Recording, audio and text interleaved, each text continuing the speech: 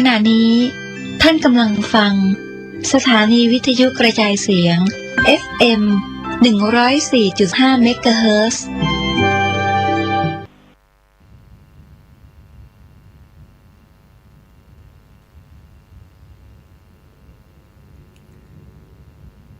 อย่าเดิน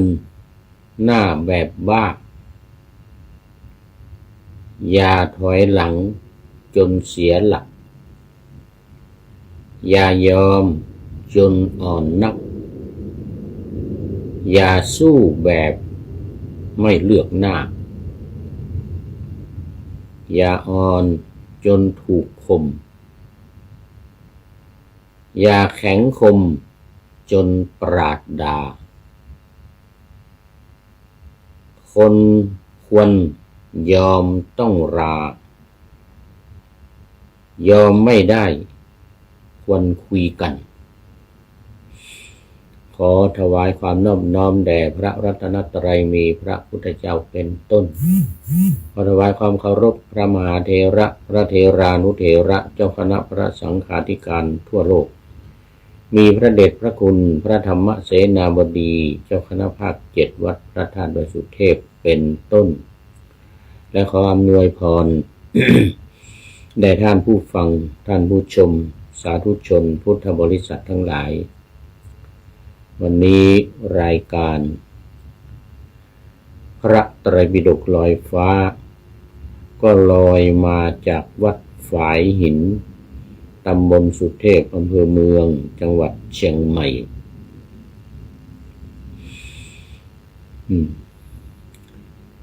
ซึ่งมีท่านพระครูสมุวิสุวัตวรกิจโจเป็นเจ้าอาวาส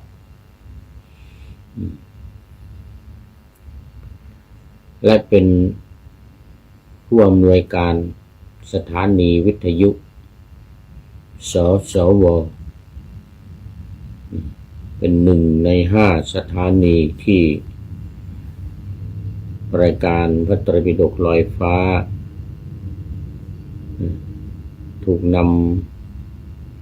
ไปออกอากาศ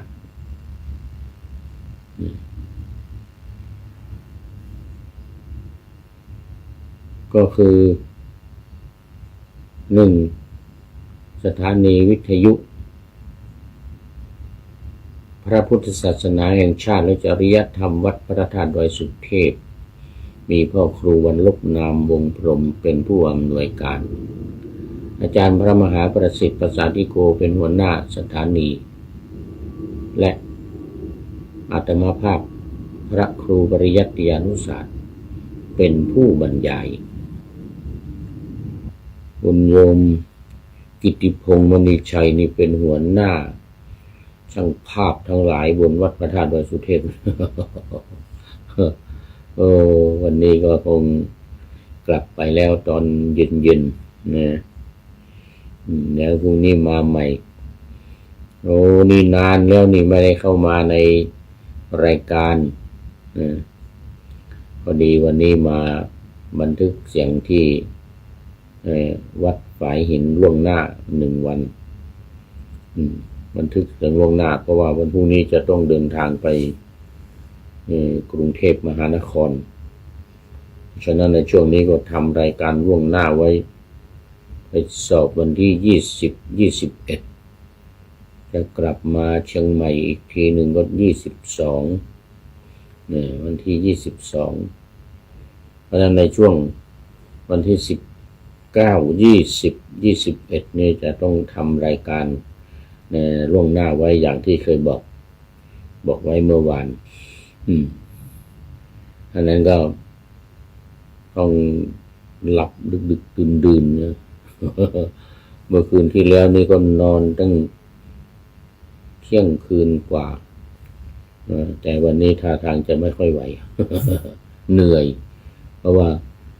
ร่วมงานร่วมพิธีอะไรเรียบร้อยแล้วก็เดินทางมากลับมาถึงถึงในเมืองวันนี้ขอต้อนรับทองเกสไตล์ของนครศรีธรรมราชมาแล้วโอ้โมทนาเป็นอย่างยิ่งวันนี้เดี๋ยวคืนนี้ก็ อยู่ด้วยกันหลายรายการนะอันนี้เป็นกำลังมาเริ่มจัดเนี่ยได้รายการที่2แต่วันพรุ่งนี้นี่มีรายการออกแค่3รายการนะวันจันทร์วันอังคารแล้วก็วันพฤหัส3 วันนี้จะมีแค่3 รายการออกอากาศ7 ครั้งต่อวันเนี่ยนะคือพระไตรปิฎกลอยฟ้านี่ออก5 สถานี5 ครั้งต่อวันทุกวันนะ5 ครั้ง5 ครั้ง5 ครั้งแล้วก็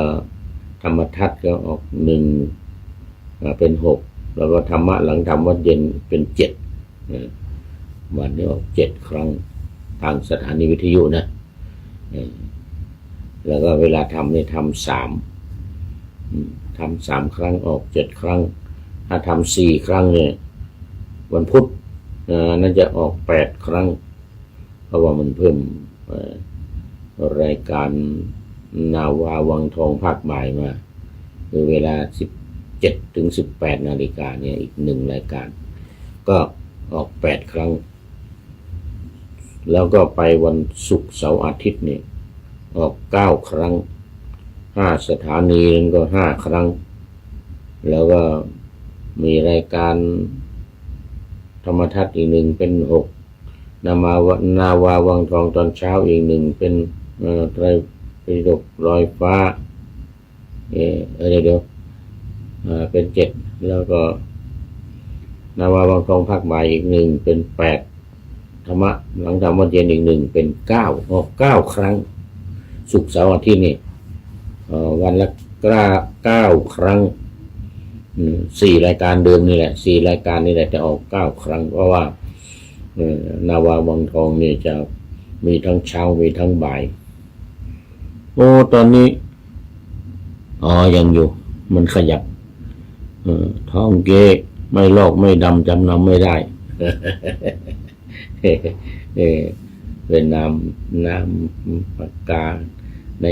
โปรไฟล์สมัยก่อนก็ธรรมชาติสัจธรรมโมทนาเป็นอย่างยิ่งนะวันนี้FC เข้ามาตั้งแต่ไก่ไม่ทันหูเลยวันนี้คุณกิติพงศ์เข้ามาปะหน้าธรรมาสยังไม่เสร็จเข้ามาแล้วตอนนี้ยังไม่เสร็จพูดถึงเรื่องของสถานีที่ออกอากาศรายการพระไตรปิฎกลอยฟ้านี่นะ5 สถานีนี่ว่าไปแล้ว1 สถานี2วัดฝายหินนี่อีก1วัดฝายหินนี่นำอาทิตย์ละ8 วันตั้งแต่วันอาทิตย์นี่ไปจนถึงวันศุกร์เว้นวันเสาร์สัก1 วัน8 ถึง 9 นาฬิกาเนี่ย8 วันต่อ1 สัปดาห์เดี๋ยว6ไม่ใช่8 6 ต่อ 1 สัปดาห์ถ้าเต็มเหมือนกับวัดพระธาตุดอยสุเทพวัด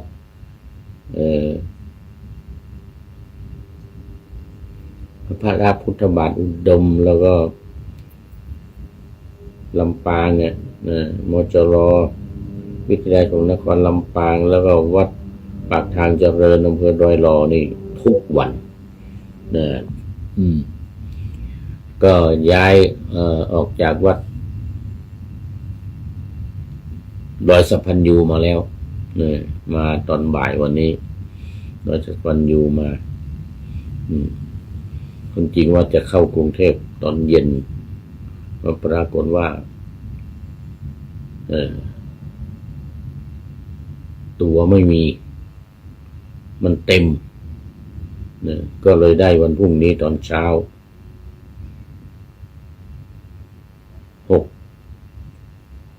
6 นาฬิกา 25 นาทีพรุ่งนี้ตอนเช้าตี 5จะต้องไปสถานีรถไฟแล้วตี 5จะต้องไปสถานีรถไฟ 6:25จะไปถึงกรุงเทพ2 ทุ่มไปรถไฟ กรุงเทพ2 ทุ่ม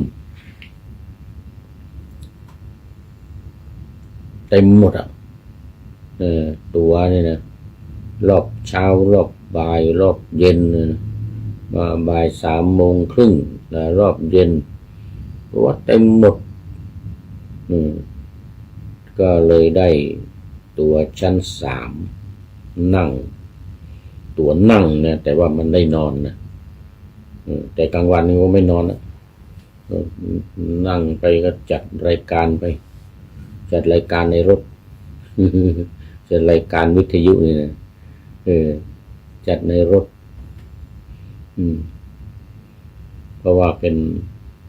ตอนกลางวันเช้า6:25ไปถึง2 ทุ่มแต่ว่าที่นั่งของพระเนี่ยมันไม่มีมันว่างมันเยอะมันไม่ค่อยมีพระขึ้นบางทีก็โยมมานั่งบ้างอะไรบ้างเราก็จัดรายการของเราสบายถ้าไปตอนกลางคืนนี่นอนเลยเพราะว่าที่นั่งของพระนิยมก็ไม่มานั่งนะเขาจะกันไว้ไม่มีพระขึ้นมาเราก็นอนเลย แต่กลางวันนี่ไม่นอนนะอาจจะนั่งหลับกันบ้างแต่นอนก็ได้เพราะว่ามันที่มันว่างอยู่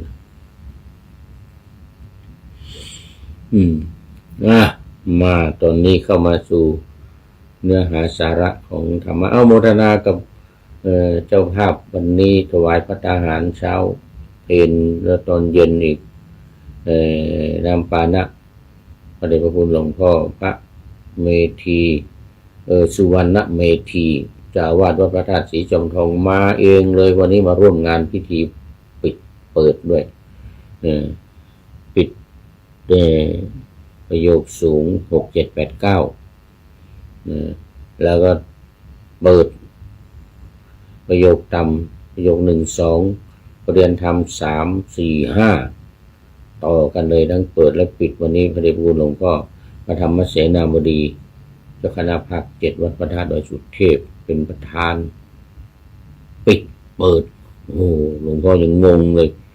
ยังไงถึงปิดต้องปิดทั้งเปิด เพราะว่าหลวงพ่อเจ้าคุณราชมุนีรองเจ้าหน้าจังหวัดเชียงใหม่เป็นฉลาดมากว่างั้นนะเอารวมกันเลยทั้งเปิดทั้งปิดจะเปิดนู่น เพราะว่าหลวงพ่อเจ้าคุณราชมุนีรายงานหลวงพ่อพิธีเปิดมีพระสงฆ์พระแต่พิธีปิดเนี่ยมีพระเท่ามีนักเรียนเท่านั้นพิธีเปิดมีนักเรียนเท่านั้น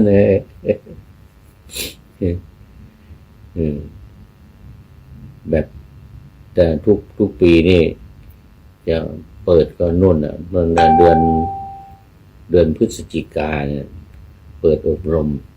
เสร็จแล้วก็มาปิดเนี่ยเดือนมกรากุมภาเนี่ยนะเสร็จแล้วก็เปิด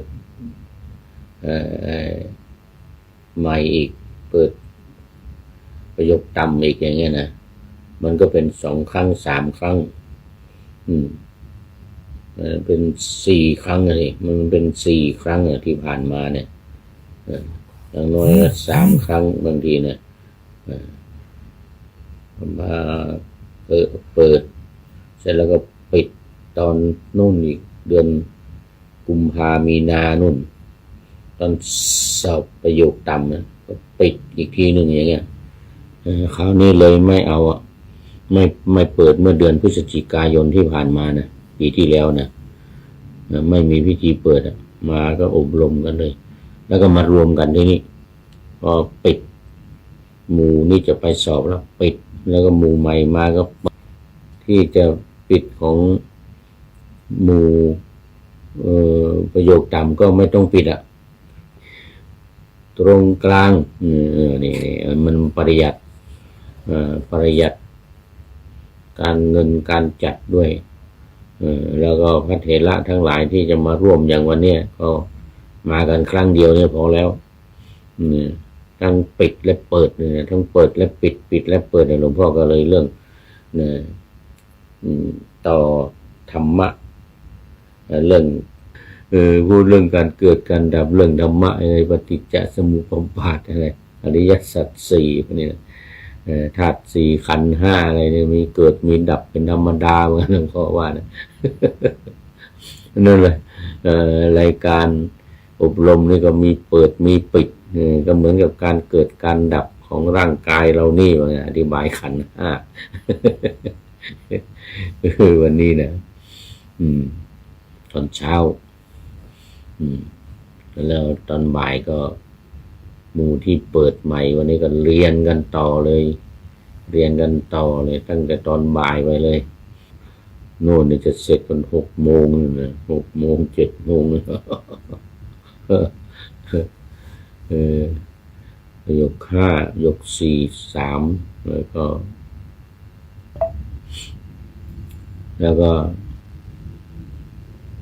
ลืมเอามาตอนนี้มันคนจริงมันมีหมดแล้วนะวันนั้นอำเภอนั้นวันนั้นอำเภอนั้น2 อำเภอ3 อำเภอวันนั้นจังหวัดนั้นเป็นเจ้าภาพอะไรนะ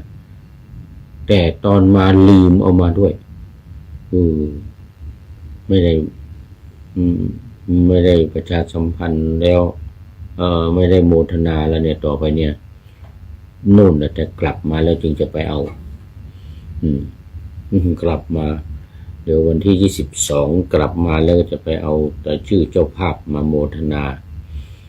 ไปจนถึงหมดโครงการสอบประโยคต่ำนู่นนะเดือนกุมภาพันธ์เนี่ยเรื่องของจีวรทำจีวรต่อจากเมื่อวานวันนี้เป็นเรื่องการทำจีวรเมื่อวานนี้การทำจีวรเหมือนกันนั่นแหละแต่ว่าพูดถึงเรื่องของการ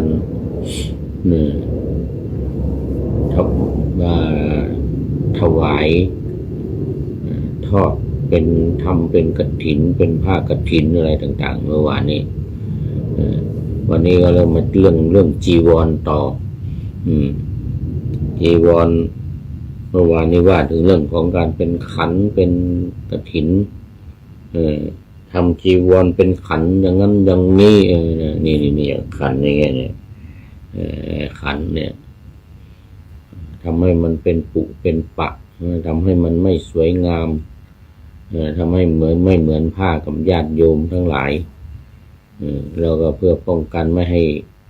โจรมาลักเอาไปด้วยอย่างเงี้ยนะที่สำคัญก็คือทำให้มันไม่สวยไม่งามสำหรับพระที่เอาใส่จะได้ไม่ยึดไม่ติดในเรื่องความสวยความงามของผ้าก็เอาผ้ามาเย็บติดต่อกันทำให้เป็นปุเป็นปะไม่สวยงามจะได้ไม่ยึดไม่ถือได้สละกิเลสเรื่องความชอบความชังความง่วงความฟุ้งความสงสัยอะไรต่างๆในผ้านี่จะได้ไม่ไปยึดไม่ติดมันไม่สวยไม่งามเป็นคันนาเป็นวาดเป็นอนุวาดละมาเริ่มเรื่องจีวรกันละทีนี้วันนี้ใจความว่าสารวัตตีกุมารีคณิกังวุฒาเปสิมีความว่าถวยนครให้ทรัพย์200,000ว่างั้นนะชาวพระนครพระราชาพระราชทาน300,000แดนกำเนิดอารามอุทยานและพาหนะเป็นต้นอย่างอื่นแล้วให้นาง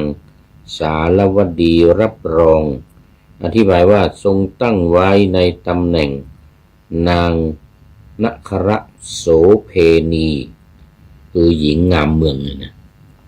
ก็คือโสเพณีใน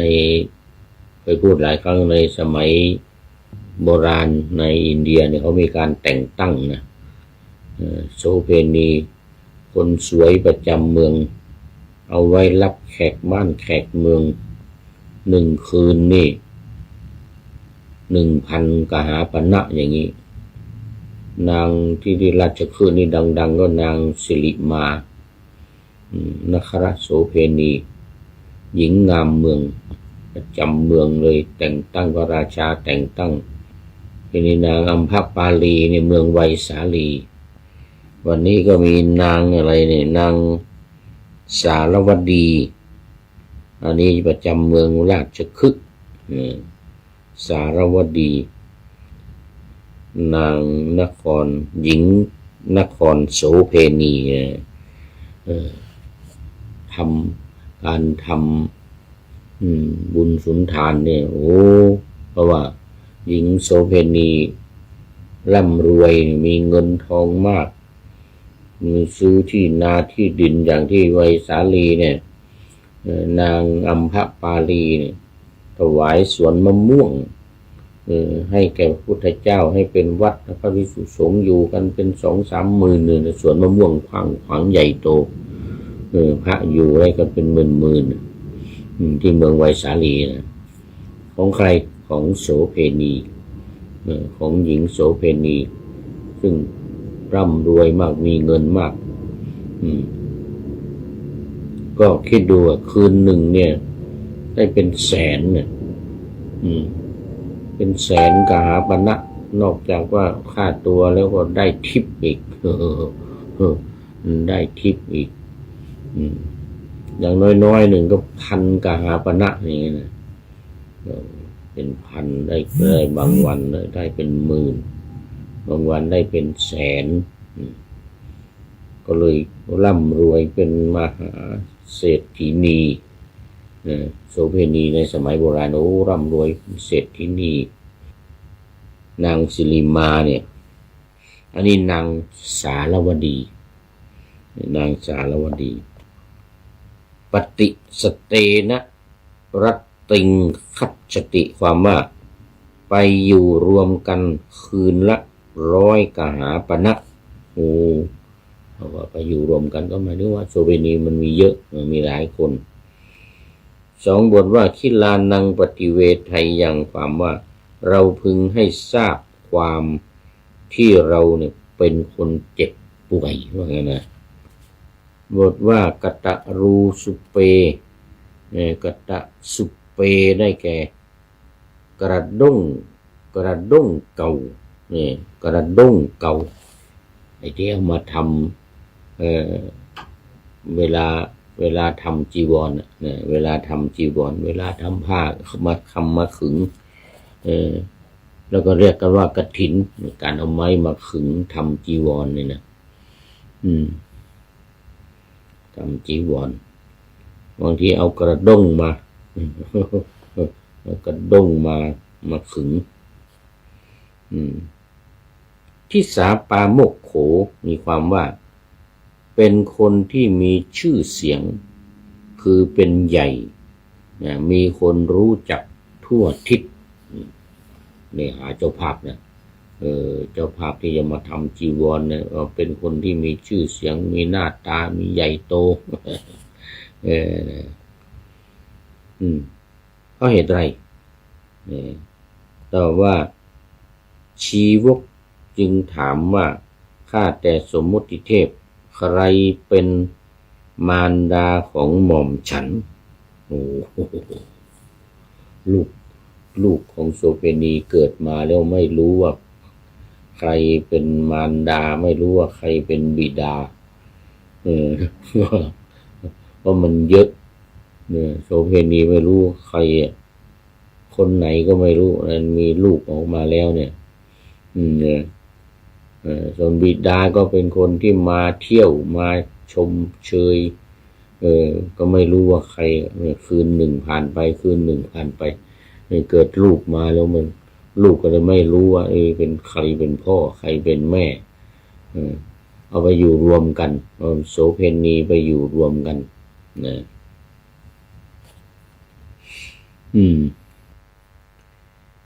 ได้ยินว่าเด็กหลวงเราอื่นซึ่งเล่นอยู่ด้วยกันเมื่อเกิดทะเลาะกันขึ้นย่อมกล่าวกับชีวกนั้นว่าเจ้าลูกไม่มีแม่ลูกไม่มีพ่ออย่างหมอชีวกโกมารพัฒน์ที่เมืองราชคฤห์นะเป็นลูกของโสเภณีเสร็จแล้วเขาเอาไปทิ้งพวกโสเภณีเนี่ยเอาลูกไปทิ้งเอาลูกไปทิ้งเอาไปลอยน้ำก็มีอย่างหมอชีวกเนี่ยพวกโสเภณีที่บางทีถ้าลูกเป็นผู้ชายจะไม่เอาเลี้ยงนะถ้าเป็นลูกผู้หญิงนี่เอาเก็บไว้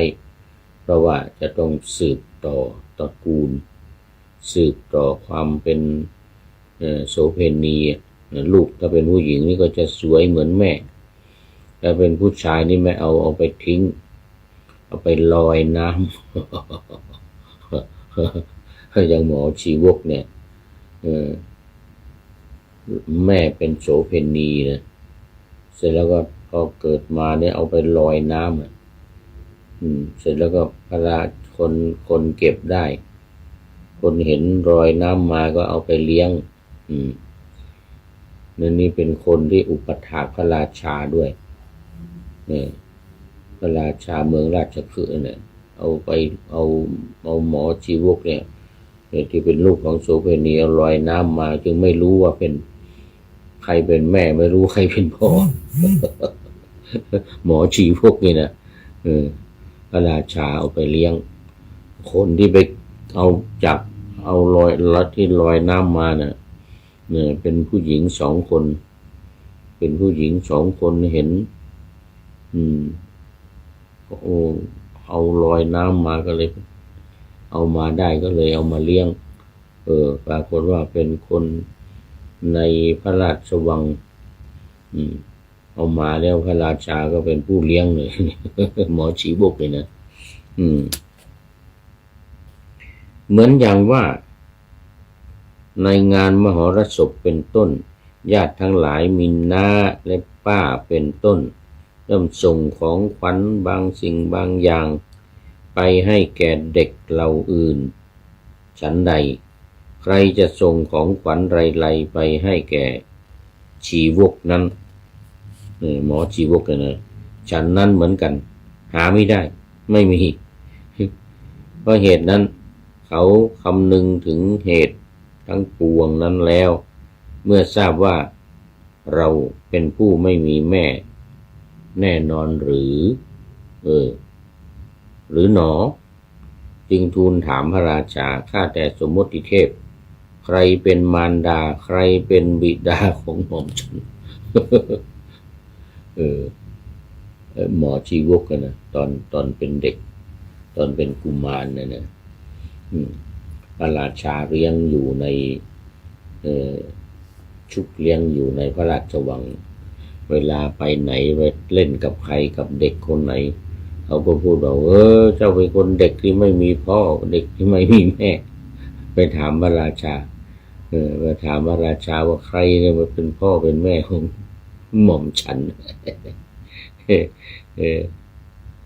บทว่ายันนูนาหัง10 ปังมีความว่าชีวกคิดว่ายากกันนั้นเลยเราพึงศึกษาศิลปะทางแพทย์เถิดชีวกเลยนะก็เลยไปศึกษาที่เมืองเขาเรียกว่าเมืองที่สาปาโมกตักกศิลา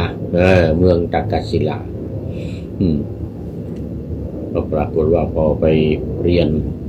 ที่เมืองตักศิลาก็มีชื่อเสียงโด่งดังเลยเราเรียนทางแพทย์ดีกว่าได้ยินว่าเขาได้มีความรำพึงอย่างนี้ว่าหัตถศิลปะคือศิลปะที่ทำด้วยมือนี่นะและอัศวศิลปะเป็นต้นเหล่านี้แลอย่างเรื่องอัศวศิลปะนี่ก็คือศิลปะทางด้าน การเป็นหมอทางด้านการแพทย์ทางด้านการเภสัชเรื่องยาอะไรเนี่ยเขาเรียกว่าอัศวะวิศวะเป็นคือศิลปะที่ยอดเยี่ยมศิลปะที่ยอดเยี่ยมเนื่องด้วยเหล่านี้แลเนื่องด้วยเบียดเบียนผู้อื่นศิลปะทางแพทย์มีเมตตาเป็นส่วนเบื้องต้นเหมือนกันนะถ้าเป็นเรื่องศิลปะอื่นๆเนี่ยเป็นการเรียนศึกษาแล้วก็เบียดเบียนกันเนื่องด้วยประโยชน์เกื้อกูลแก่สัตว์ทั้งหลายคือจะมาคิดว่าถ้าเป็นศิลปะในเรื่องของการแพทย์เนี่ยการแพทย์หรือเภสัชอะไรต่างนั้นมันเป็นประโยชน์เกื้อกูลแก่คนทั้งหลายที่เจ็บป่วยไข้เนี่ยไม่สบายเพราะฉะนั้นเขาจึงหมายเอาเฉพาะศิลปะทางแพทย์คิดว่าอย่ากันนั้นเลยเราพึงศึกษาศิลปะทางการแพทย์เถิดหมอชีวกอีกอย่างหนึ่งนับแต่กันนี้ไปแสนกับนะพวกชีวกนี้เห็นแพทย์ผู้เป็นอุปถากของพระผู้มีพระภาคทรงพระนามว่าปทุมุตระโอนุนสมัยนานนซึ่งมีคุณแผ่ไปภายในบริษัททั้งสี่ว่าหมอนี้เป็นพุทธอุปถากจึงคิดว่าทำอย่างไรเนาะเราจะพึงถึงฐานันดรเช่นนี้บ้างอันนี้สมัยพุทธเจ้าปทุมุตระนนท์นะจึงคิดว่าทำอย่างไรเนาะเราจะพึงเป็นฐานันดรนี้บ้างแล้วถวายทานแก่ภิกษุสงฆ์มีพระพุทธเจ้าเป็นประมุขตลอด7 วันถวายบังคมพระผู้มีพระภาคแล้วได้กระทำความปรารถนาว่าข้าแต่พระผู้มีพระภาคในอนาคตการข้าพระองค์พึงเป็นพุทธอุปถากบ้างเหมือนอย่างหมอคนโน้นเป็นอุปถากของพระพุทธองค์เถิดนี่ไปเห็นหมอมาอุปถากพระพุทธเจ้าเนี่ยก็เลยอยากจะเป็นหมอที่เล่นอุปถากของพระพุทธเจ้าบ้าง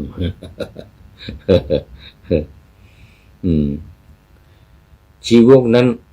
ผู้แม้อันความปรารถนาเดิมนั้น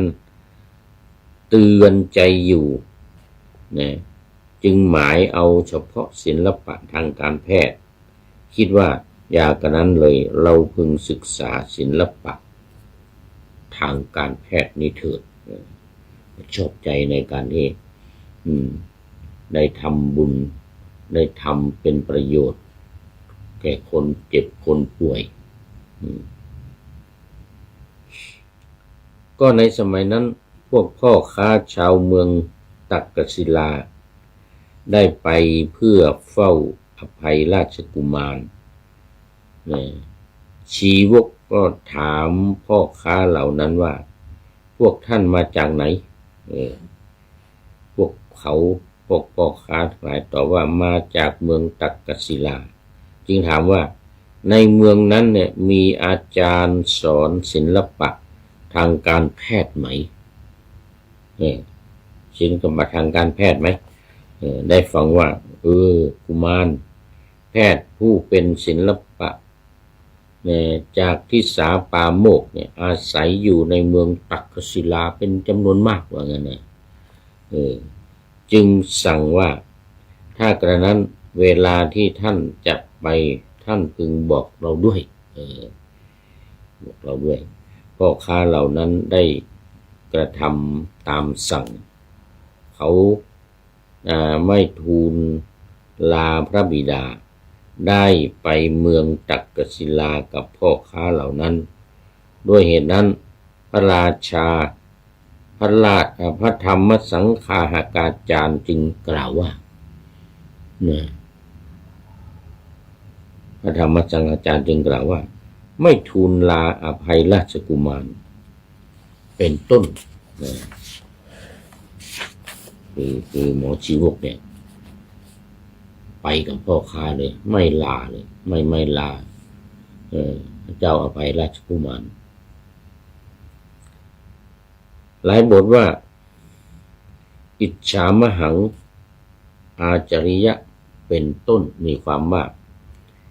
ได้ยินว่าแพทย์นั้นเห็นเขาแล้ว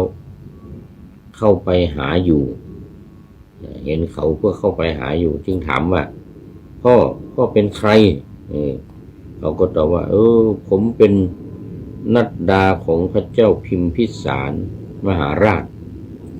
เป็นบุตรของอภัยราชกุมารว่างั้นนะบุตรของอภัยราชกุมารแพทย์ก็ถามว่าเหตุไรเล่าพ่อจึงมาที่นี่ลำดับนั้นเขาจึงตอบว่าเพื่อศึกษาศิลปะในสำนักของท่านแล้วกล่าวว่าท่านอาจารย์ผมอยากจะศึกษาศิลปะว่าไงนะข้อว่าพหุนจะกาหิคันหาติมีความว่าศิษย์เราอื่นมีคัตติยราชกุมารเป็นต้นให้ทรัพย์แก่อาจารย์แล้วไม่กระทำการงานใดๆศึกษาแต่ศิลปะเท่านั้นฉันใดชีวกนั้นหาได้กระทำฉันนั้นไม่ส่วนเขาไม่ได้ให้ทรัพย์ไรๆเป็นอย่างธรรมันเตวาสิกว่างั้นนะเป็นอย่างธรรมันเตวาสิกคือผู้ที่เข้ามาศึกษาโดยที่ว่าไม่ได้ให้ทรัพย์สมบัติอะไรมากมายนักนะกระทำการงานของอุปัชฌาย์ในเวลาหนึ่งศึกษาในเวลาหนึ่งเท่านั้นแม้เมื่อเป็นอย่างนั้นกุลบุตรผู้สมบูรณ์ด้วยอภินิหารเพราะคนเป็นผู้ที่มีปัญญาย่อมเรียนได้มากเรียนได้เร็วย่อมจำทรงไว้ได้ด้วยดีทั้งศิลปะที่เขาเรียนแล้วย่อมไม่หลงลืมย่อมไม่หลงลืมเดี๋ยวดูเวลาเดี๋ยวมันจะหมดเวลาดูไปดูมาเดี๋ยวหมดเวลาซะนี่โอ้ยังย่อม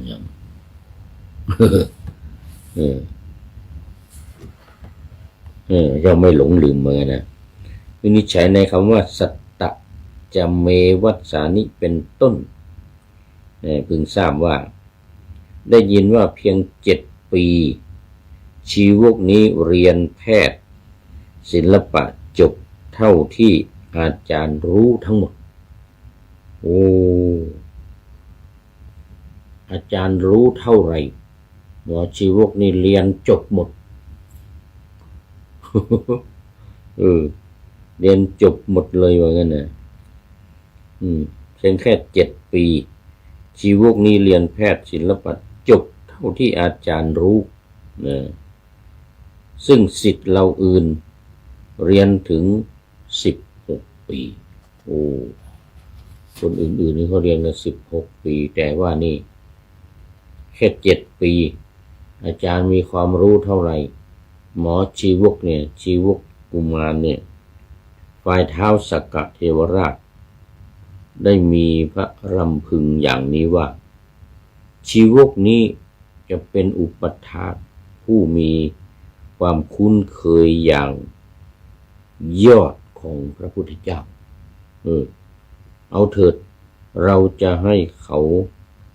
ศึกษาการศิลปะการประกอบยาเขาเรียกเภสัชนะปรุงยาเราจะให้เขาเรียนในการประกอบการปรุงยา โดยวิธีที่แพทย์สามารถรักษาโรคไม่มีส่วนเหลือยกเว้นวิบากของกรรมเสียให้หายด้วยการประกอบยาขนานเดียวเท่านั้นท้าวสักกะเทวราชนึกว่าจะให้ชีวกเนี่ยหมอชีวกเนี่ยคนเนี่ยรักษาคนด้วยยาขนาดนี้ขอไปง่วงหลับ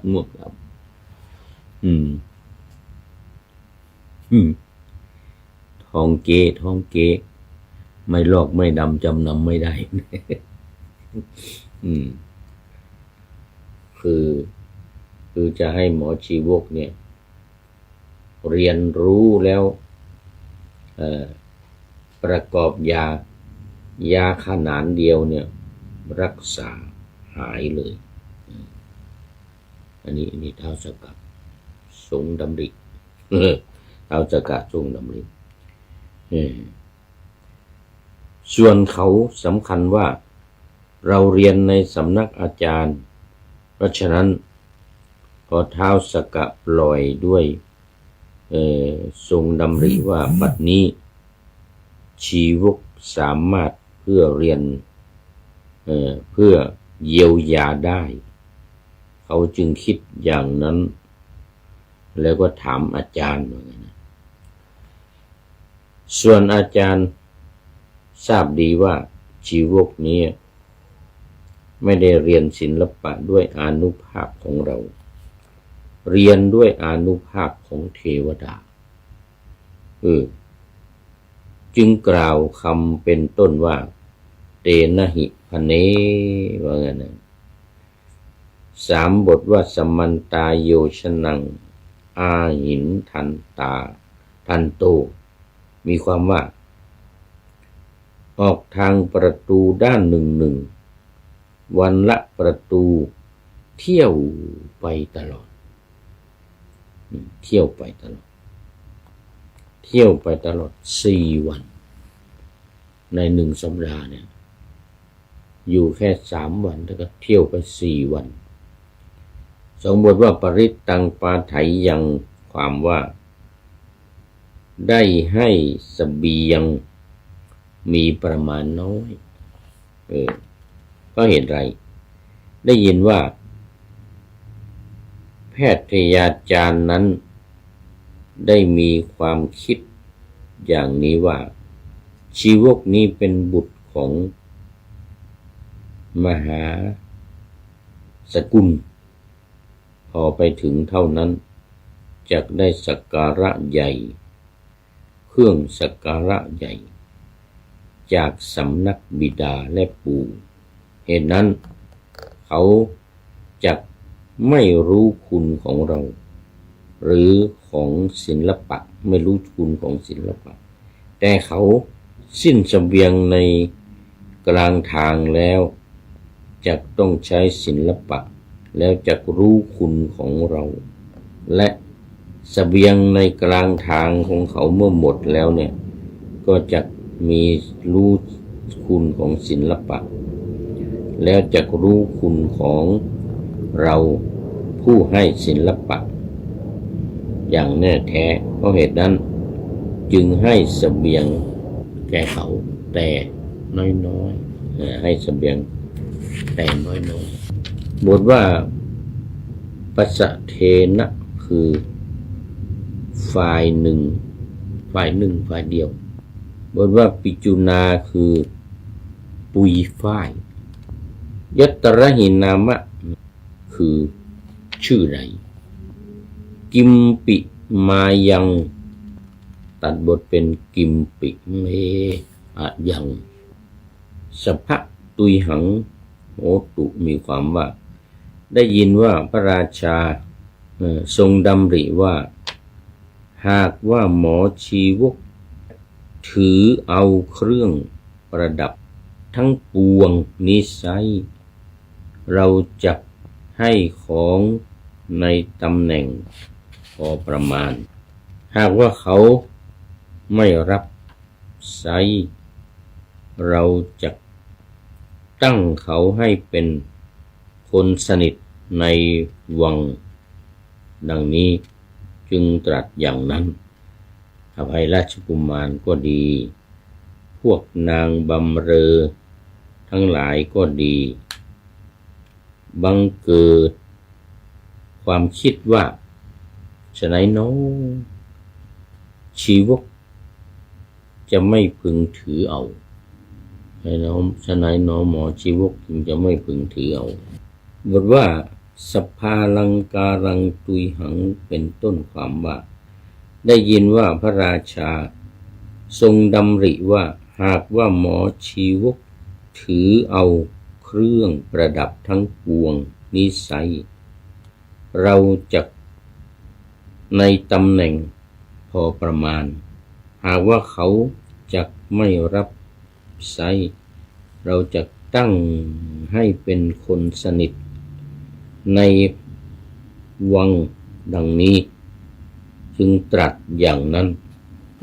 อภัยราชกุมารนี้ก็ดีพวกหญิงบำเรอทั้งหลายก็ดีบังเกิดความคิดว่าฉะนั้นน้องชีวกหมอชีวกนี้จะพึงรับพึงทำก็ดูเหมือนว่าหมอชีวกนี้จะรับตำแหน่งสมภพนี้เป็นเครื่องประดับไม่สมควรแก่หม่อมฉัน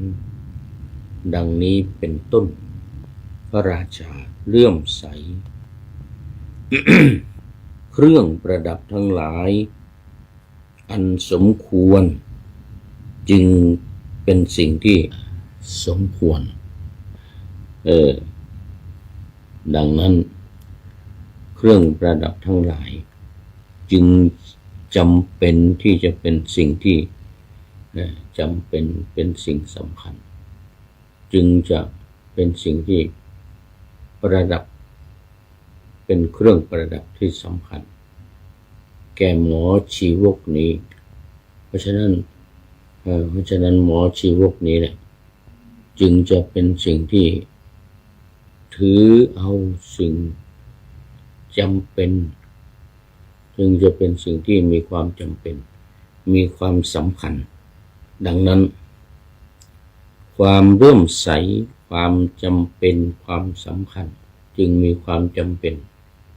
ของหมอชีวกหมอชีวกคนนี้จะมีความจำเป็นมีความสำคัญในสิ่ง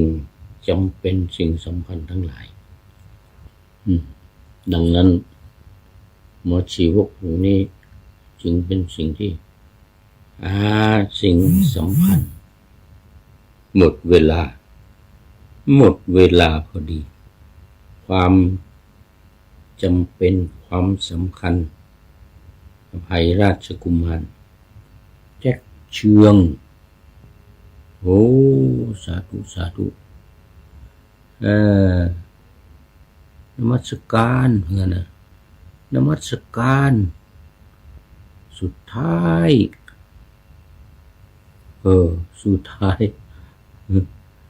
แจ็คเชืองสุดท้ายเข้ามาแจ็คเชือ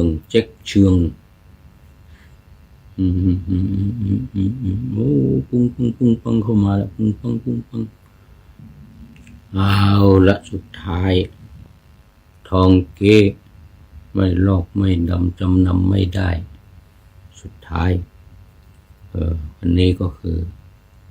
แจ็คเชืองเข้ามาเอามาสุดท้ายวันนี้นมัสการลุงแจ็คเชืองสุดท้ายเลยวันนี้คนสุดท้ายเลยหมดเวลาพอดีหมดเวลาเป็นแจ็คเชืองนี่ฮ่องกงจากฮ่องกงมันเป็น เป็นคนสุดท้ายเลยเนี่ยจากฮ่องกงวันนี้ โอ้จากฮ่องกงสาธุนะสาธุสาธุเป็นคนสุดท้ายพอดีเลยแจ็คเชืองจากฮ่องกงโมทนาไปอย่างยิ่งโอ้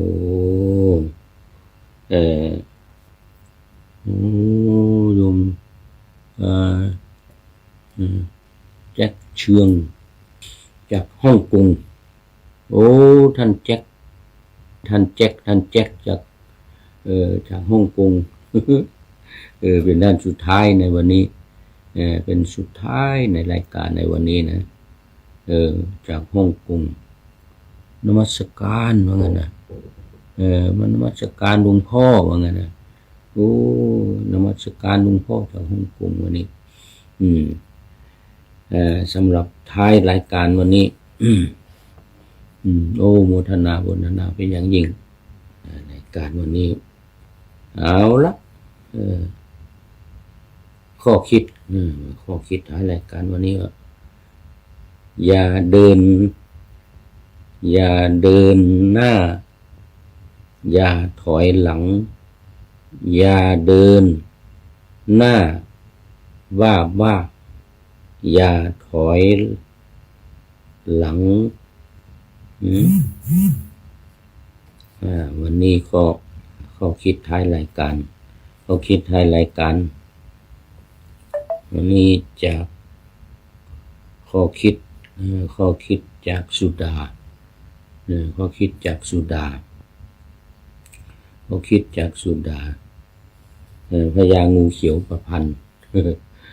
บอกว่าอย่าเดินหน้าบ้า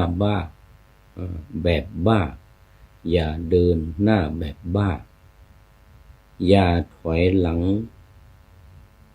จนเสียหลักอย่ายอมจนอ่อนนักอย่าสู้ไม่เลือกหน้าอย่าอ่อนจนถูกข่มอย่าแข็งคมจนปราดด่าคนควรยอมต้องรายอมไม่ได้ควรคุยกันยอมไม่ได้ควรคุยกันคืออยากแข็งจนถูกปราดด่าคนควร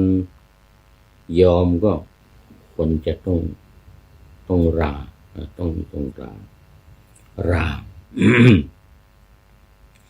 ยอมไม่ได้ควรคุยกัน ยอมไม่ได้ควรคุยกันอันนี้ก็โมทนาขอบคุณข้อคิดข้อคิดจากสุดาคนสุดาก็พญางูเขียวนำมาเป็นบทประพันธ์เป็นเขาเรียกว่าเป็นกาบยานีนาที่กาบยานีหน้า5หลัง6เอาแล้ววันนี้ก็ขอนำพระไตรปิฎกลอยฟ้าไปจากผู้ฟังทั้งหลายในโลกล่าวันต่อไปจะได้จรย้อนกลับมาสู่สถานีใหม่ให้ท่านฟังอย่าลืมเปิดวิทยุหรือเครื่องรับโทรศัพท์โมบายคอมพิวเตอร์ผังทู YouTube เฟซเพจไลน์ให้ดังๆเพื่อชมฟังรายการวันต่อไป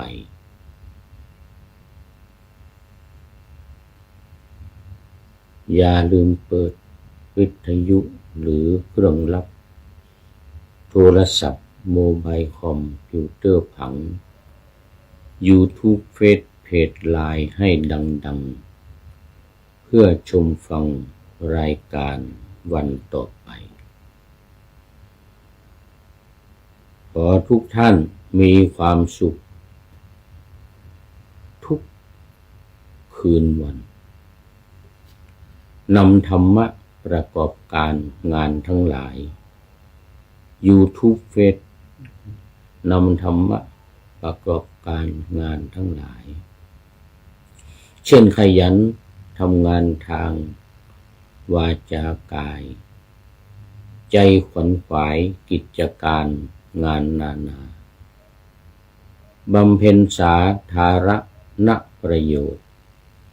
เว้นสิ่งที่มีโทษโหดเยี่ยงสาประกอบแต่กรรมดีมีราคาแสวงหาเงินทองครองใจคนเสียสละพระทรัพย์นับมากน้อยไม่ให้ล้านก็ให้ร้อยไม่ด้อยผลเอื้อคนรวยช่วยคนยากฝากคนจนให้ทุกคนเท่ากันมาตรฐานเดียวขอเจริญพร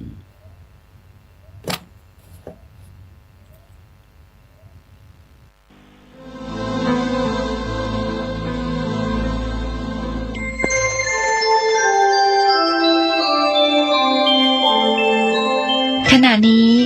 ท่านกำลังฟังสถานีวิทยุกระจายเสียง FM 104.5 เมกะเฮิรตซ์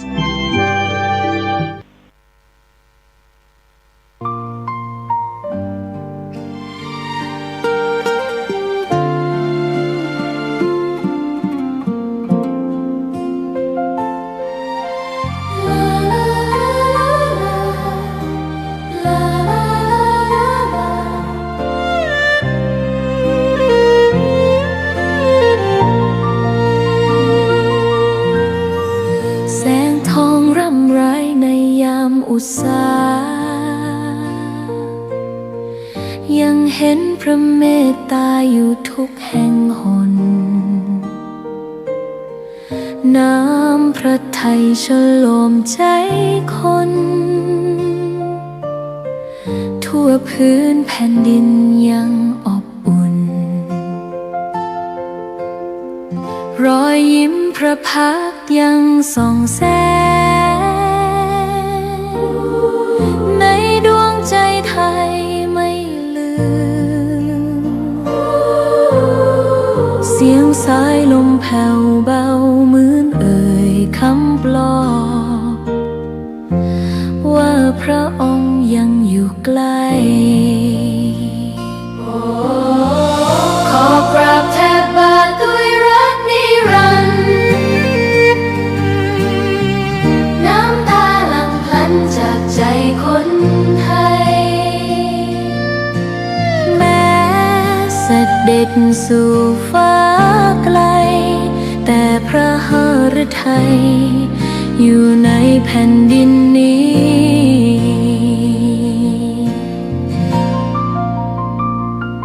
สวนดอกไม้ยังบานดังวันเก่าราวกับเจ้าดอกไม้รู้ว่าพระองค์จากไปแต่กลิ่นหอมยังพัดผ่านใจให้ระลึกถึงพระเมตตาแผ่นดินนี้ยังส่องสว่างด้วยพระคุณอันยิ่งใหญ่ขอเดินตามรอยเท้าแห่งพระแม่ไปด้วยศรัทธาไม่เสื่อมคลายขอกราบแทบบาทด้วยรักนิรันดร์น้ำตาหลั่งพลันจากใจคนไทย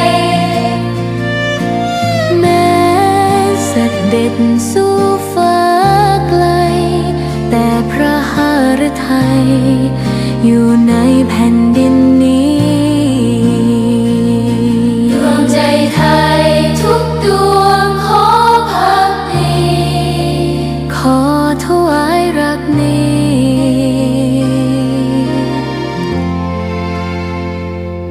นิรันดร์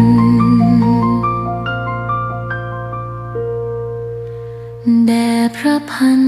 ปีหลวง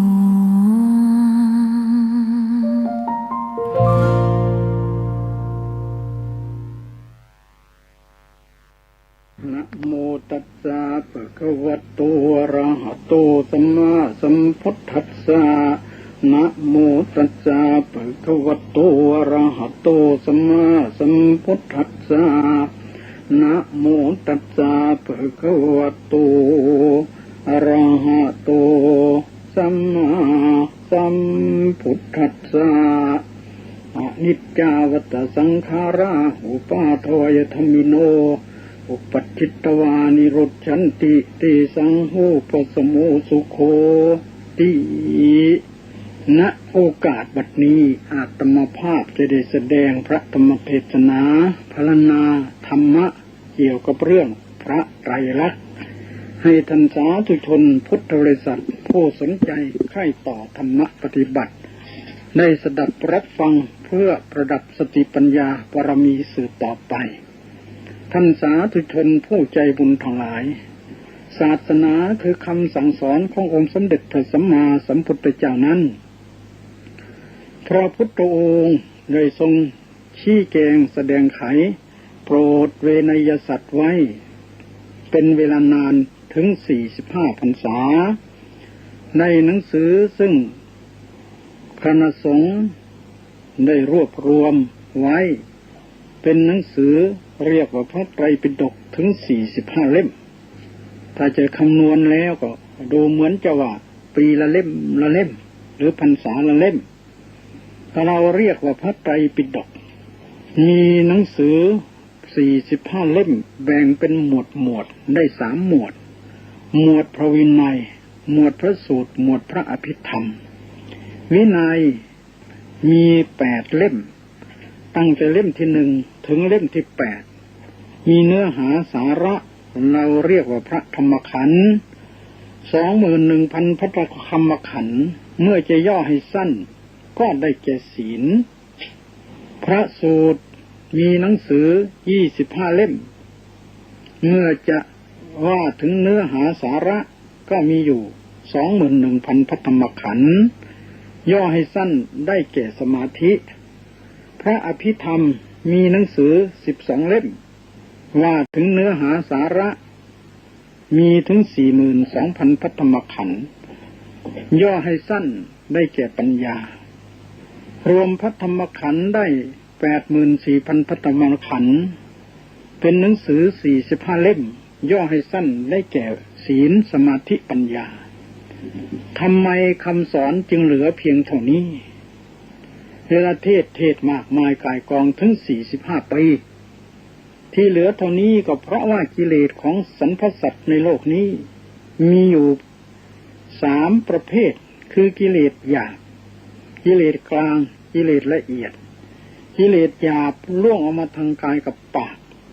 ฆ่าสัตว์ลักทรัพย์ประพฤติผิดประเวณีพูดเท็จพูดคำหยาบพูดส่อเสียดพูดเพ้อเจ้ออันนี้เรียกว่ากิเลสหยาบมันล่วงออกมาทางกายกับวาจาหรือกับทางปากตราบด้วยวินัยคือศีลพระองค์จึงเทศพระวินัยไว้ถ้าทุกคนมีวินัยแล้วโลกมนุษย์ก็จะมีความสุขการรบราฆ่าฟันกันไม่มีเพราะมีวินัยได้รักษากายกับวาจาของแต่ละบุคคลให้เรียบร้อยเรียบจนถึง 100%ไอ้ที่คนทุกคนเดือดร้อนก็เพราะว่าพวกไม่มีวินัยไปก่อไปกวนกันเข้าสารพัดที่จะทำที่จะก่อที่จะกวนกันเพราะขาดวินัยเพราะฉะนั้นสังคมมนุษย์จึงไม่มีความอยู่เย็นเป็นสุขเท่าที่ควรถ้าว่าทุกคนมีวินัยแล้วสังคมของมนุษย์เหล่านี้จะมีแต่ความร่มเย็นเป็นสุขเป็นญาติเป็นมิตรเป็นพี่เป็นน้องกันเรื่อยไปช่วยเหลือเกื้อกูลกันตามสมควรแก่ฐานะพี่ขาดน้องเกื้อพี่เผื่อน้องเขินที่โบราณท่านว่าเอ็นดูกันและกันสงสารกันและกันเพราะอำนาจวินัยคือศีล แต่ถ้าคนขาดวินัยแล้วสังคมต่างๆก็มีแต่ความทุกข์ความเดือดร้อนส่วนพระสูตรคือสมาธินั้นสำหรับปราบกิเลสอย่างกลางเรียกว่านิวรณ์ห้าถ้ามีวินัยแล้วแต่กิเลสกลางมันยังมีอยู่ความชั่วมันก็รั่วออกมาทางใจได้เช่นอย่างพอใจในรูปในเสียงในกลิ่นในรสโผฏฐัพพะพยาบาทใจโกรธใจขุ่นถีนมิทะง่วงเหงาหานอนเสื่องซึมอุทธัจจะกุกุจจะฟุ้งซ่านรำคาญหงุดหงิดใจวิจิกิจฉาสงสัยว่าปุญมีไม่มีสวรรค์นรกมีหรือไม่มีอันนี้เป็นนิวรณ์เป็นบาปแต่ศีลไม่ขาดแต่บาปเกิดได้แล้วอันนี้เป็นกิเลสอย่างกลางเรียกว่านิวรณ์แปลว่าธรรมะหรือกิเลสที่กั้นจิตใจของคนไม่ให้บรรลุความดีมีอยู่5ตัวพระพุทธเจ้าเทศน์พระสูตรเทศสมาธิไว้ก็เพื่อปราบนิวรณ์5แต่ถึงอย่างไรก็ตามจะปราบได้จนกระทั่งได้ฌานห่อเหินเดินอากาศได้กิเลสละเอียดก็ยังอยู่ความทุกข์มันก็จะต้องเกิดขึ้นได้อีกยังไม่หายไปจากโลกเพราะกิเลสยังมีอยู่มีสมาธิก็เหมือนเอาหินทับหญ้าไว้เอาหินออกหญ้าก็งามขึ้นอีกกิเลสคนก็เหมือนกันขณะที่อยู่กับสมาธิใจก็สบายแต่พอหลุดจากสมาธิกิเลสมันก็เกิดได้เอายกตัวอย่างขอโทษหาลิตตันดาบทเหาะไปทางอากาศไปเห็นวิสภาคาลมเข้านี่เหาะได้ก็เพราะเล่นสมาธิฌานก็เสื่อมตกลงมาอันนี้ได้สมาธิสูงอยู่ขนาดเหาะได้เหาะไปบิณฑบาตทุกวันสามเณรน้อยลูกศิษย์พระสารีบุตรก็เหาะได้แต่ไปได้ยินเสียงผู้หญิงร้องเพลงเกิดปฏิพัทธ์ในเสียงก็ตกลงมาได้ต้องศึกไปแต่งงานกันพระเทวทัตเหาะได้อยู่ในสำนักพระพุทธเจ้าแท้ๆเล่นสมาธิได้ฌานได้อภิญญาผลที่สุดก็คิดฆ่าพระพุทธเจ้ายุพระเจ้าอาชาติศัตรูให้ฆ่าพ่อก็ถูกกันดินสูบได้เนี่ยอำนาจสมาธิมันก็รักษาได้แค่นี้ถ้าหากว่าไม่ต่อวิปัสสนาแต่ดีไม่ใช่ไม่ดีดีอยู่ถ้าพอใจแค่นั้นก็ไม่ดีส่วนพระอภิธรรมนั้นว่าถึงเรื่องปัญญากิเลสละเอียดคืออนุสัยนอนรองอยู่ในใจของแต่ละบุคคลว่าโดยชาติจริงๆแล้วกิเลสละเอียดนี่มันมี12ตัวโลภะ8โทสะ2โมหะ2ปัญญาขั้นพระอภิธรรมคือขั้นปฏิบัติวิปัสสนาสามารถจะตัดกิเลส12ตัวนี้ขาดละกิเลสได้โดยเด็ดขาดดังนั้นพระพุทธเจ้าจึงทรงแสดงอภิธรรมคือปัญญาเพื่อปราบอนุสัยกิเลสขุดรากออกคำสอนของพระเจ้ามากมายเมื่อสรุปแล้วก็เหลือเท่านี้เหลือศีลสมาธิปัญญาคู่ควรกันกับการปราบกิเลสขั้นหยาบขั้นกลางขั้นละเอียดแต่เมื่อจะย่อให้สั้นที่สุดเหลือข้อเดียวคืออัปปมาทะแปลว่าความไม่ประมาท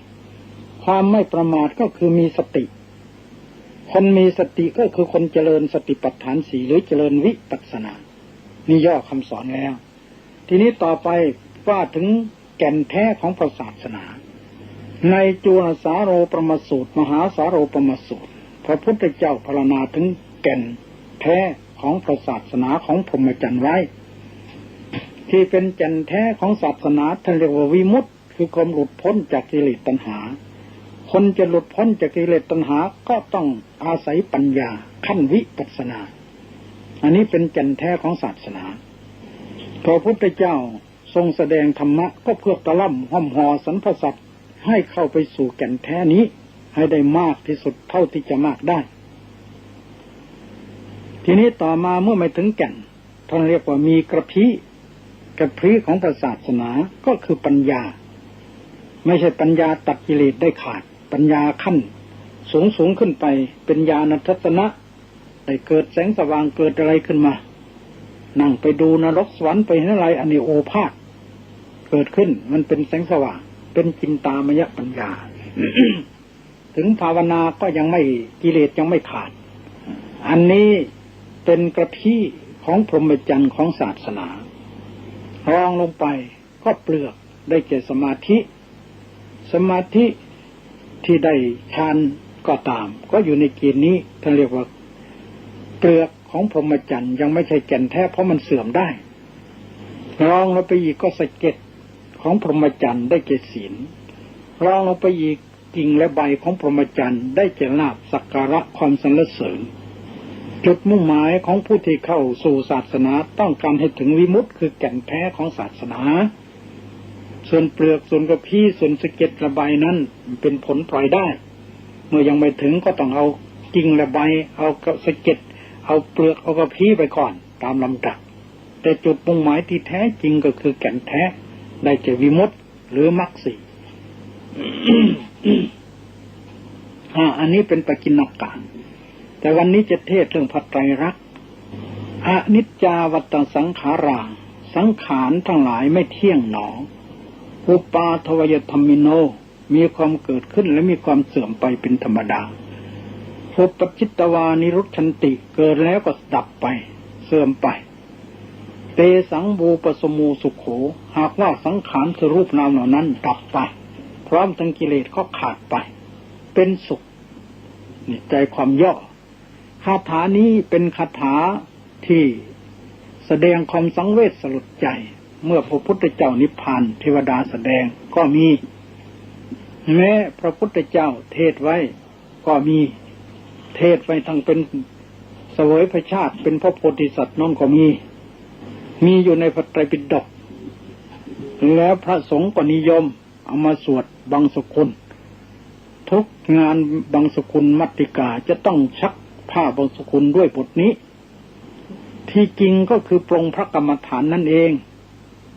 เราสังเกตดูงานศพทำไมโยมจึงต้องให้พระว่าและโยมไม่ให้ว่าพระก็ต้องว่าอย่างขณะนี้วัดมหาธาตุสมภารวรธาตุมรณภาพลงตั้งแต่วันที่15เดือนเนี้ยสิงหาเนี่ยก็สิงหากันยากรกฎาสิงหากันยาตุลกันยายน ท่านมรณภาพลงมาตั้งแต่วันที่15จนถึงวันนี้พระต้องบังสกุลมัตติกาต้องว่าอนิจจาวสังขาราทุกวันใช้บทนี้ทั้งนั้นทำไมท่านจึงต้องว่าเพราะปรงพระกรรมฐานโบราณท่านถือว่าชั่วช้างกระดิกหูชั่วงูแลบลิ้นชั่วไก่ปลุกปีกว่าก็ยังเป็นบุญเมื่อใจเป็นบุญดีแล้วเราถวายทานก็ถือว่าได้บุญนั่นแหละให้พระนั่งกรรมฐานปรงกรรมฐานก่อนชักผ้าบางสกุลอนิจจาวัตสังขาราที่แท้คือกรรมฐานแต่ไม่ได้มากก็เอาชั่วช้างกระดิกหูชั่วงูแลบลิ้นแล้วถวายก็ชื่อว่าได้บุญเพราะในบาลีมีอยู่ว่าถ้าต้องการอยากให้ผู้ที่ตายไปได้บุญได้กุศลจงนั่งกรรมฐานก็เข้าทำนองอย่างนี้นะที่บางสกุลก็เพื่อจะให้ใจบริสุทธิ์ก่อนญาติโยมถวายก็จะได้บุญก็จะได้ถึงผู้ตายไปเร็วๆหรือได้ไวได้รับผลเต็มเม็ดเต็มหน่วยจิตนาก็อย่างนี้นั้นได้ทั้งสองอย่างพระผู้ที่ว่าท่านก็ได้บุญด้วยได้ปัจจัยด้วยโยมก็ชื่อว่าได้ให้กำลังแก่พระด้วยและชื่อว่าได้อุทิศส่วนบุญโดยบูชาผู้ที่ตายไปด้วยก็เป็นประโยชน์โดยทั้งสองฝ่ายนี้คือความศักดิ์สิทธิ์หรือความขลังหรือความมีประโยชน์เนื่องจากพระธรรมคำสั่งสอนของพระพุทธเจ้าถ้าเราแปลตามตัวแล้วก็ว่าสังขารทั้งหลายสังขารในที่นี้ก็คือรูปกับนามได้แก่กายกับใจร่างกายของบุคคลทุกคนนี่คือตัวสังขารก็คือขันธ์ห้านั่นเองอนิจจาไม่เที่ยงอนิจจาวัตตะไม่เที่ยงหนอรูปนามสังขารของเราทุกคนนี่ไม่เที่ยงมันเป็นยังไงอุปาทวยธรรมิโนมันมีเกิดความเกิดขึ้นแล้วก็มีความดับไปตายไปเป็นธรรมดาอุปจิตตวานิรุชันติเกิดแล้วเกิดขึ้นแล้วก็ตายไปอย่างนี้ดับไปอย่างนี้เตสังบูปสโมสุโขถ้าหากว่าสังขารคือรูปกับนามเนี่ยมันสงบคือไม่ต้องเกิดอีกความหมายก็คือถึงนิพพานมันก็สุขใจความย่อๆอย่างนี้นะอันนี้ก็ปรงกรรมฐานว่าถึงอนิจจังทุกขังอนัตตานั่นเองดังนั้นวันนี้ก็จะได้เทศเรื่องพระไตรลักษณ์ ค คำว่าพระไตรลักษณ์พระแปลว่าประเสริฐไตรแปลว่าสามลักษณะเป็นเครื่องหมายเครื่องหมายให้รู้ให้เห็นว่าขันธ์ห้าคือรูปกับนามนี้มันเป็นอนิจจังทุกขังอนัตตาจึงได้ชื่อว่าไตรลักษณ์ส่วนพระนั้นแปลว่าประเสริฐก็หมายความว่าใครเห็นแล้วเป็นผู้ประเสริฐพระอริยเจ้าท่านก็ต้องเห็นพระไตรลักษณ์นี้พระไตรลักษณ์นี่ว่าถึงเอาพระมาขึ้นหน้าอนิจจังทำไมเอาพระขึ้นหน้าก็เพราะพระนี่เป็นคำแทนธรรมะที่มีเป็นคำสอนของพระเจ้าเรียกว่าพระไตรลักษณ์ก็คืออนิจจังทุกขังอนัตตาคำว่าพระก็แปลว่าประเสริฐไตรแปลว่าสามลักษณะเครื่องหมายสามอย่างถ้าใครเห็นแล้วมันประเสริฐจนเป็นพระอริยะได้ความมุ่งหมายส่วนสูงก็ว่าอย่างนี้ ส่วนประเด็นอื่นก็ยกไว้ก่อนเอาเฉพาะในแง่ปฏิบัติทีนี้การเห็นพระไตรลักษณ์นี่เราจะเห็นได้อย่างไรเห็นแล้วดีอย่างไรมีใครเป็นตัวอย่างเมื่อเราทราบแล้วไตรลักษณ์แปลว่าเครื่องหมายสามประการแสดงให้เห็นถึงความไม่เที่ยงถึงความเป็นทุกข์เป็นอนัตตาของขันธ์ห้าคือรูปกับนามการเห็นพระไตรลักษณ์นั้นอะไรเป็นพระไตรลักษณ์ขันธ์ห้าคืออะไรคือตัวของคนทุกคนกายกับใจนี้แหละเป็นพระไตรลักษณ์เป็นอนิจจังทุกขังอนัตตามันมีอยู่แล้วแต่เราไม่เห็นอันที่จริงมีอยู่แล้วอนิจจังก็มีทุกขังก็มีอนัตตาก็มีท่านกล่าวไว้ในธรรมนิยามสูตรว่าพระพุทธเจ้าจะเกิดก็ตามไม่เกิดก็ตามความเกิดขึ้นความตั้งอยู่ความดับไปของรูปและนามเขามีอยู่ของเขามีอยู่อย่างนี้พระพุทธเจ้าจะเกิดไม่เกิดอนิจจังทุกขังตามีอยู่ในโลก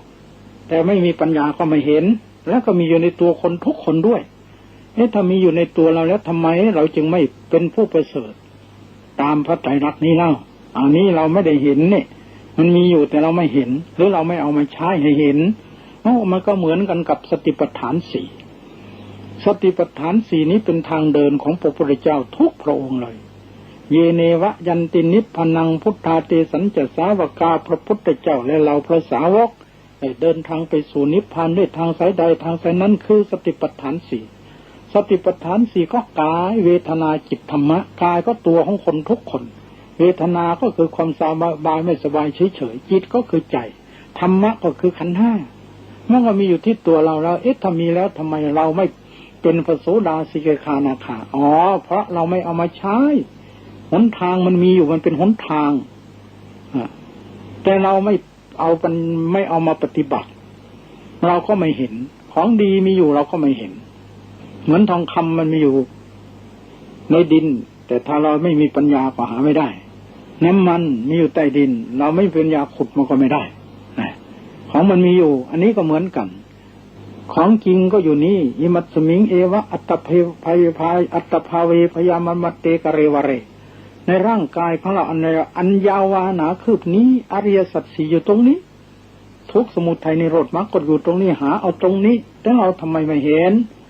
ที่ไม่เห็นก็เพราะขาดปัญญาอย่างหนึ่งเพราะเราไม่ประพฤติปฏิบัติตามที่พระพุทธเจ้าตรัสไว้อย่างหนึ่งก็คือไม่ได้มีปัญญาเหตุไม่มีก็เพราะไม่ได้เจริญวิปัสสนาที่จะเห็นพระไตรลักษณ์ดังที่เราไม่ได้ต้องเห็นด้วยปัญญาอย่างนั้นเราก็มีปัญญาอยู่ไม่ใช่เหรอที่เรียนจบนักธรรมตรีนักธรรมโทนักธรรมเอกปริญญา3 4 5 6 7 8 9โลกก็จบปริญญาตรีปริญญาโทปริญญาเอกเป็นด็อกเตอร์เป็นศาสตราจารย์ต่างๆก็มีปัญญาอยู่แล้วไม่ใช่เหรอไม่ได้หมายเอาปัญญาขั้นนี้เรียนจบประโยคไหนก็ตามได้ปริญญาไหนก็ตามไม่ใช่ปัญญาขั้นนี้เพราะปัญญามี3ขั้น1สุตตมยปัญญาที่เกิดจากการฟังเกิดจากการศึกษาเราเรียนเช่นในทางธรรมพระเนรเรียนนักธรรมตรีนักธรรมโทนักธรรมเอกสอบได้นี่ก็เรียกว่ามีปัญญาแต่ไม่เป็นจินตามยปัญญา2เป็นสุตตมยปัญญากับจินตามยปัญญาจินตามยปัญญาคือคิดเช่นพระเนรจะแต่งกระทู้จะคิดจะเอาบทไหนมาเชื่อมมาเข้ากันอันนี้ก็ใช้จินตามยปัญญาด้วยใช้สุตตมยปัญญาที่ฟังมาจากครูอาจารย์ด้วยที่ดูเองด้วยท่องได้จำได้ด้วยมาผสมกันเข้าอยู่ในทางโลกผู้ที่ได้ด็อกเตอร์ปริญญาตรีปริญญาโทยาเอกก็ต้องเรียนแล้วก็ต้องจำแล้วก็ต้องคิดแต่งวิทยานิพนธ์จึงจะได้ปริญญาตรีปริญญาโทปริญญาเอก ให้ปัญญาสองขั้นนี้เขาเรียกสุตตมยปัญญาปัญญาสำเร็จมาจากการฟังจินตามยปัญญาปัญญาสำเร็จมาจากการคิดแม้คิดทำรถยนต์ทำรถไฟทำเครื่องบินทำจรวดทำอาวุธนิวเคลียร์ทำเอาพลโลกไปโลกพระจันทร์ทำรถไฟใต้ดินเหล่านี้เป็นจินตามยปัญญาทั้งนั้นปัญญาสองขั้นนี้เป็นปัญญาหาข้าวกินหาเงินหาทองไม่ใช่ปัญญาละกิเลสไม่ใช่ทำปัญญาที่มาดูอนิจจังทุกขังอนัตตาไม่ใช่ปัญญาที่จะเอามรรคเอาผลเอานิพพานปัญญาสองขั้นนี้ท่านกล่าวว่าเหมือนดาบสองคมคือถ้าใช้เป็นก็เป็นประโยชน์เยอะเหมือนกันดูสิอย่างเครื่องบินเนี่ยบินข้ามทวีปไปโน้นไปนี่ได้เพราะปัญญาของมนุษย์แต่ถ้าเอาเครื่องบินไปทิ้งระเบิดเป็นไงบ้างถล่มลงไปลูกเดียวตายตั้ง 60,000 นะอย่างนี้แหละอิหร่านอิรักรบกันฆ่ากันแทงกันเพราะอะไรเพราะใช้จินตามยปัญญาทำเครื่องบินทำปืนนี่ถ้าใช้ผิดมันก็ฆ่ากันแต่ใช้ถูกมันก็ให้คนจึงเปรียบเหมือนดาบสองคมอันนี้ไม่ใช่ปัญญาทำลายกิเลสเป็นปัญญาหาเงินหาทองหาข้าวหาของปัญญาเรื่องตัวปัญญาเลี้ยงตัวปัญญาพัฒนาปัจจัยสี่มีได้ทั้งคุณและโทษมีคุณนันมีโทษมหันต์ปัญญาคันนี้ยกไว้ส่วนปัญญาที่จะเห็นปัจจัยรักเป็นปัญญาขั้นที่สามเรียกว่าภาวนามยปัญญามันคนละขั้นปัญญาสองขั้นนั้นเห็นไม่ได้จะเรียนไปจนตายก็เห็นไม่ได้ก็ดูพระตุจโปธิละนั่นในทางพระเรียนจบพระไตรปิฎกในศาสนาพระพุทธเจ้า7 พระองค์ท่านก็ยังไม่เห็นพระไตรลักษณ์พระพุทธเจ้าจึงได้กล่าวกับท่านว่าท่านคัมภีร์เปล่าท่านใบลานเปล่าท่านใบลานเปล่าลุกไปแล้วท่านใบลานเปล่านั่งแล้วจนกระทั่งท่านเกิดสังเวชสลดใจมาเจริญวิปัสสนามาเห็นพระไตรลักษณ์ท่านจึงได้มรรคได้ผลได้นิพพานนั่นเป็นปัญญาคนละขั้นดังนั้นจะเทศวันนี้เทศเรื่องปัญญาขั้นภาวนาไม่ใช่ขั้นสุดตายจินตายดังที่กล่าวมานั้นจะหนักไปในขั้นภาคปฏิบัติทีนี้การเห็นพระไตรลักษณ์นี้ผู้ที่จะเห็นจะต้องทำอย่างไรนั่งฟังเทศนี่เห็นได้ไหมถ้ามีปัญญาก็เห็นได้ถ้าไม่มีปัญญาก็ไม่เห็นเอาปัญญาขั้นไหนจำพระท่านเทศได้นี่เป็นไหมไม่ใช่ปัญญาที่จะเห็นต้องกำหนดตามไปเช่นพระท่านเทศกำหนดเสียงพระเทศได้ได้ยินเสียงกำหนดได้ยินน้อยยินน้อยยินน้อยยินน้อยไปสามารถจะเห็นได้ถ้าพระท่านเทศนานก็กำหนดไปนานเข้าวิธีนี้เห็นได้ถ้าฟังเฉยๆเห็นไม่ได้เพราะอะไรเพราะมันไม่ใช่ทางที่จะเห็นทางที่จะเห็นมีอยู่ทางเดียวคือเจริญวิปัสสนาเท่านั้นเราฟังไม่ได้เจริญวิปัสสนาเราฟังเอาความรู้ถ้าแค่ฟังเอาเฉยๆเห็นพระไตรลักษณ์ได้พระตุจโปธิละท่องพระไตรปิฎกจบหมดในศาสนาพระพุทธเจ้าถึง7 พระองค์ท่านก็คงเห็นมานานแล้วดังนั้นผู้ที่จะเห็นพระไตรลักษณ์นี่จะต้องเจริญวิปัสสนาเมื่อเจริญวิปัสสนาแล้วเราจะเห็นพระไตรลักษณ์ได้การเห็นพระไตรลักษณ์นั้นโดยส่วนใหญ่เห็นถึง3 ขั้นเห็นถึง4 ขั้นการเห็นพระไตรลักษณ์ขั้นที่1ขั้นที่2ขั้นที่3ขั้นที่4ต้อง4 ขั้นจึงจะสมบูรณ์แบบชื่อว่าเห็นพระไตรลักษณ์แท้นี่การเห็นพระไตรลักษณ์ขั้นต้นๆอันนี้เห็นด้วยการท่องด้วยการจำตำราไม่ใช่เห็นจริงๆเห็นเพราะเราท่องได้เพราะเราจำได้เอาตัวอย่างผู้ที่ทำวัดเช้าพากันสวดทำวัดเช้านั่นแหละเราลองสังเกตดูสิผู้ที่สวดทำวัดเช้ามันมีคำอยู่มีคำว่าถึงเรื่องพระพุทธเจ้าทรงประกาศพระศาสนาว่าคำสอนของพระพุทธเจ้าที่สอนมากที่สุดสอนสาวกมากที่สุดคืออะไรก็คือขันธ์ 5แล้วก็ว่ารูปังอนิจจังเวทนานิจจาสัญญานิจจาสังขาราอนิจจาวิญญาณังอนิจจังนั่นแหละที่เราทำวัดเช้ากันนั่นแหละอันนั้นเราท่องตำราไม่ใช่เราเห็นจริงๆบางทีปากว่าใจก็คิดไปตรงอื่นก็ว่าได้บางทีง่วงนอนมันยังว่าได้เพราะคล่องปากรูปังอนิจจังถ้านึกไปในใจก็รูปไม่เที่ยงเวทนาไม่เที่ยงสัญญาไม่เที่ยงสังขารไม่เที่ยงวิญญาณไม่เที่ยงเรานึกตามไปก็ได้อันนี้ก็ชื่อว่าเห็นเหมือนกันแต่เห็นด้วยการท่องจำตำรามาแต่บางทีก็ไม่ได้พิจารณาว่าไปตามเพื่อนไปว่าไปตามหนังสือไปว่าตามที่จำได้ไปดีไหมน่ะดีแค่ไหน คะแนนเต็มร้อยได้3 คะแนนเป็นบุญเป็นกุศลตายด้วยจิตดวงนี้ก็ไปสวรรค์ไปมนุษย์ได้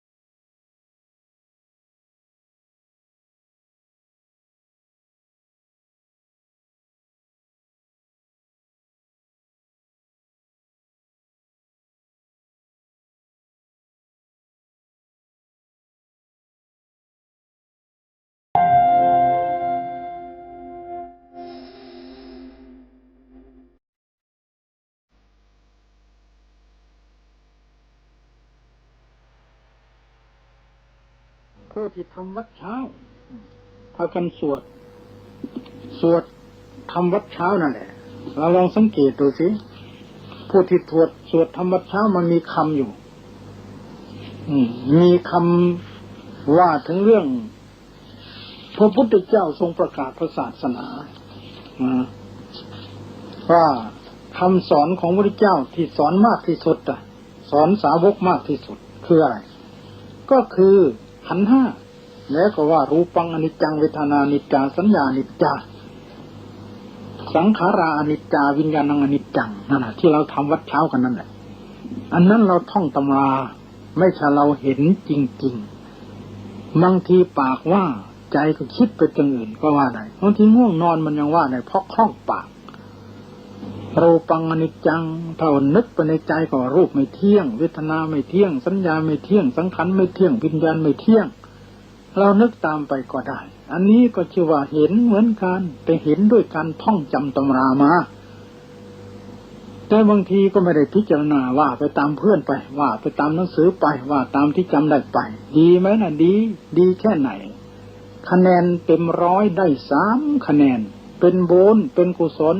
ตายด้วยจิตดวงนี้ก็ไปสวรรค์ไปมนุษย์ได้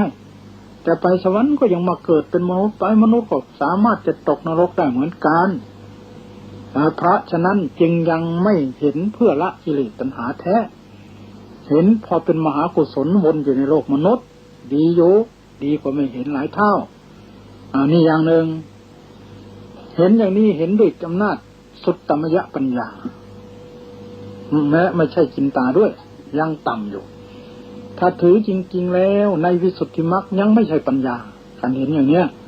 เป็นแต่แค่สัญญาคือจำเท่านั้นทั้งเรียกว่าสัญญาคือจำไม่ได้ยังไม่ใช่ตัวปัญญาแต่โลกก็อนุโลมว่าเป็นปัญญาแต่ในวิสุทธิมรรคท่านว่าไม่ใช่เป็นแค่สัญญาเท่านั้นอุปมาเหมือนเด็กน้อยเห็นเงินไม่รู้ว่ามันเป็นเงินรู้ได้แต่ว่ามันสีเขียวสีเหลืองสีแดงเท่านั้นเขาไปใช้อะไรก็ไม่ทราบจะจำได้ก็เห็นแค่นี้แต่เราสมมติมาเห็นกันแล้วกันนะนี่เป็นพระไตรลักษณ์ขั้นที่ 1เห็นด้วยการท่องตำราด้วยการจำตำราจะเป็นสัญญาเป็นอะไรก็เอาไว้เถอะที่นี่เห็นพระไตรลักษณ์ขั้นที่ 2เห็นด้วยจินตามยปัญญา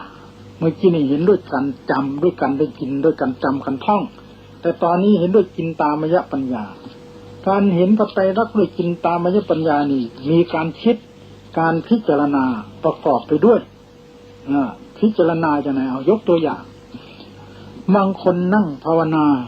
เจสาผมนี่มันเป็นของปฏิกูลเป็นของน่าเกลียด ตกลงเข้าไปในชามข้าวแล้วก็สะอิดสะเอียนนะมันเป็นของไม่ดีไม่สวยไม่งามเราปรุงอย่างนี้ก็เป็นการพิจารณาด้วยจินตาด้วยจินตญาณด้วยปัญญาขั้นคิดบางทีเรานั่งหลับตาโบราณสอนให้ถอดผมถอดขนถอดเล็บถอดฟันออกมาวางไว้ข้างหน้า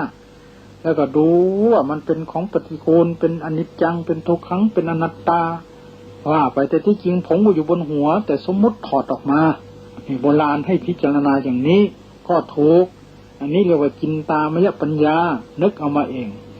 ไปเห็นศพเขาอยู่ในป่าช้าก็ดีไปเผาศพตามสถานที่ต่างๆเมื่อท่าน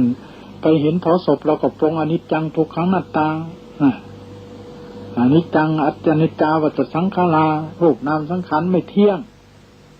บางทีก็สวดด้วยโอ้อนิจจาสังขาราบ่เที่ยงตรงนงแจย่องจะปรงชีวิมั่วอย่าสงกาอุบัติเกิดแล้วก็กลับเป็นยันดับจากเสรีราขาดสิ้นแห่งปนาวิการกายก็เป็นไปบ่เที่ยงบ่ทนทานบ่อยู่นานสักเพียงใดยอมเสื่อมยอมสิ้นไปทุกขณะในก่อนชนอย่างนี้ก็มีปรงด้วยการคิดด้วยการนึกด้วยการวาดภาพไปถูกอยู่ไม่ผิดแล้วบางทีก็ว่าโอ้อนิจจาสังขาราบ่เที่ยงตรงกายนี่ไม่นานเนาะบังเกิดก่อแล้วกลับกลายดุจจะฟองแห่งน้ำลายแล้วแตกดับโดยฉับพลันทอดทิ้งดุจจะดุ้นพื้นเกลี้ยงเนื้อพื้นสุธาเทียวพองช้ำเหนาดำเขียวส่งกลิ่นพุ่งบ่เว้นวางโนเถิดท่านทั้งหลายบุรุษนายกนานางคนปรงปัญญาทางปรมัตถอัตถธรรม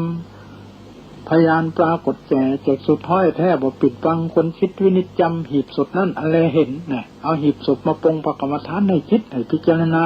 ว่าเป็นอนิจจังทุกขังตาอย่างนี้ก็ใช่เป็นการพิจารณาสังขารรูปนามโดยให้เห็นเป็นอนิจจังทุกขังตาแต่คิดเ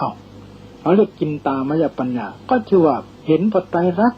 ด้วยจินตามยปัญญาคือคิดเอาหรือบางทีก็พิจารณาถึงว่าขันธ์ทั้งห้าตัวของเรานี้มันไม่มีอะไรเที่ยงเนาะเขาเรียกว่ากลาบพิจารณาหมดทั้งตัวว่ามันเป็นอนิจจังทุกขังอนัตตาอย่างนี้ก็ใช่เป็นจินตามยปัญญาหรือบางทีนึกถึงตั้งแต่เป็นเด็กมาจนกระทั่งถึงปัจจุบันนี้แต่ก่อนเราเป็นเด็กฝนตกไปวิ่งขี่หลังวัวหลังควายอยู่ที่โน้นนะหรือเป็นเด็กไปอยู่ที่ไหนเดี๋ยวนี้เรามาเข้าโรงเรียนตรงนั้นแต่ละมาเป็นผู้ใหญ่เป็นพ่อคนเป็นคนนี่เป็นปู่เป็นตาเป็นย่าเป็นยายเขาแล้วเนาะนี่คือความไม่เที่ยงไม่เท่าไรก็จะตายแล้วอย่างนี้ก็ใช่เป็นการพิจารณาเป็นการปรงเห็นปัจจัยรักแต่ว่าเห็นด้วยจินตามยปัญญาคือคิดถึงอดีตคิดถึงอนาคตอย่างนี้ก็ใช่เป็นจินตามยปัญญาหรือนึกถึงสันตติคือความสืบต่อเมื่อวานนี่มันร้อนแต่เมื่อคืนนี่ฝนตกสบายรูปที่ร้อนมันก็หายไปรูปที่เย็นสบายเกิดขึ้นรูปนั้นมันก็ตายไปแล้วก็อนิจจังทุกขังอนัตตาหรือนึกถึงลมหายใจเข้าออกหายใจเข้ามันก็ดับหายใจออกมันก็ดับทั้งเกิดทั้งดับเป็นอนิจจังทุกขังอนัตตาจนชั้นที่สุดจะยืนจะเดินจะนั่งจะนอนมันมีแต่อนิจจังทุกขังอนัตตามองเห็นใบไม้ปลิวก็อนิจจังทุกขังตาเดินไกวแขนมือกระดิกนิดหนึ่งก็อนิจจังทุกขังตาเห็นพิจารณาอย่างนี้ก็ใช่นี่เป็นจินตญาณเห็นปัจจัยรักเหมือนกันแต่เห็นด้วยอำนาจจินตามยปัญญาสำเร็จเพราะการนึกการคิดถูกอยู่แต่ว่าถูก 15% คะแนนเต็ม100ใน15ดีอยู่นะแต่ว่าดีแค่นี้แหละแต่ตายด้วยจิตอันนี้ก็มนุษย์ไปสวรรค์กิเลสไม่ขาดยังอยู่เท่าไรก็เท่าเดิมแต่ใจน่ะลดความดื้อหรือลดความทะเยอทะยานลงไปหน่อยนึงแต่ก็ไม่ลดขณะที่พิจารณาเท่านั้นขณะอื่นก็คงเดิมอย่างนี้ก็เรียกว่าเป็นการเห็นปัจจัยรักเหมือนกันหรือถ้าเราจะพิจารณาเป็นเรากำหนดพองน้องเห็นเป็น2ระยะ3ระยะนี้ก็คือเห็นอนิจจังทุกขังตาเห็นอย่างนี้อยู่ในเขตสมถะยังไม่ใช่ตัวปัญญาที่ต้องการเห็นปัจจัยรักที่แท้จริงก็ยังดีอยู่เป็นบุญเป็นกุศลที่นี่เห็นขั้นที่3ที่เนี่ยนี่มันได้2ขั้นแล้วนะการเห็นขั้นที่3นี่เห็นด้วยภาวนามยปัญญาไม่ใช่ปัญญาทั้ง2ขั้นปัญญาทั้ง2ขั้นเห็นแค่นี้แหละแค่คือกล่าวมานี่แหละยังเป็นการนึกการคิดเอาเองอยู่เปรียบเทียบเอาเอง เขาชั้นใดเราชั้นนั้นเราชั้นใดเขาชั้นนั้นยังไม่ถึง100%ยังไม่ถึง50ได้แค่15%เท่านั้นทีนี้เห็นขั้นที่3นี่ผู้นั้นเจริญวิปัสสนาเมื่อเจริญวิปัสสนาจะมีปัญญาเกิดขึ้นมา16ขั้นเห็นขั้นที่3นี่อยู่ในปัญญาขั้นที่4ขั้นที่1เมื่อผู้นั้นเจริญวิปัสสนาเดินจงกรมขวาย่างหนอใส่หนอนั่งกำหนดท้องพองหนอยุบหนอเมื่อกำหนดท้องพองย้อนยุบหนอหรือเดินโยกรมไปนี้จะเกิดปัญญาขึ้นมาขั้นที่1นามรูปะปริเฉทญาณนามะแปลว่าใจรูปะแปลว่ากายปริเฉทะแปลว่าแยกญาณเป็นปัญญาที่แยกกายแยกใจออกจากกันได้คือเห็นสักแต่ว่ารูปกับนามเท่านั้นนั่งไปเท่าไรก็มีเท่านี้ร่างกายของเราทั้งหมดท้องพองท้องยุบมันก็มีแต่รูปกับนามตาหูจมูกลิ้นกายใจก็มีแต่รูปกับนามแล้วตัวของคนอื่นก็เหมือนกันในบ้านเรามีคน10 คนเขาก็มีแต่รูปกับนามในประเทศไทยมี46 ล้านก็มีแต่รูปกับนามในประเทศอินเดียมี800 ล้าน600 ล้านเขาก็มีแต่รูปกับนามประเทศผืนแผ่นดินใหญ่ประเทศจีน800 ล้านก็มีแต่รูปแต่นามที่ฆ่ากันตายก็มีแต่รูปแต่นามไม่ใช่สัตว์ไม่ใช่คนตัวตนเราเขาแต่เราว่าเป็นตัวเป็นตนเป็นเราเป็นเขานั่นโดยสมมติแต่เมื่อว่าโดยปรมัตถ์ไม่มีแต่รูปกับนามนี่เป็นปัญญาขั้นต้นขั้นที่2จะรู้เหตุและผลเมื่อมีรูปมีนามแล้วรูปกับนามต่างก็เป็นเหตุเป็นผลของกันและกัน คือบางครั้งรูปเป็นเหตุนามเป็นผลก็มีตัวอย่างเรากำหนดพองหนอยังไม่ได้ว่าพองเลยท้องมันนูนไปซะก่อนแล้วใจค่อยตามไปทีหลังอย่างนี้เขาเรียกว่ารูปเกิดก่อนเป็นเหตุใจเกิดทีหลังเป็นผลหรือโยมนั่งอยู่โยมอยากจะไปวัดวันพรุ่งนี้เป็นวันพระหรือเป็นวันอาทิตย์จะไปวัดไปฟังเทศน์หรือโยมนั่งอยู่ที่นั้นแหละอยากจะลุกขึ้นไปเปิดทีวีอย่างนี้ใจที่อยากลุกนั่นแหละคือนามเกิดก่อนแล้วเป็นตัวเหตุตัวของโยมก็ลุกขึ้นไปเปิดทีวีหรือไปปิดทีวีหรือไปปิดน้ำเปิดน้ำนั่นแหละเป็นตัวผลใจมันเกิดขึ้นก่อนแล้วก็รูปค่อยเดินขึ้นไปตามคนเราทุกคนต้องมีเหตุมีผลอยู่อย่างนี้เพราะมีรูปมีนามมีรูปมีนามมีเหตุมีผลเราอยากนอนนั่นแหละคือนามอยากนอนแล้วรูปที่ลงไปนอนนั่นแหละรูปเป็นผลเกิดทีหลังมันเหมือนกับผลกล้วยผลมะพร้าวทำไมเขาเรียกผลเพราะเกิดทีหลังต้นไอ้ธรรมะเหล่านี้ก็เหมือนกันถ้ารูปเกิดก่อนเขาว่ารูปเป็นเหตุ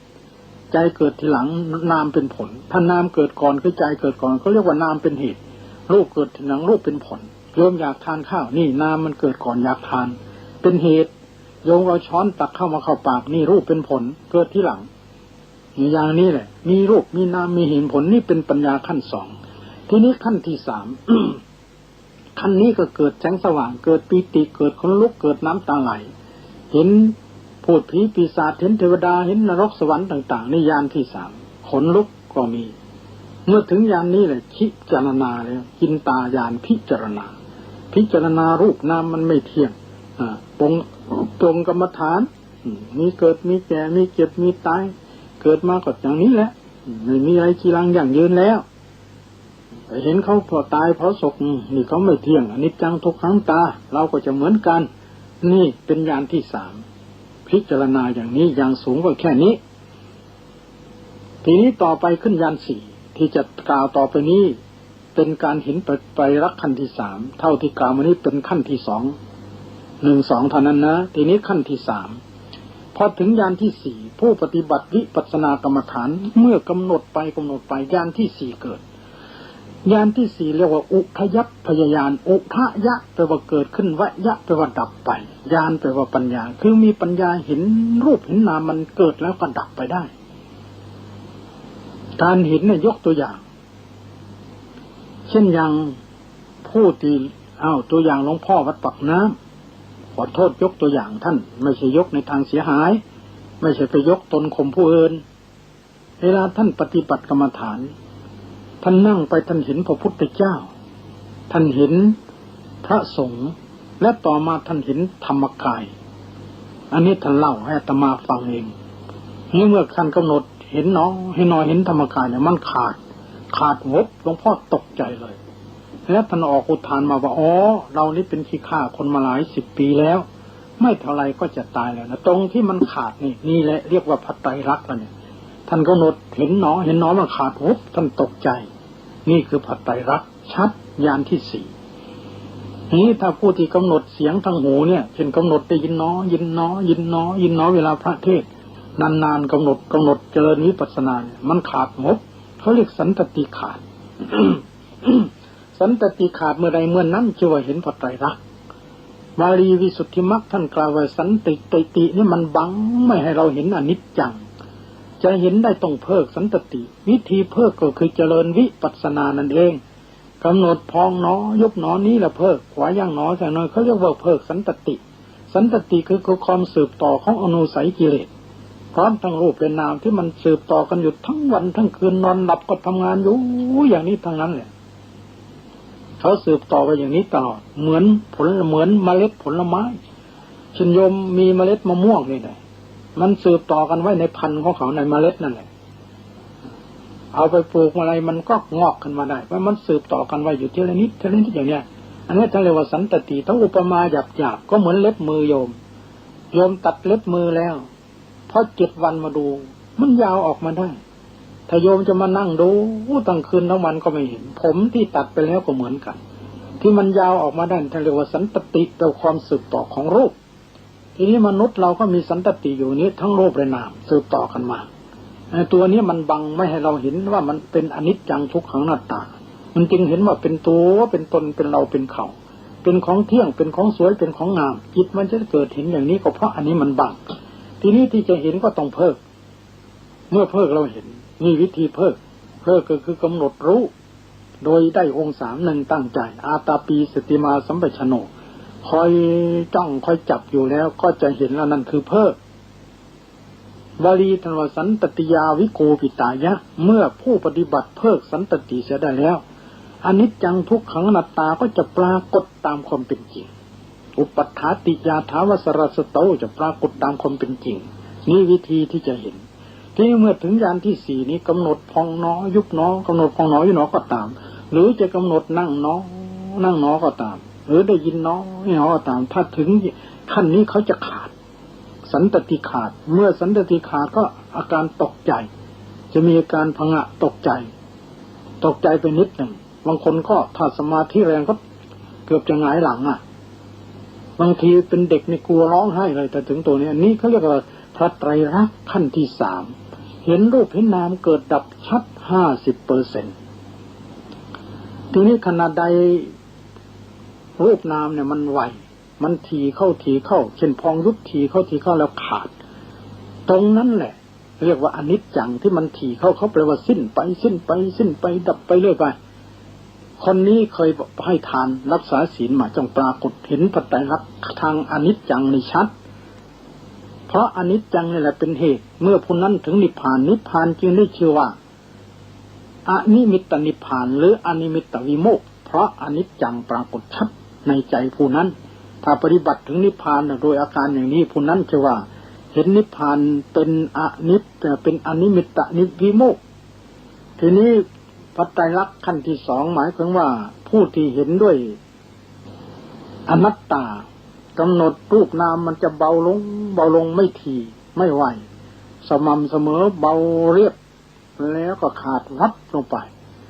การเห็นอย่างนี้ผู้นี้แรงด้วยปัญญาจะเป็นเห็นเป็นอนัตตาเพราะชาติก่อนเคยเจริญวิปัสสนามาจึงเห็นอย่างนี้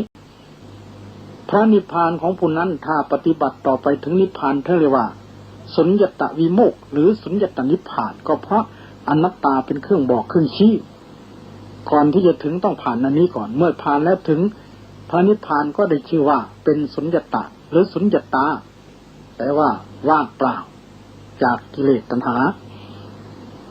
นี้บางคนเคยเจริญสมถะมาจะมีอาการแน่นอึดอัดฝืด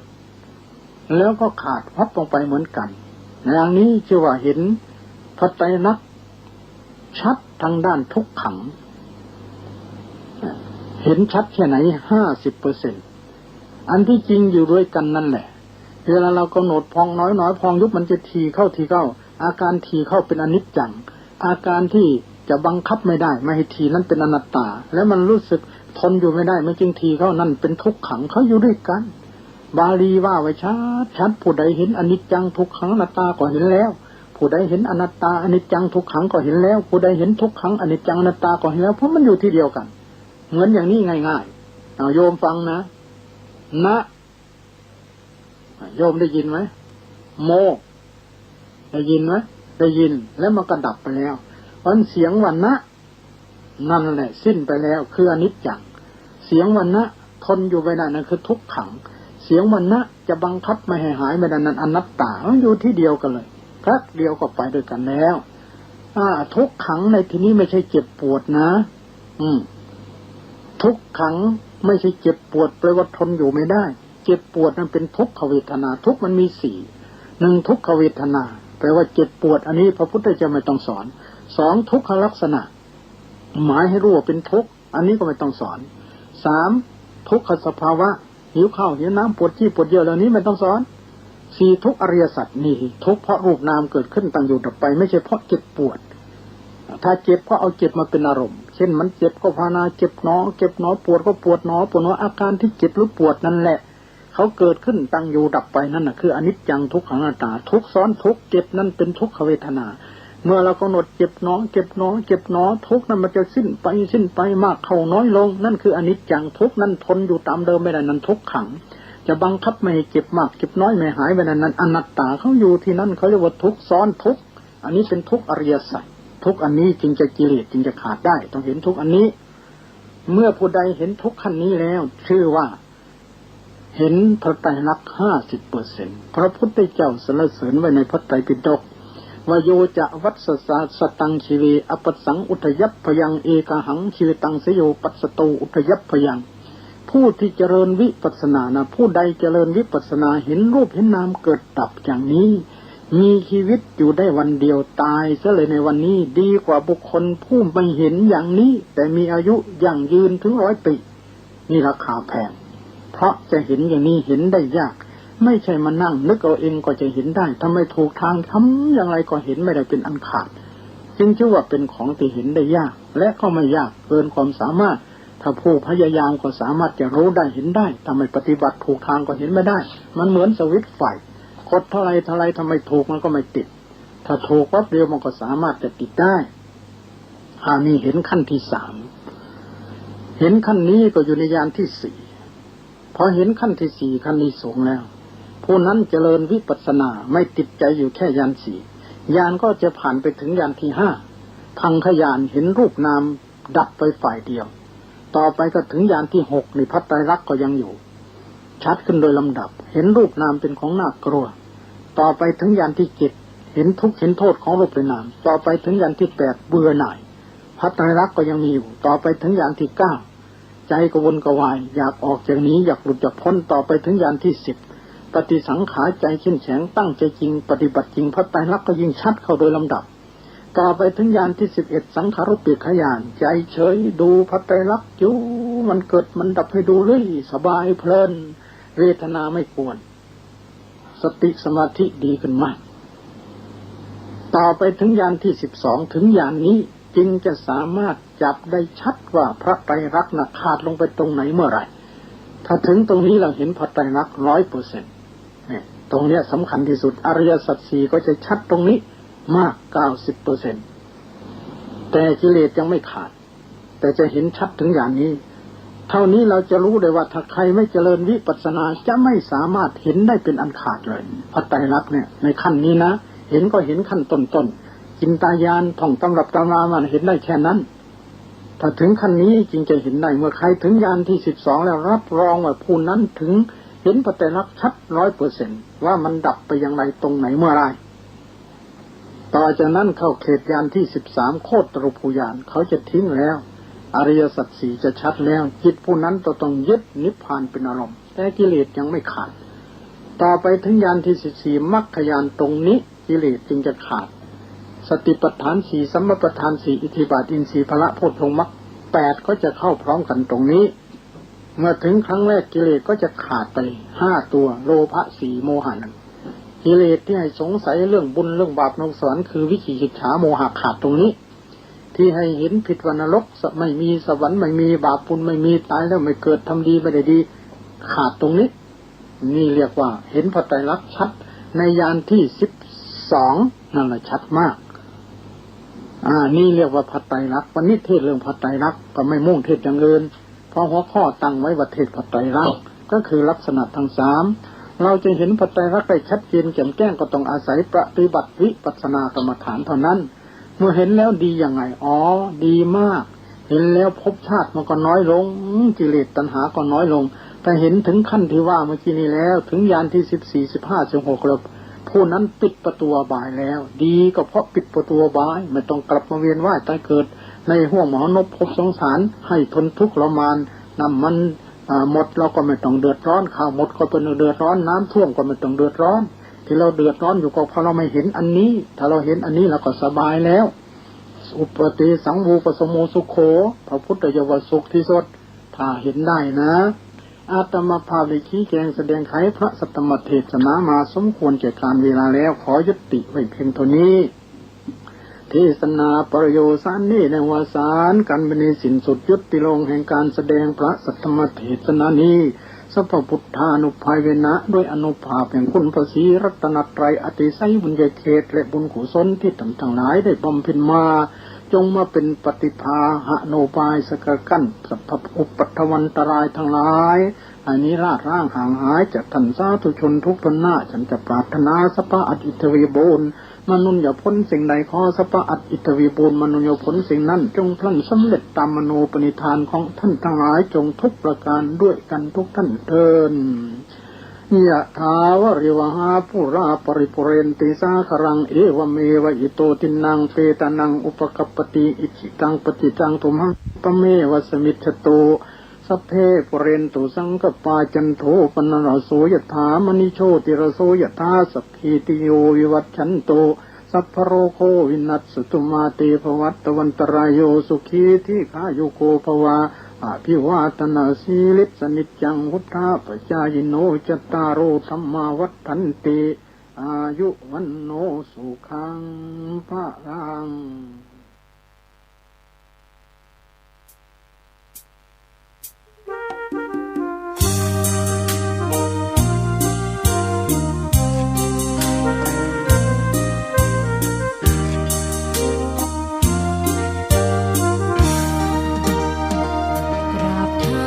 คุณพ่อลูกขอ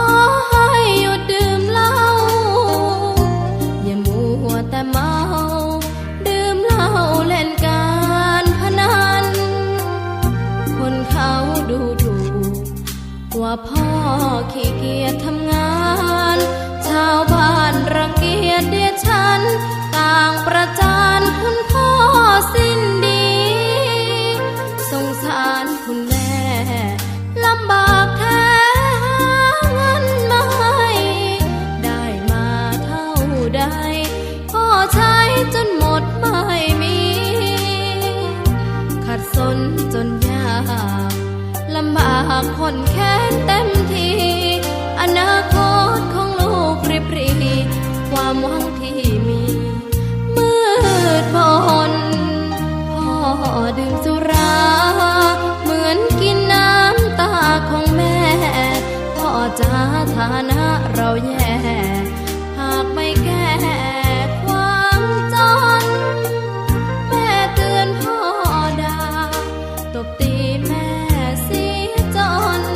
ชอกช้ำระกำมองมน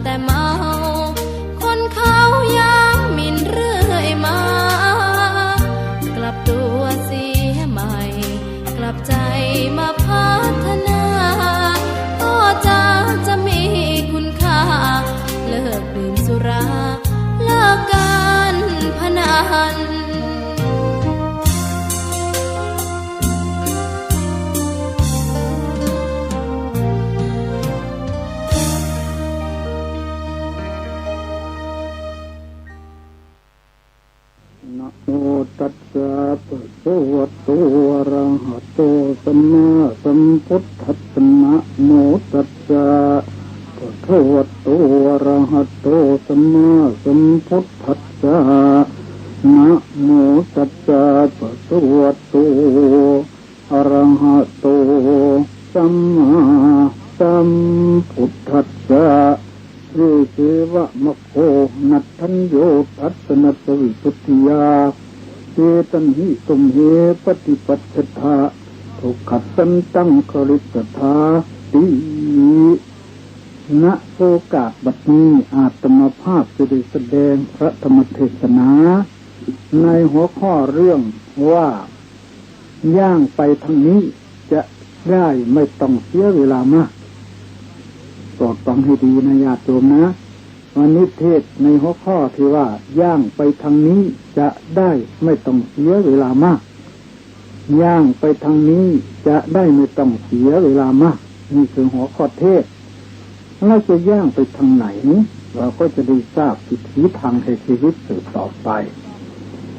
ท่านสาธุชนผู้ใจบุญทั้งหลายความมุ่งหมายของการฟังเทศมีอยู่5ประการคือ1ฟังเทศเอาบุญ2ฟังเทศเอาความรู้3ฟังเทศพอเป็นอุปนิสัยปัจจัย4ฟังเทศเพื่อปฏิบัติตามและ5ฟังเพื่ออุทิศส่วนบุญให้แก่พ่อแม่บิดามารดาครูบาอาจารย์เป็นต้นในประการแรกฟังเทศเอาบุญได้บุญตรงไหนเราต้องเข้าใจคำว่าบุญซะก่อนบุญแปลว่าชำระกายชำระวาจาชำระใจของเราให้สะอาดนั่นคือบุญทีนี้กายวาจาใจของเราไปเปื้อนอะไรมาแต่เมื่อไรชาติไหนตอบง่ายๆเปื้อนบาปคือโลภะโทสะโมหะมีอยู่3ชั้นบาปยังหยาบล่วงออกมาทางกายกับปากฆ่าสัตว์ลักทรัพย์ประพฤติผิดประเวณีนับตั้งแต่มดดำมดแดงเป็นต้นตลอดถึงแมลงสาบจิ้งจกตุ๊กแกมันก็เป็นบาปทั้งนั้นลักทรัพย์ของราคาบาทเดียวถ้าเป็นพระก็ขาดแล้วเข็มเล่มเดียวก็ห้ามประพฤติผิดประเวณีไปข่มขืนอนาจารหรือผิดในลูกเราเมียเขาในลูกในเมียเขาก็เป็นบาปพูดเท็จพูดคำหยาบพูดส่อเสียดพูดเพ้อเจ้อก็เป็นบาปนี่มันออกมาทางกายบุญก็จะได้ชำระบาปทั้งหลายเหล่านี้ไม่ให้มันเกิดขึ้นทีนี้ยังมีบาปอย่างกลางเรียกว่านิวรณ์มีอยู่5ตัว1กามฉันทะพอใจในรูปในเสียงในกลิ่นในรสในโผฏฐัพพะอันคนธรรมดาสามัญชนเหล่านี้ก็อาจจะคิดว่ามันจะบาปอะไรพอใจในรูปสวยๆอยากได้เสื้องามๆอยากจะได้ต้นไม้งามๆอยากจะได้รถสวยๆก็ของใช้ของสอยตลอดถึงนกงามผ้าเช็ดหน้างามๆผ้าเช็ดตัวงามมันไม่น่าจะเป็นบาปก็อาจจะคิดอย่างนั้นแต่มันเป็นบาปเป็นบาปอย่างกลางมันเป็นกิเลสอย่างกลางแต่บาปอย่างนี้มันไม่ทำคนอื่นให้เดือดร้อนแต่มันอาจจะทำตัวเราให้เดือดร้อนได้เดือดร้อนตรงไหนอยากได้มันก็ต้องไปหาใช่ไหมล่ะเหนื่อยแต่แสนเหนื่อยก็ต้องทนหาอันนี้เราอยากจะได้รูปสวยๆอยากได้ฟังเสียงเพราะอยากจะได้กลิ่นหอมๆอยากจะได้รสอร่อยอยากได้สัมผัสที่อ่อนนุ่มมันนึกอยากเฉยๆยังไม่ได้ไปหานะนึกอยู่กับที่นอนมือเกินในพักนึกนั่งไปต้นไม้นึกก็ตามอันนี้ท่านเรียกว่าเป็นบาปแล้วจะเป็นอย่างกลางมันอยู่ในใจของแต่ละบุคคล2พยาบาทใจโกรธใจขุ่นเช่นได้ยินเสียงหนวกหูหรือฟังอารมณ์ที่เขาพูดมันผิดหูของเราไม่พอใจแต่ก็อยู่เฉยๆไม่พูดแต่ในใจรู้สึกไม่พอใจเรียกว่าพูดไม่ถูกหูแล้วอย่างนี้ก็เป็นโทสะเป็นอย่างกลางง่วงเหงาหาวนอนเขาเรียกถีนมิทธะท้อใจอ่อนใจนี่ก็เป็นบาป อุทธัจจะกุกุจจะฟุ้งซ่านรำคาญหงุดหงิดใจไม่อยู่กับตัวมันคิดจะนอกเรื่องนี่ก็เป็นบาป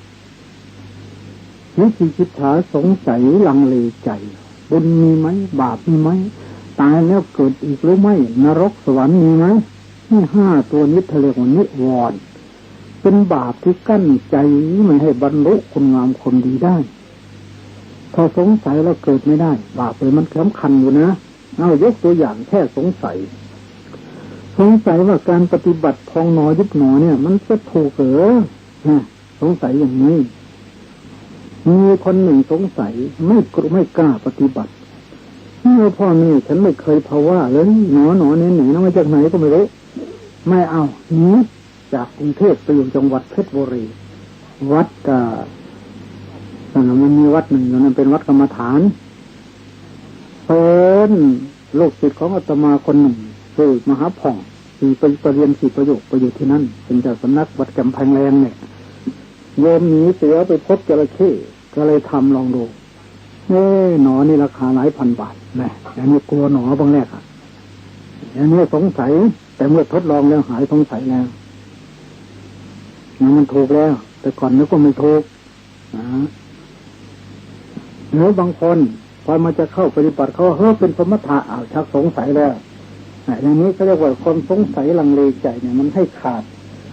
ดจากสิ่งที่เราจะได้มันก็ไม่ได้ตัวอย่างอีกคนหนึ่งหลายคนทีเดียวเขาสร้างสำนักขึ้นแล้ว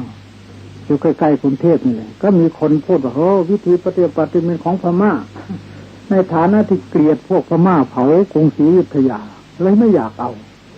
แต่ก็มีคนมานิมนต์อาตมาไปอาตมาเขียนกระดานดำขึ้นกระป้ายไว้ศาลาเลยเอาโยมอ่านหนอเนี่ยใครอ่านยังไงตัวหอตัวนอสอหนอภาษาลายภาษาไทยมาจากพระไตรปิฎกเล่มไหนรู้ไหมไม่รู้ก็ว่าให้ฟังแล้วมีคนเข้าฐานเยอะเนี่ยอย่างเนี้ยถ้าสงสัยแล้วมันเป็นอย่างนี้นะการปฏิบัติมันก็ผิดไปได้เพราะฉะนั้นพระพุทธเจ้าจึงถือว่าเป็นบาปอย่างกลางมันเกิดขึ้นในใจของแต่ละบุคคลทีนี้บุญก็ชำระบาปอย่างกลางนี้อีกคือสมาธิ3ยังมีบาปอย่างละเอียดนอนร้องอยู่ในใจเหมือนที่ตะกอนอยู่ก้นต่อมบาปอันนี้ต้องชำระโดยบุญขั้นละเอียดคือวิปัสสนานี่แหละบุญแปลว่าชำระบาปอย่างหยาบอย่างกลางอย่างละเอียดบุญก็มี3ขั้นบุญอย่างหยาบบุญอย่างกลางบุญอย่างละเอียดบุญอย่างต้นบุญอย่างยาวคือบุญต้นก็ชำระกายกับวาจาบุญอย่างกลางคือสมาธิก็ชำระใจจากนิวรณ์5บุญอย่างละเอียดคืออนุสัยบุญอย่างละเอียดคือวิปัสสนาก็กำจัดอนุสัย12ตัวโลภะ8โทสะ2โมหะ2นี่แหละฟังเอาบุญแล้วมันได้บุญอย่างนี้สิยอมนะเมื่อเรารู้บุญเนี่ยเราก็หาถูกเลยทีนี้มันได้ตรงไหนลูกโยมก็ลองนึกเลยสิโยมฟังเลยเนี่ยมันได้บุญตรงไหนกายได้ไหมวาจาได้ไหมใจโยมได้ไหมบุญเกิดทางกายวาจาใจได้แล้วนะน้อยหรือมากก็ว่าเอาเอง2ฟังเอาความรู้อันนี้ต้องจำถ้าไม่จำไม่ได้อาตมาจะเทศเรื่องอะไรละโยมมันเนี่ยย่างไปทางนี้จะได้ไม่ต้องเสียเวลาไปทางไหนล่ะฟังให้ดีนะทีนี้3ฟังพอเป็นอุปนิสัยปัจจัยมันฟังเอาบุญนี่โยมจะรู้เรื่องไม่รู้เรื่องก็จะนึกว่าไม่ได้บุญนะโยมฟังไปเถอะตั้งใจฟังแล้วมันเป็นบุญแล้วรู้ไม่รู้ก็ตามเช่นพระสวดอภิธรรมเนี่ยโยมฟังไม่รู้ให้ตั้งใจฟังนะค้างคาวมันรู้เรื่องหมดนะเขายังเลยไปเกิดสวรรค์ได้งูเหลือมก็ไม่รู้เรื่องแม่ไก่ก็ไม่รู้เรื่องไม่ไปสวรรค์ได้เราทำไมจะไปไม่ได้อันนี้ฟังเอาบุญฟังเอาความรู้ต้องจำฟังพอเป็นอุปนิสัยปัจจัยรู้ก็ตามไม่รู้ก็ตามตั้งใจฟังไปเถอะบางทีก็ทำงานไปบ้างล้างถ้วยล้างชามมั่งรับแขกรับคนบ้างได้ยินเสียงแว่วก็ฟังไปไม่เป็นไรดีกว่าไม่ฟังหลายเท่าข้อที่4ฟังปฏิบัติอันนี้สำคัญมันมีอยู่2อย่าง1ฟังแล้วจำไว้เมื่อมีโอกาสไปปฏิบัติตามทีหลังเช่นอาตมาสอนว่าโยมครองเรือนมันต้องมีคุณธรรม4ข้อนะพระพุทธเจ้าเรียกว่าคารวะธรรม1ขันติความอดทน 2. สัจจะซื่อสัตย์ต่อกัน 3. ธรรมะรู้จักข่มใจตัวเอง 4. จาคะศีสละขันติสัจจะธรรมจาคะมีคารวะธรรมโยมก็จำไว้ขันติสัจจะธรรมจาคะขันติสัจจะธรรมจาคะขันติความอดทนสัจจะความซื่อสัตย์ธรรมะความข่มใจจาคะศีสละนะโยมจำไว้ว่ามีโอกาสถึงข่าวนะขยันโยมอดทนเวลาทำงานเอาเงินตังน้ำก็สู้เพื่อให้มาซึ่งเงินซึ่งทองเลี้ยงตัวครอบครัวทนลำบากทนกากกรรมทนเจ็บใจเอาไปปฏิบัติทีหลังก็ได้แต่ถ้าเป็นนักปฏิบัติวิปัสสนาปฏิบัติขณะนี้เลยขณะนี้โยมฟังเทศเดี๋ยวนี้ปฏิบัติได้เลยกำหนดตรงไหนที่วัดมหาธาตุทุกวันพระจะต้องมีเทศที่คณะ5สำหรับนักปฏิบัติทั้งหมดที่ปฏิบัติอยู่ในญาติโยมในโบสถ์มีศรัทธามาฟังก็ได้ต่างอยู่บ้านไปฟังก็ได้ทุ่ม2 ทุ่มถ้าไม่มีธุระถ้ามีธุระก็เทศไว้กว่านั้น2 ทุ่มเป็นกฎเกณฑ์ส่วนมากเทศก็ให้นั่งกรรมฐานไม่ใช่ฟังเฉยๆขัดสมาธิหลับตาฟังกำหนดเลยกำหนดได้ยินหนอยินหนอยินหนอยินหนอยินหนอที่หู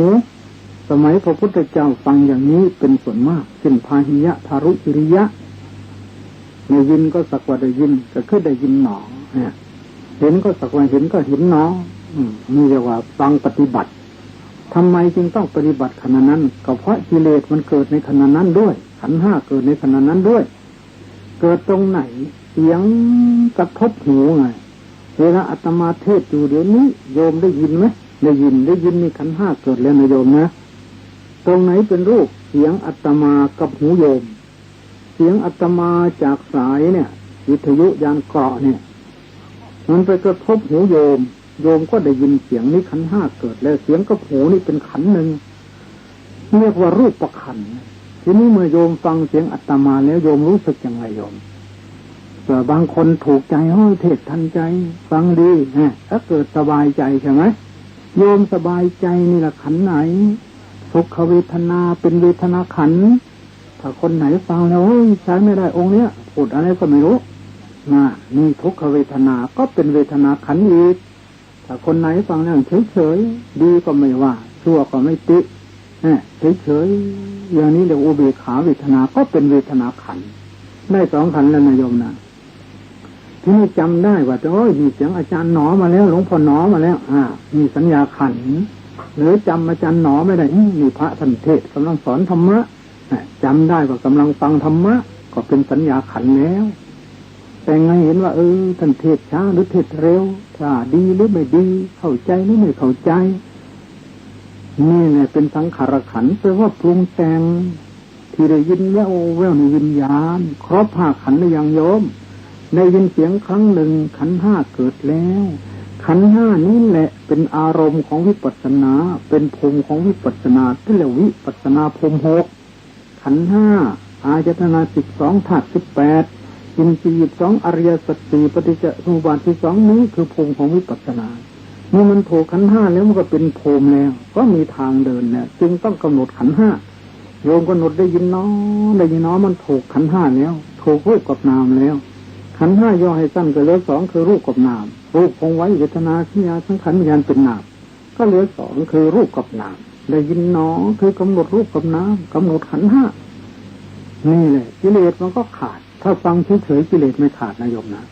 สมมติโยมจะฟังอาตมาเทศจนจบกันกิเลสไม่ขาด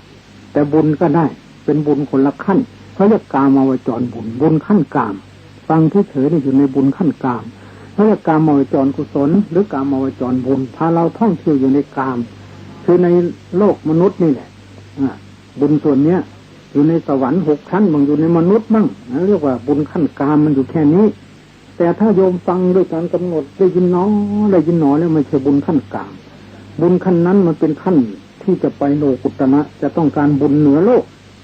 เพราะฉะนั้นถ้าโยมไม่กำหนดมันก็เป็นบุญขั้นกาม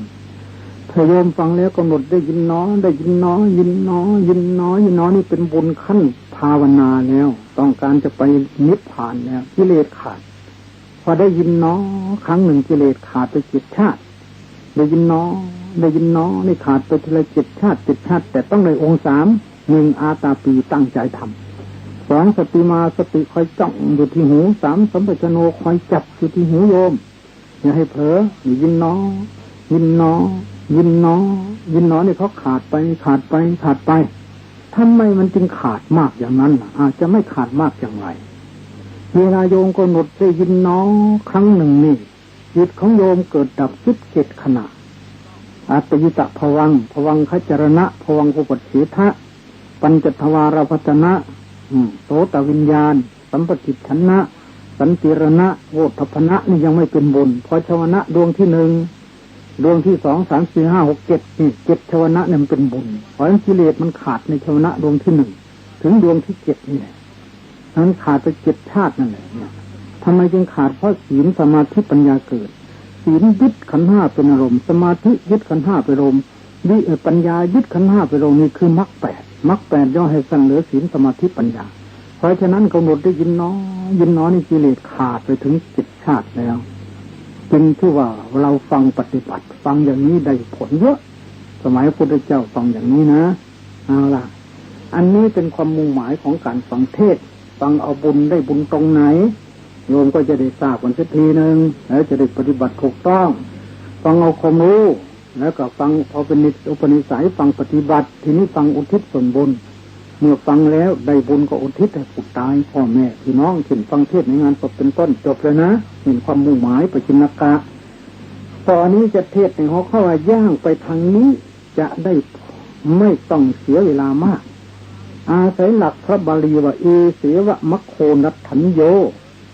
ทางสายนี้เท่านั้นที่เป็นไปพร้อมเพื่อความบริสุทธิ์หมดจดของสัตว์ทั้งหลายทางสายอื่นไม่มี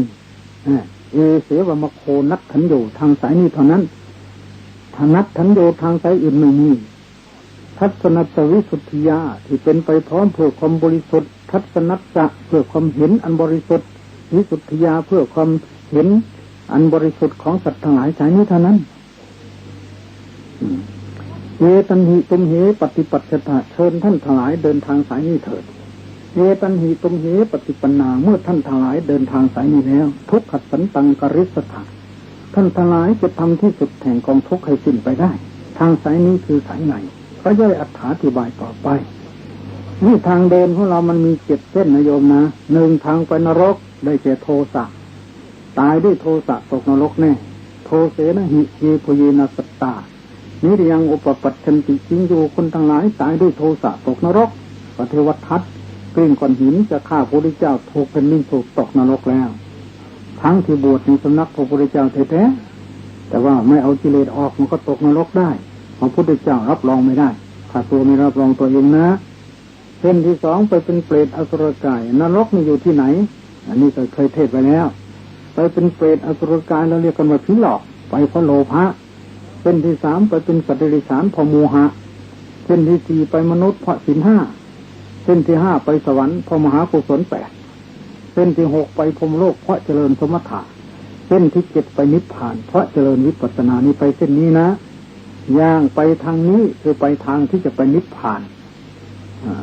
ไม่ได้ต้องเสียเวลามากนี่จะไปนิพพานก็ต้องไปทางไหนมรรค 8นั่นแหละสมเด็จพ่อตรัสไว้แล้ว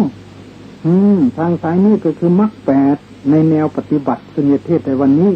มรรค 8ธรรมดามันก็ไม่มีอะไรจำคล่องได้ทางนั้นแหละสัมมาทิฏฐิเห็นชอบสัมมาสังกัปโปดำริชอบสัมมาวาจชอบสัมมากัมมันโตการงานชอบสัมมาอาชีวะเป็นอยู่ชอบสัมมาวายโมเพียรชอบสัมมาสติชอบสัมมาสมาธิตั้งใจชอบมีเท่านี้ย่อให้สั้นกันเลย3สัมมาทิฏฐิเห็นชอบสัมมาสังกัปโปดำริชอบย่อลงเป็นปัญญาสัมมาวาจาชอบสัมมากัมมันโตการงานชอบสัมมาอาชีวะเป็นอยู่ชอบย่อลงเป็นศีลสัมมาวายโมเพียรชอบสัมมาสติระลึกชอบสัมมาสมาธิตั้งใจชอบย่อลงเป็นสมาธิมรรค 8ย่อให้สั้นเหลือ3ศีลสมาธิปัญญานี่ปริยัติว่าไว้เท่านี้ไม่ยากง่ายแต่ทีนี้จะว่าปฏิบัติทีเนี้ยปริยัติว่าไว้เท่านี้ปฏิบัติสัมมาทิฏฐิเห็นชอบเห็นอะไรเห็นอะไรกันแน่จึงจะเป็นเห็นชอบอย่างโยมเห็นว่า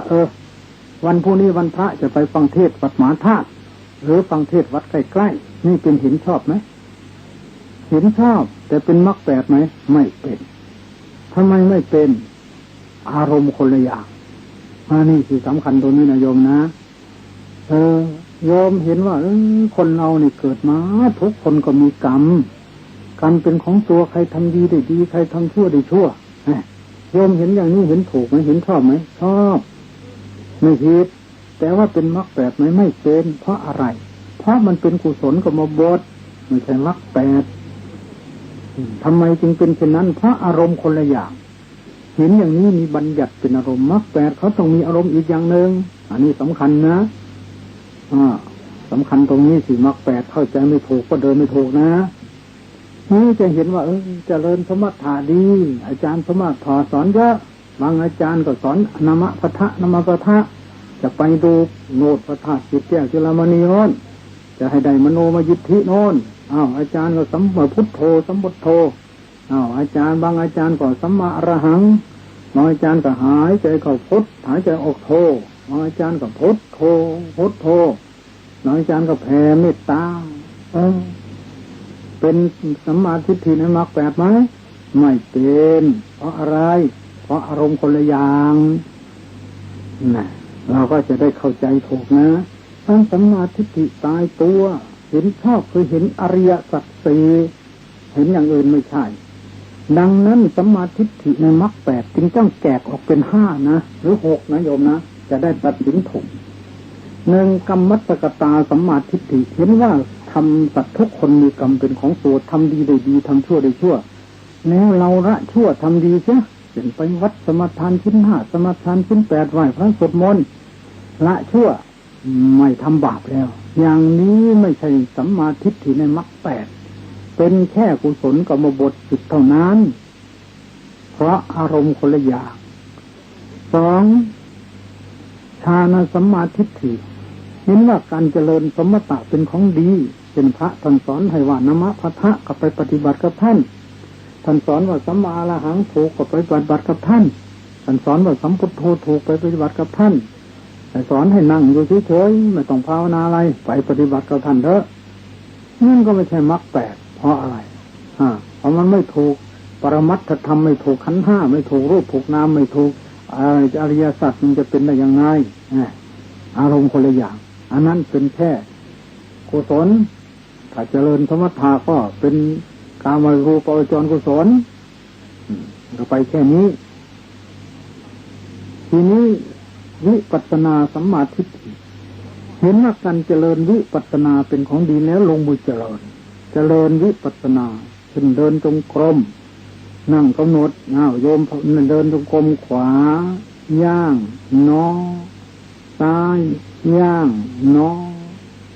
นี่ตรงนี้เป็นสัมมาทิฏฐิในมรรคแปดเริ่มแล้วตรงไหนน่ะลองนึกดูสิทีเนี่ยเห็นชอบคือเห็นอริยสัจสี่ตรงไหนเป็นอริยสัจสี่หาซะก่อนเท้าของโยมที่ก้าวไปมันคือขันธ์ห้านี่แหละขันธ์ห้าที่ก้าวไปนี่แหละเป็นทุกขสัจจะของจริงคือก้อนทุกข์ได้ข้อหนึ่งนะตัณหาก่อนที่ให้โยมก้าวไปก้าวมานี่เป็นสมุทัยสัจบาลีธนปุริมีกาตัณหาในอัตถกถามหาสติปัฏฐานสูตรแก้ไว้ชัดเจนแจ่มแจ้งในขณะที่ก้าวไปนี่แหละทุกขสัจก็มีสมุทัยสัจก็มีถ้าโยมกำหนดแล้วก็มรรคสัจก็มีนิโรธสัจก็มีถ้าโยมก้าวไปเฉยๆไม่ได้กำหนดอันนี้มันเป็นทุกขสัจไม่ใช่ทุกอริยสัจนะถ้าก้าวไปเฉยๆเนี่ยเขาเรียกว่าทุกขสัจถ้าโยมกำหนดขวาย่างนออันนี้เป็นทุกขอริยสัจแล้วตัณหาก่อนที่ให้เกิดขึ้นถ้าหากว่ากำหนดจึงจะเป็นสมุทัยอริยสัจโปรดฟังให้ดีถูกอริยสัจแล้วนะโยมนะกำหนดขวาย่างหนอนี่ถูกอริยสัจสี่แล้วขาที่ก้าวไปนั่นแหละคือขันธ์ห้านี้เป็นทุกขอริยสัจของจริงที่ห่างไกลจากข้าศึกทุกขอริยสัจจะทุกขอริยสัจจะทุกก็แปลว่าทุกอริแปลว่าข้าศึกยะแปลว่าห่างไกลสัจจะของจริงที่ห่างไกลจากข้าศึกคือกิเลสโยมกำหนดขวาย่างน้อเมื่อกิเลสตายไป7 ชาติจึงได้ชื่อว่าอริยะขวาที่ก้าวไปนี้เป็นขันธ์ห้านี้คือทุกขสัจ เมื่อกำหนดขวางย่างน้อ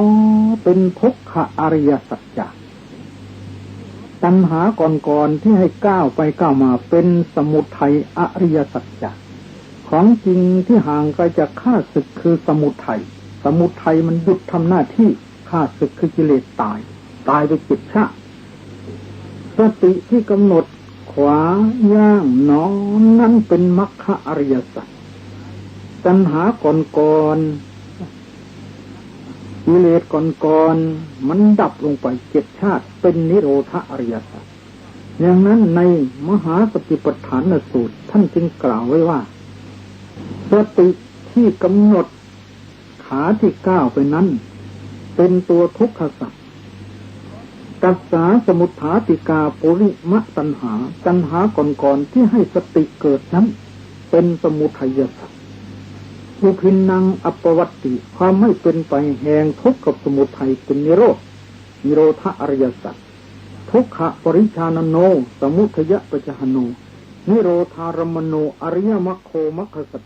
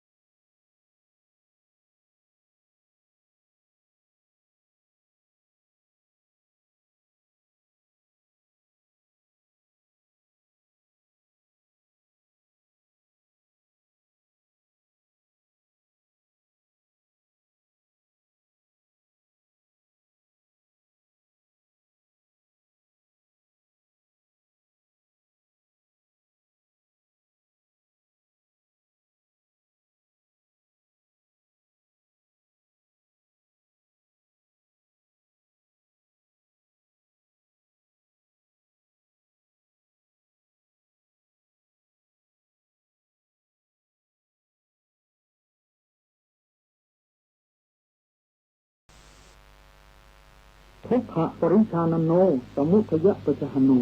นิโรธารมโนอริยมรรคโคมรรคสัจจังอริยมรรค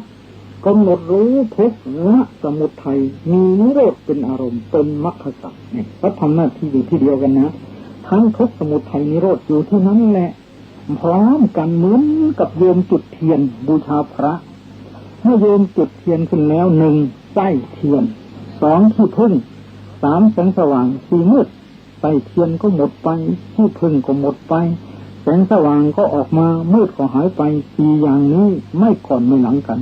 ฉันใดก็ดีอริยสัจสี่เขาต้องทำหน้าที่พร้อมกันอย่างนี้นะแต่มันเป็นโลกียะเพิ่งเริ่มปฏิบัติแต่ถึงนั้นก็มีอำนาจกิเลสยังขาดไปต้องเจ็ดชาติเอาอย่างไรโยมพอขวาย่างน้อนี่ขาดไปเจ็ดชาติซ้ายย่างน้อนี่ขาดไปเจ็ดชาติแต่ต้องในองค์สามให้ถูกหลักนะทำไมจึงขาดเพราะศีลสมาธิปัญญามรรคแปดทำหน้าที่อริยมรรคนี่เลยเกิดแล้วนะในเวลาเดินเอาเวลานั่งที่เนี่ยโยมเดินนี่เห็นแล้วมรรคแปดสัมมาทิฏฐิเห็นแล้วเห็นชอบอริยสัจสี่สัมมาสังกัปปะอยู่ตรงไหนโยมเดินเนี่ยสังกัปปะเขาแปลว่ากำหนดชอบคือกำหนดจะออกจากกิเลสพอขวาย่างน้อนี่กิเลสมันขาดไปแล้วนี่แหละเป็นกัปปะสังกัปปะเขาแปลว่าตัดกิเลสตามสัพพะกำหนดตัดกิเลสมันขาดไปแล้วนี่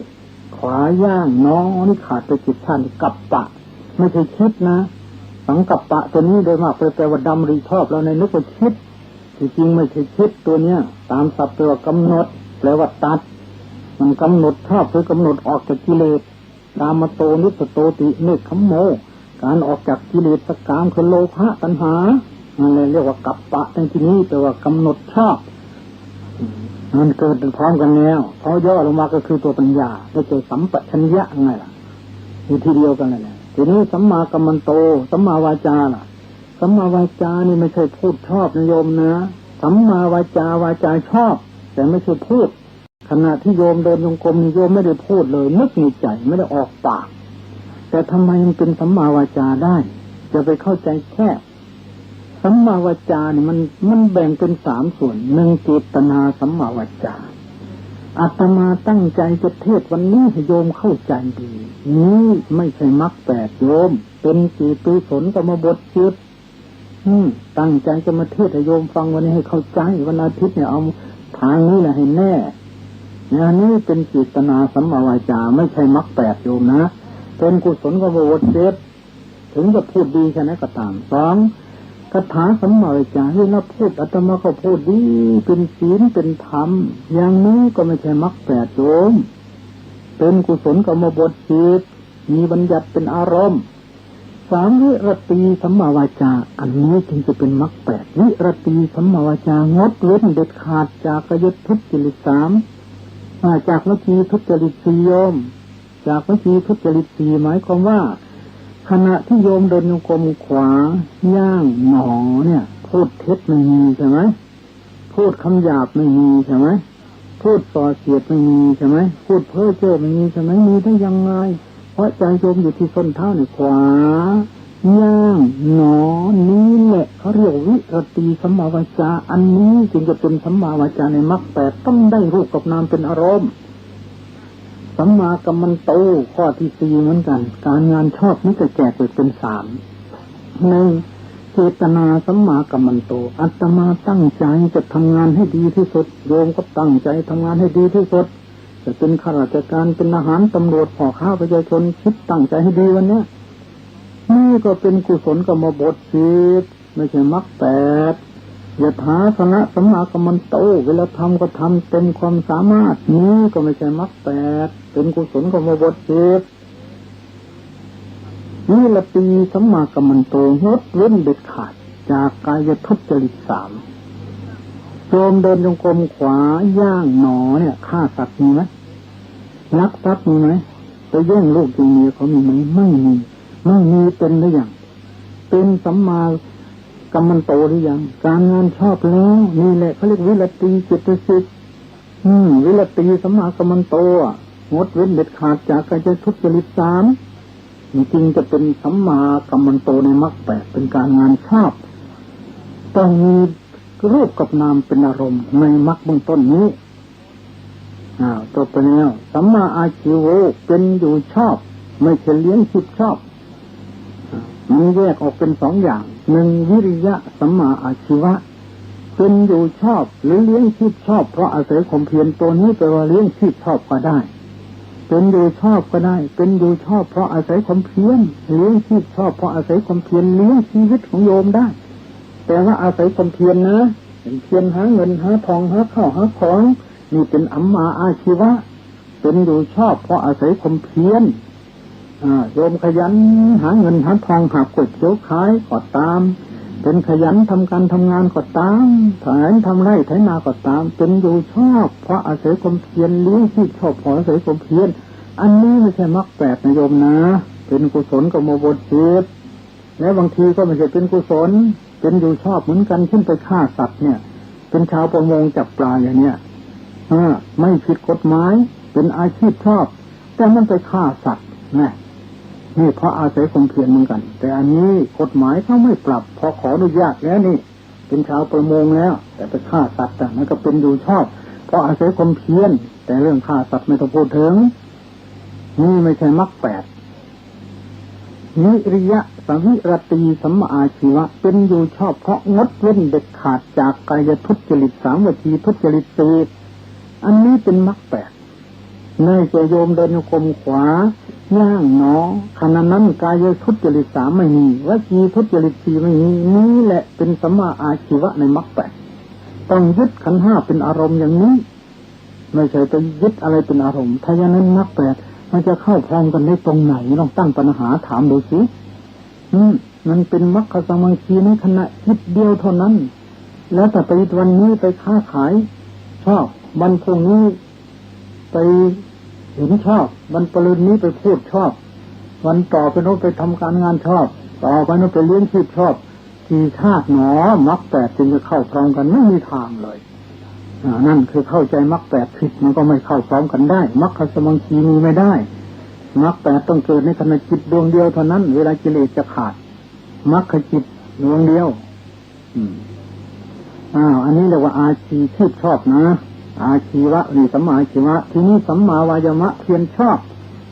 นี่ก็แบ่งเป็นสามขั้นเพียรขั้นต้นเพียรหาเงินหาทองหาข้าวหาของ อันนี้เป็นความเพียรชอบธรรมดาของคนในโลกไม่ใช่มรรคแปด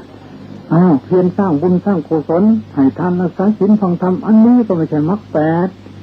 มรรคแปดเป็นความเพียรชอบสี่ประการหนึ่งสังวรประทานเพียรระวังไม่ให้บาปเกิดขึ้นในสันดาน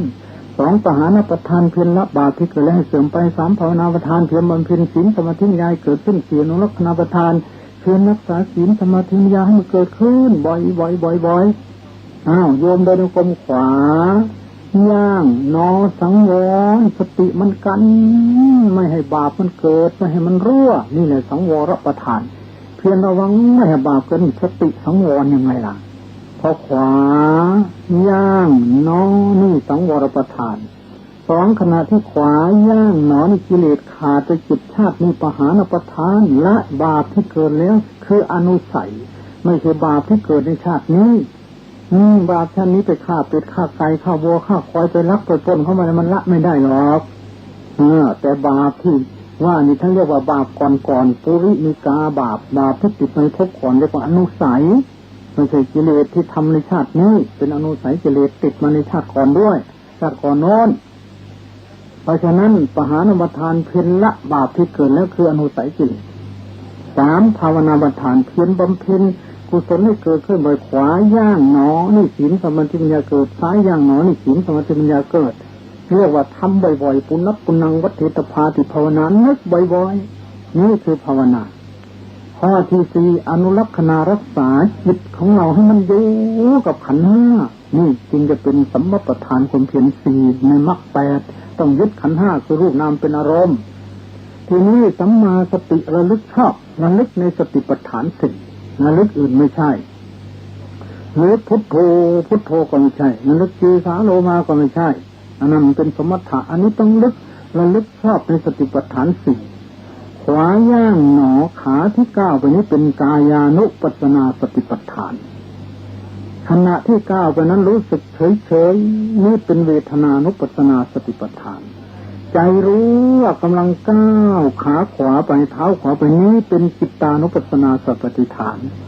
ขันธ์ห้าขาที่เก้านั่นคือรูปเวทนาสัญญาสังขารวิญญาณนี้เป็นธรรมานุปัสสนาสติปัฏฐานขาที่เก้าไปนี้เป็นตัวทุกขสัจจะทุกขสัจจะก็เป็นธรรมานุปัสสนาสติปัฏฐานสติที่กำหนดขวาย่างหนอนี่เป็นสติสัมโพชฌงค์สติสัมโพชฌงค์ก็เป็นธรรมานุปัสสนาสติปัฏฐานนี่มันถูกสติปัฏฐานเลยโยมสัมมาสติระชอบระลึกในสติปัฏฐานสี่อย่างนี้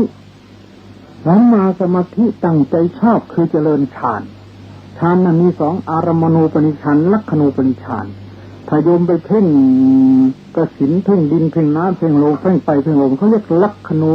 จะเรียกว่าอารมณูปนิชฌานไปเพ่งอารมณ์40ประการอย่างใดอย่างหนึ่งนั่นเป็นสมถะลักขณูปนิชฌานเพ่งพระไตรลักษณ์ที่กำหนดขวาย่างหนอนี่เพ่งพระไตรลักษณ์คือรูปกับน้ำเพ่งอนิจจังทุกขังอนัตตานี่จึงจะเป็นมรรคแปดเพราะฉะนั้นมรรคทั้งแปดย่อแล้วก็เหลือสามศีลสมาธิปัญญาศีลก็ต้องยึดขันธ์ห้าเป็นอารมณ์สมาธิก็ต้องยึดขันธ์ห้าปัญญาก็ต้องยึดขันธ์ห้าคือรูปกับนามยึดอารมณ์เดียวกันไปพร้อมกันไม่ก่อนไม่หลังกันขึ้นขวาย่างหนอนี่กายกรรมสามวจีกรรมสี่บริสุทธิ์นี่คือศีลในมรรคแปดต่างกันนะใจของโยมที่จ้องอยู่ที่เท้าที่ก้าวไปนี่คือสมาธิสัมปชัญญะรู้ตั้งแต่เริ่มยกกลางยกสุดยกนี้ตัวสัมปชัญญะนี่คือปัญญาในมรรคแปดเห็นไหมนี่มรรคแปดอยู่อย่างนี้เกิดอยู่อย่างนี้ขวาย่างหนอมรรคแปดก็เกิดกิเลสขาดไปจิตชาติซ้ายย่างหนอมรรคแปดก็เกิดกิเลสขาดไปจิตชาตินี่คือทางที่ถูกต้องที่สุดมันเป็นมรดกดั้งเดิมของสมเด็จพ่อคือสติปัฏฐานสี่ก็คือมรรคแปดวิปัสสนาอันเดียวกันนะเจริญวิปัสสนาก็คือเจริญสติปัฏฐานสี่เจริญมรรคแปดมัชฌิมาปัญญาก็คือเจริญสติปัฏฐานสี่อยู่ที่เดียวกันนั้นแหละทีนี้เมื่อเดินโยกรมเสร็จแล้วโยมนั่งดูสิทีเนี่ยมันเป็นตรงไหนทีเนี่ยมรรคแปดขณะที่กำหนดพองหนอยุบหนอเนี่ยตรงไหนเมื่อที่มีทราบมาแล้วว่ามรรคแปดคือเห็นชอบดำริชอบเมื่อย่อให้สั้นเหลือสามคือศีลสมาธิปัญญาตอนนี้จะเอาย่อไม่เอาพิสดารนะทีนี้โยมกำหนดท้องพองหนอยุบหนอตรงไหนเป็นสัจจะเป็นศีลถ้า ขณะที่กำหนดพองหนอนี่กายกรรมสามัคคีสังสีบริสุทธิ์นี่คือศีลในมรรคแปดยึดรูปกับนามเป็นอารมณ์ตอนนี้เป็นมรรคเบื้องต้นเรียกว่าบุพภาคมรรคยังไม่ใช่อริยมรรคเพราะเพิ่งเริ่มทำนี้พอต่อไปก็พองน้อยยุบหนอใจของโยมไม่เผลอจากอาการนูนแทรกของท้องนี้เป็นสมาธิในมรรคแปดรู้ตั้งแต่เริ่มพองกลางพองสุดพองนี้เป็นตัวปัญญาเขาเรียกสัมปชัญญะนี่คือปัญญาในมรรคแปดมรรคแปดต้องยึดขันธ์ห้าเป็นอารมณ์ศีลสมาธิปัญญาอื่นจากนั้นไม่ได้ดังนั้นมรรคสมังคีมรรคทั้งแปดต้องเข้าพร้อมกันในขณะจิตดวงเดียวกันไปเข้าตรงไหนคอยฟังต่อไปอันนี้เป็นญาณต้นญาณที่หนึ่งกำหนดขอย่างหนอใส่หนอนั่งกำหนดท้องพองหนอยุบหนอเขาจะเห็นชัดลงไปว่าพองกับยุบเนี่ยมันเป็นคนละอันท้องพองอันหนึ่งท้องยุบอันหนึ่งใจที่กำหนดพองยุบก็เป็นคนละเรื่องคนละใจอย่างนี้แล้วก็แยกรูปแยกนามสูงขึ้นไปก็กำหนดด้วยไปพองหนอก็จะเกิดพองยุบเขาหายไปนี่มันจะเข้าเขตญาณสองต่อไปมันจะเกิดขนลุกเกิดน้ำตาไหลเกิดเห็นสีเห็นแสงเห็นสังสว่างนี่เป็นญาณที่สามมรรคแปดก็ยังทำหน้าที่คมไปเรื่อยไปทางศีลสมาธิปัญญาต่อไปเขาจะเกิดญาณสี่เห็นรูปนามเกิดดับ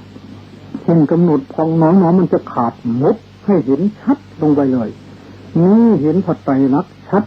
50% แล้วก็โดยอำนาจมรรคแปดสูงกันไปถึงญาณที่ห้าพังขยานตัวเบานั้นมรรคแปดก็ยังทำหน้าที่กำหนดรูปกับนามอีกถึงญาณที่หกพยายานกลัวก็ยังทำหน้าที่ของมรรคแปดถึงญาณที่เจ็ดอาทิวะเบื่อหน่ายทุกโทษเยอะถึงญาณที่แปดเบื่อหน่ายไม่อยากเกิดเป็นมนุษย์นั่นญาณที่มรรคแปดก็ทำหน้าที่ไม่หยุดยิ่งเข้มงวดกันโดยลำดับถึงญาณที่เก้าใจกวนกวายมรรคแปดก็ยังทำหน้าที่ของเขายึดขันธ์ห้าคือรูปกับนามไปถึงญาณที่สิบปฏิสังขารญาณใจเข้มแข็งสู้ตายมรรคแปดยิ่งเข้มแข็งขึ้นไปถึงญาณที่11สังขารุปเปกขญาณนี่มรรคแปดทำหน้าที่เป็นสังขารุปเปกขญาณดูรูปดูนามเฉยเห็นเกิดเห็นดับอยู่แล้วนะแต่ว่าใจไม่ออกไปทางอื่นนั่งเพลินแล้วเวทนาไม่กวนแล้วถึงญาณที่12สามารถจะรู้ชัดว่ารูปนามมันดับลงไปตรงไหนเมื่อไหร่อันนี้มรรคแปดทำหน้าที่เกือบสมบูรณ์แล้วเหลืออีกนิดเดียวไม่มากนะถึงญาณที่13โคตรภูญาณมรรคแปดยึดนิพพานแล้วตอนนี้เปลี่ยนอารมณ์แล้ว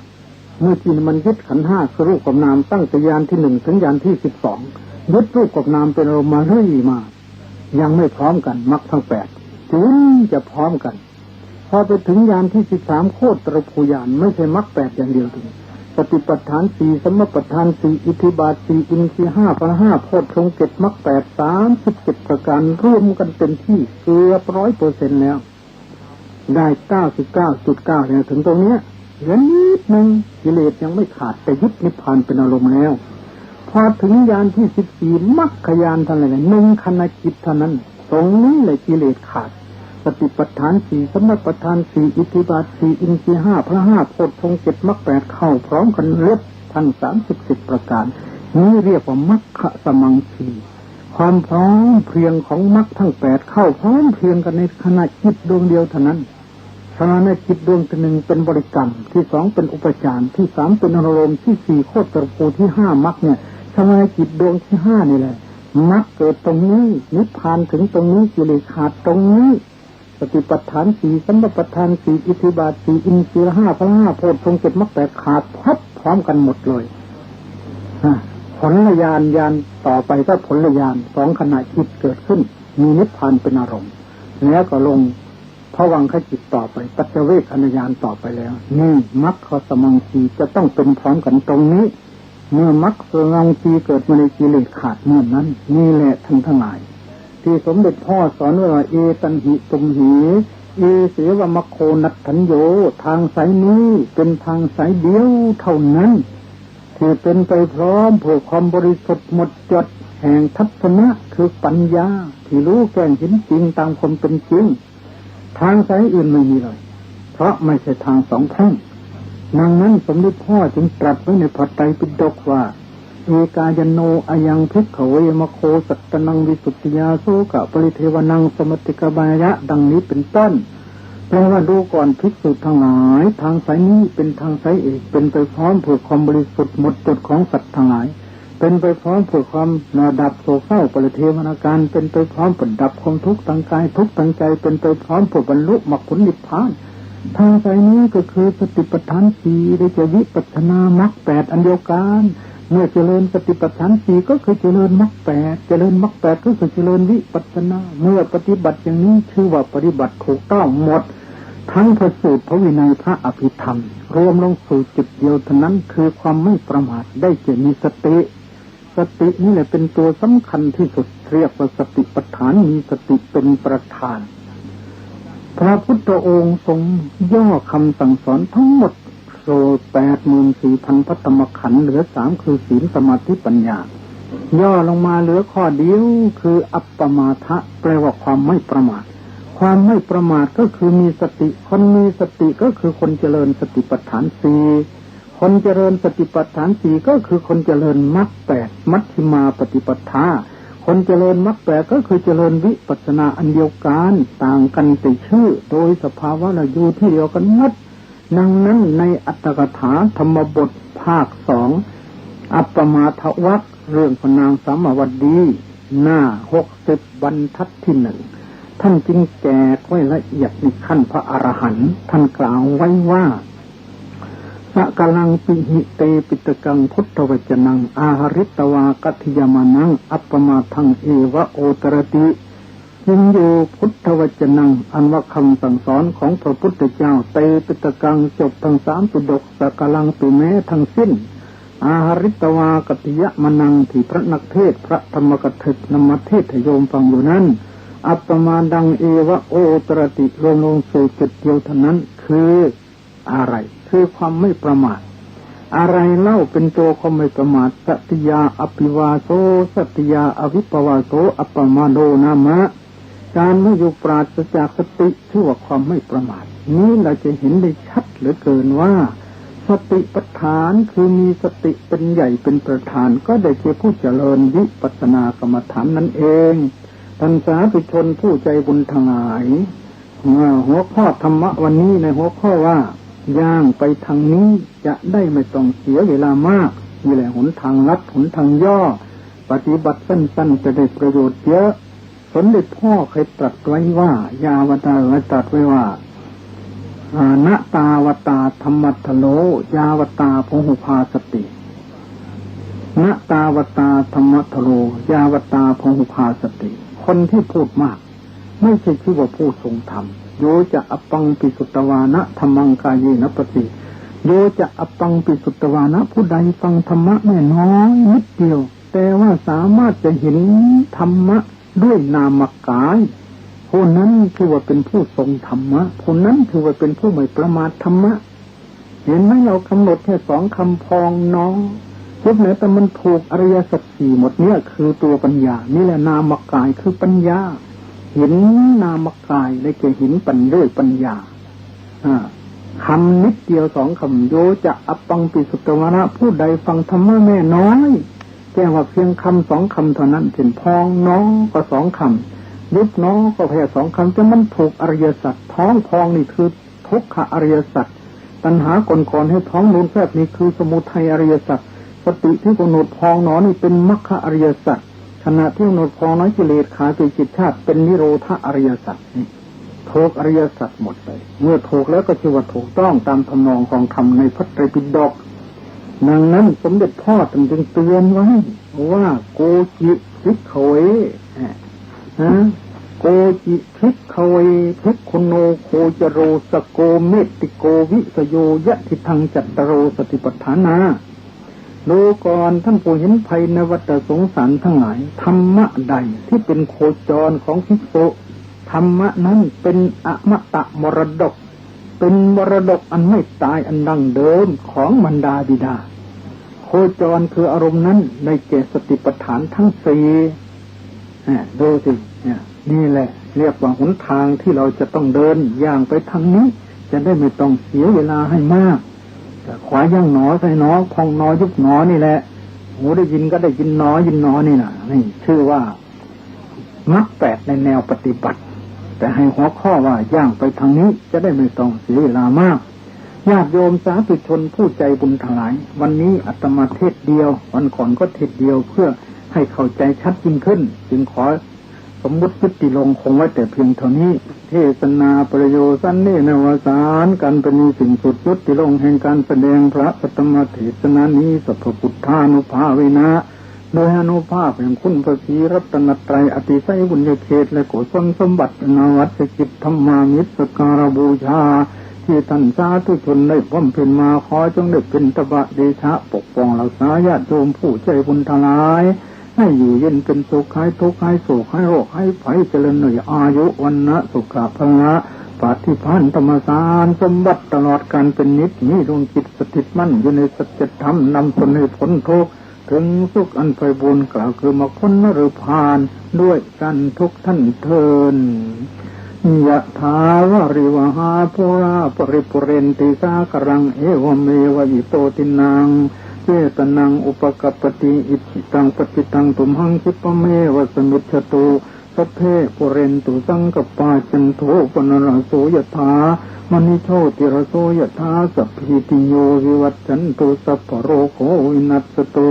มาเตปวัตตวันตรายโยสุขีที่ขาโยโกภวาอภิวาตนาสีลิสนิจจังพุทธาปจายิโนจัตตารโอธรรมาวัฏฐันติอายุวันโนสุขัง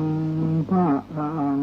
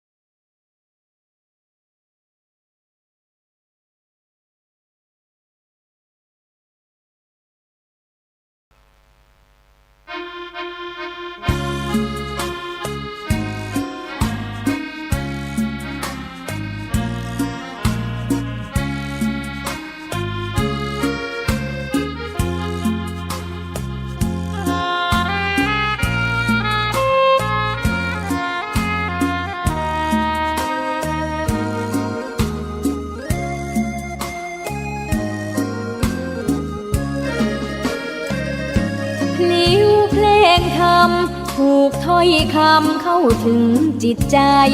ฟังรายการวิทยุเสียงใสส่งถึงใจไปสู่ปลายนา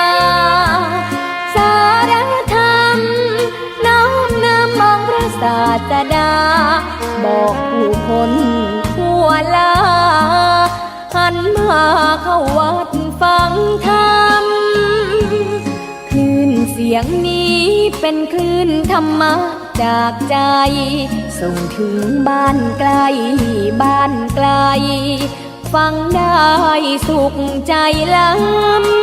ำยามดึกดื่นค่ำคืนมีงานต้องทำเป็นคลื่นสารธรรมเน้นย้ำธรรมะเพื่อนใจเสียงคลื่นธรรมบอกหลักธรรมให้คลายความเหงาฟังเสียงธรรมะเบาเบาบอกเล่าถึงคนบ้านไกลสื่อธรรมะบอกลดละละวางด้วยใจสื่อไปถึงสวงในเข้าใจหลักธรรมหลักดีพลิ้วเพลงธรรมถูกสัมพันธ์จิตใจร่าเริงฟังสาระธรรมะบันเทิงรื่นเริงในชีวิตยามวันว่างเดินทางไปเยี่ยมสถานีนัดพบกันน้องพี่วันนี้วันดีวันเสาร์สวดมนต์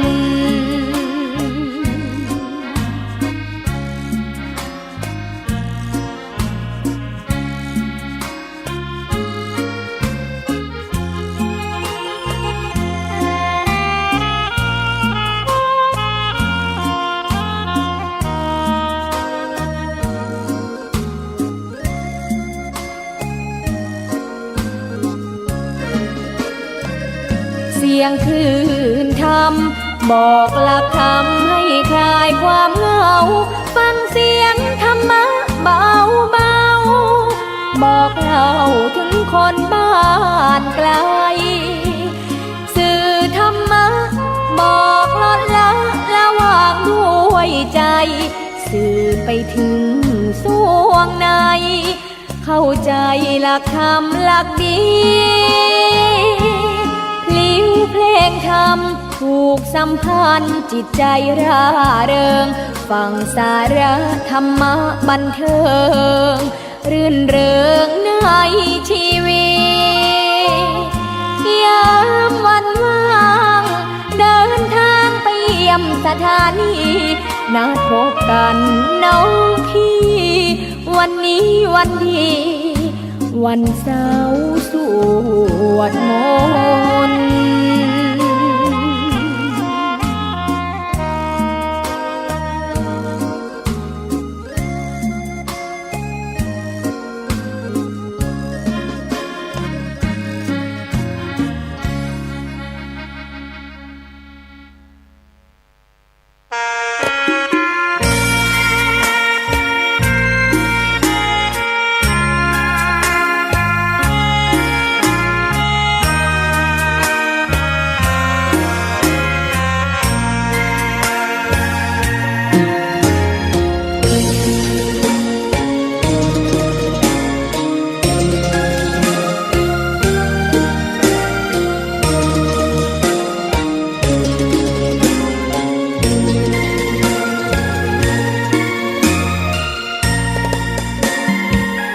ดอกบัวดอกหนึ่ง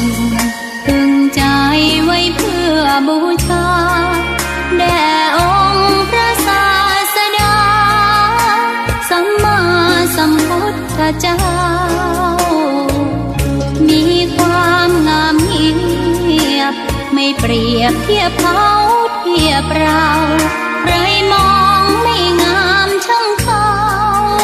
แต่เจ้าก็คือดอกบัวด้วยความสัตย์ซื่อยึดถือความดีเป็นหลักใครรักไม่รักก็ไม่จมปลักมองมัวเมื่อโผล่พ้นน้ำก็เห็นความงามในตัวไม่ยึดติดในตมชั่วขอเป็นดอกบัวดอกดีใครไม่มองว่าบัวงามเด่นแต่บัวก็เป็นดอกบัวทุกวันอย่างนี้ไม่อยากเด่นดังแต่มุ่งหวังในทางเด่นดีเกิดมาเพื่อสร้างบารมีถวายชีพนี้บูชาดอกบัวดอกน้อยเฝ้าคอยคนที่ใจบุญมาโอบเอื้อเกื้อกูลรู้ค่าของบุญเก็บบัวขึ้นมาเพื่อสร้างความดีและเสริมบารมีดังว่าใช้ดอกบัวนี้บูชาพระสัมมาสัมพุทธองค์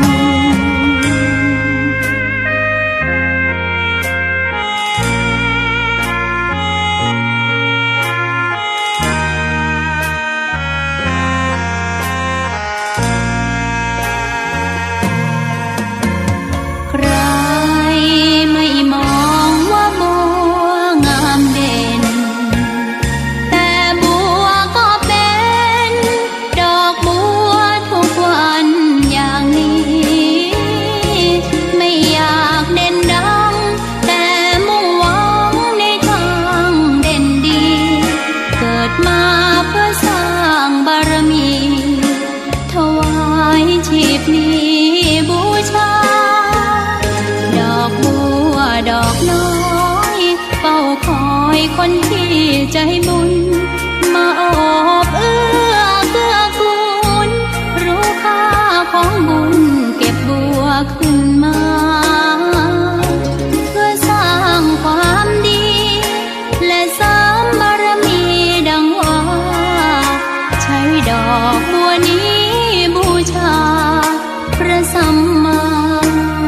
วันพุธทอง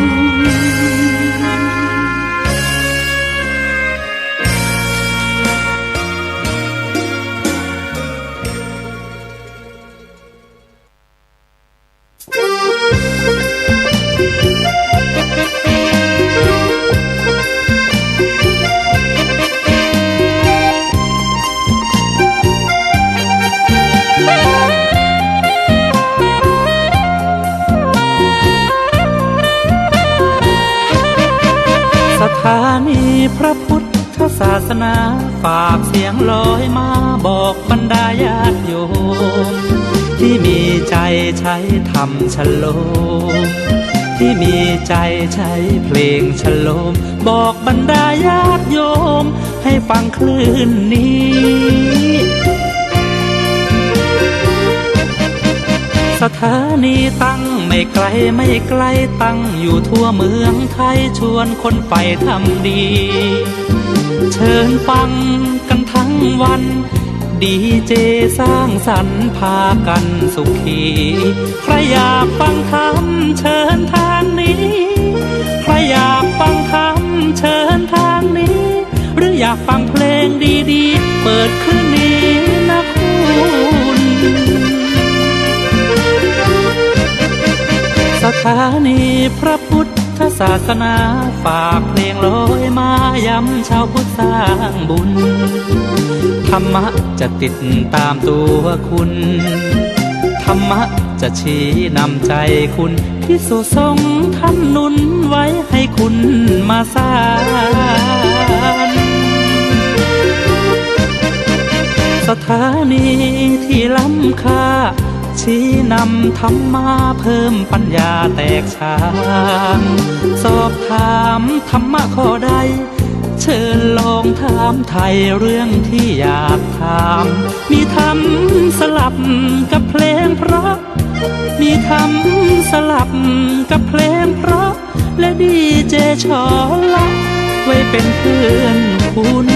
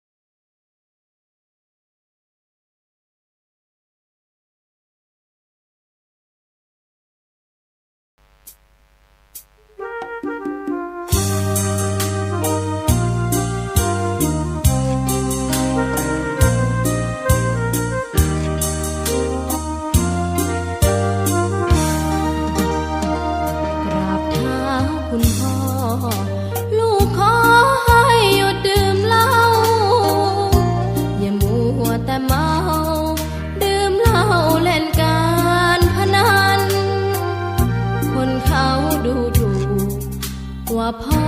ขี้เกียจทำงานชาวบ้านรังเกียจเดียฉันต่างประจานคุณพ่อสิ้นดีสงสารคุณแม่ลำบากแท้หาเงินมาให้ได้มาเท่าใดพ่อใช้จนหมดไม่มีขัดสนจนยากลำบากคนแค้นเต็มทีอนาคตของลูกริบหรี่ความหวังที่มีมืดมนพ่อดื่มสุราเหมือนกินน้ำตาของแม่พ่อจ๋าฐานะเราแย่หากไม่แก้ความจน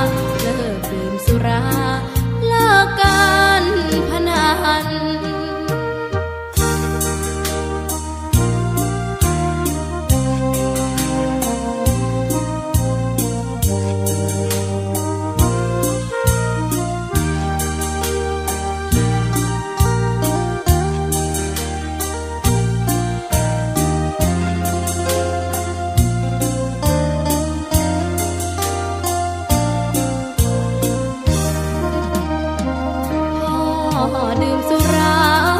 เหมือนกินน้ำตาของแม่ พ่อจะฐานะเราแย่ หากไม่แก้ความจน แม่เตือนพ่อด่า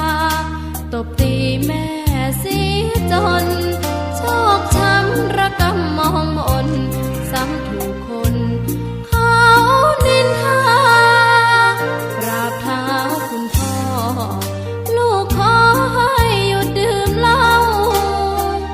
หากมัวแต่เมาคนเขาย้ำหมิ่นเรื่อยมากลับตัวเสียใหม่กลับใจมาพัฒนาก็จะมีคุณค่าเลิกดื่มสุราเลิกการพนัน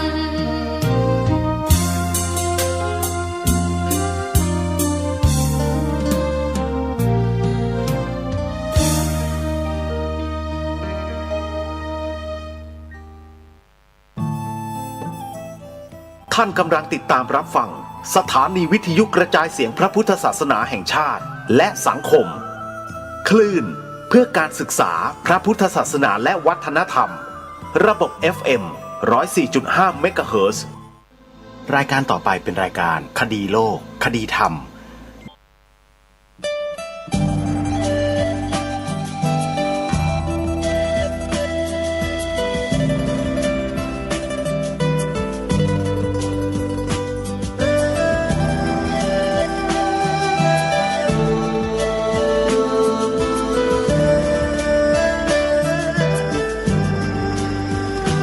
กล้าคิด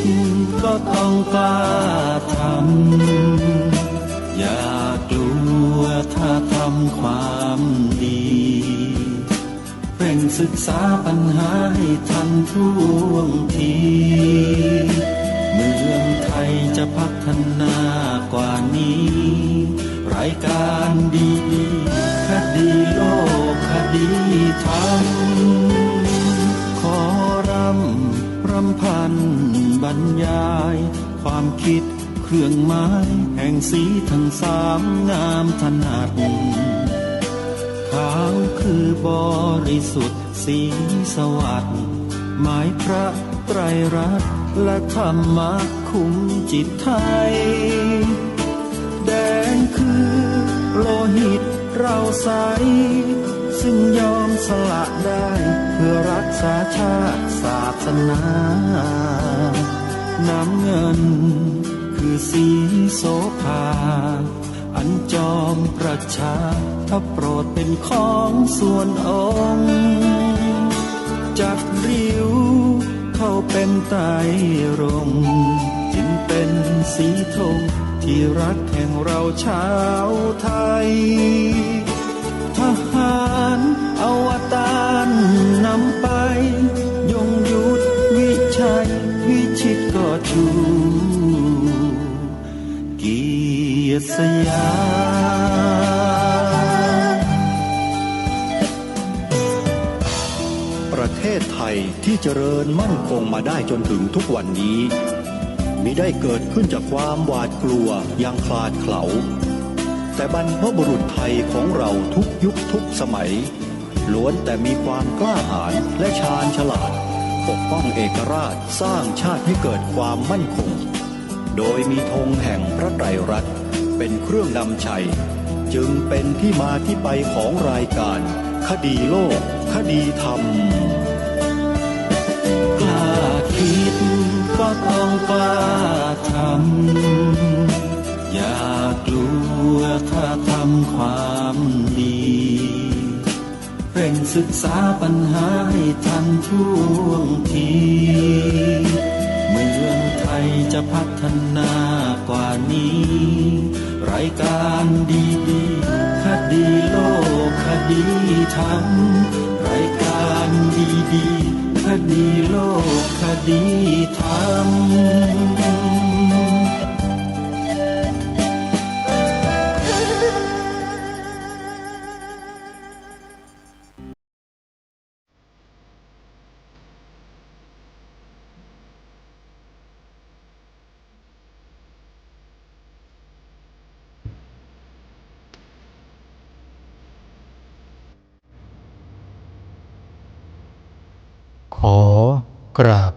ายความนอบน้อมแด่พระรัตนตรัย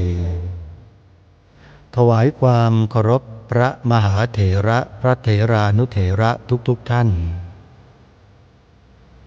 ขอความสุขความเจริญในธรรมจงบังเกิดมีแด่ท่านสาธุชนที่กำลังติดตามรับฟังรายการจากสถานีวิทยุแห่งนี้ทุกท่านขอนำท่านผู้ฟังเข้าสู่รายการคดีโลกคดีธรรม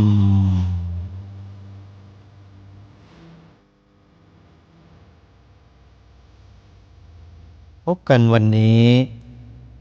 วันขึ้น1 ค่ำเดือน 3วันนี้ตรงกับวันจันทร์ที่19 มกราคม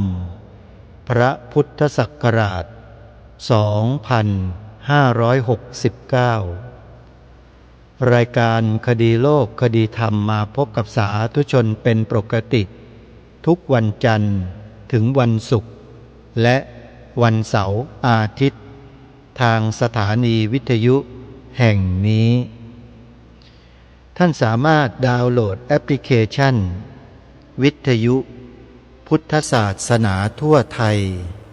เพื่อติดตามรับฟังรายการนี้ได้ทุกวันและยังสามารถติดตามรับฟังผ่าน YouTube ที่ช่องวัดฝายหินและธรรมะคลื่นสีขาวได้2 ช่องสาธุชนผู้ฟังทุกท่านงานปฏิบัติธรรมสัญจรที่พระธาตุนาดูลเราได้สัมผัสบรรยากาศของกิจกรรมเสร็จสิ้นไปเป็นที่เรียบร้อยแล้วเชื่อว่าประโยชน์ที่เกิดขึ้นจากการทำกิจกรรมในครั้งนี้น่าจะเป็นที่ปรากฏแก่หลายๆท่านที่ได้มีโอกาสเดินทางไปร่วมกิจกรรมในครั้งนี้ไม่มากก็น้อยแต่อย่างน้อยเนี่ยก็ทำให้เราได้เห็นว่า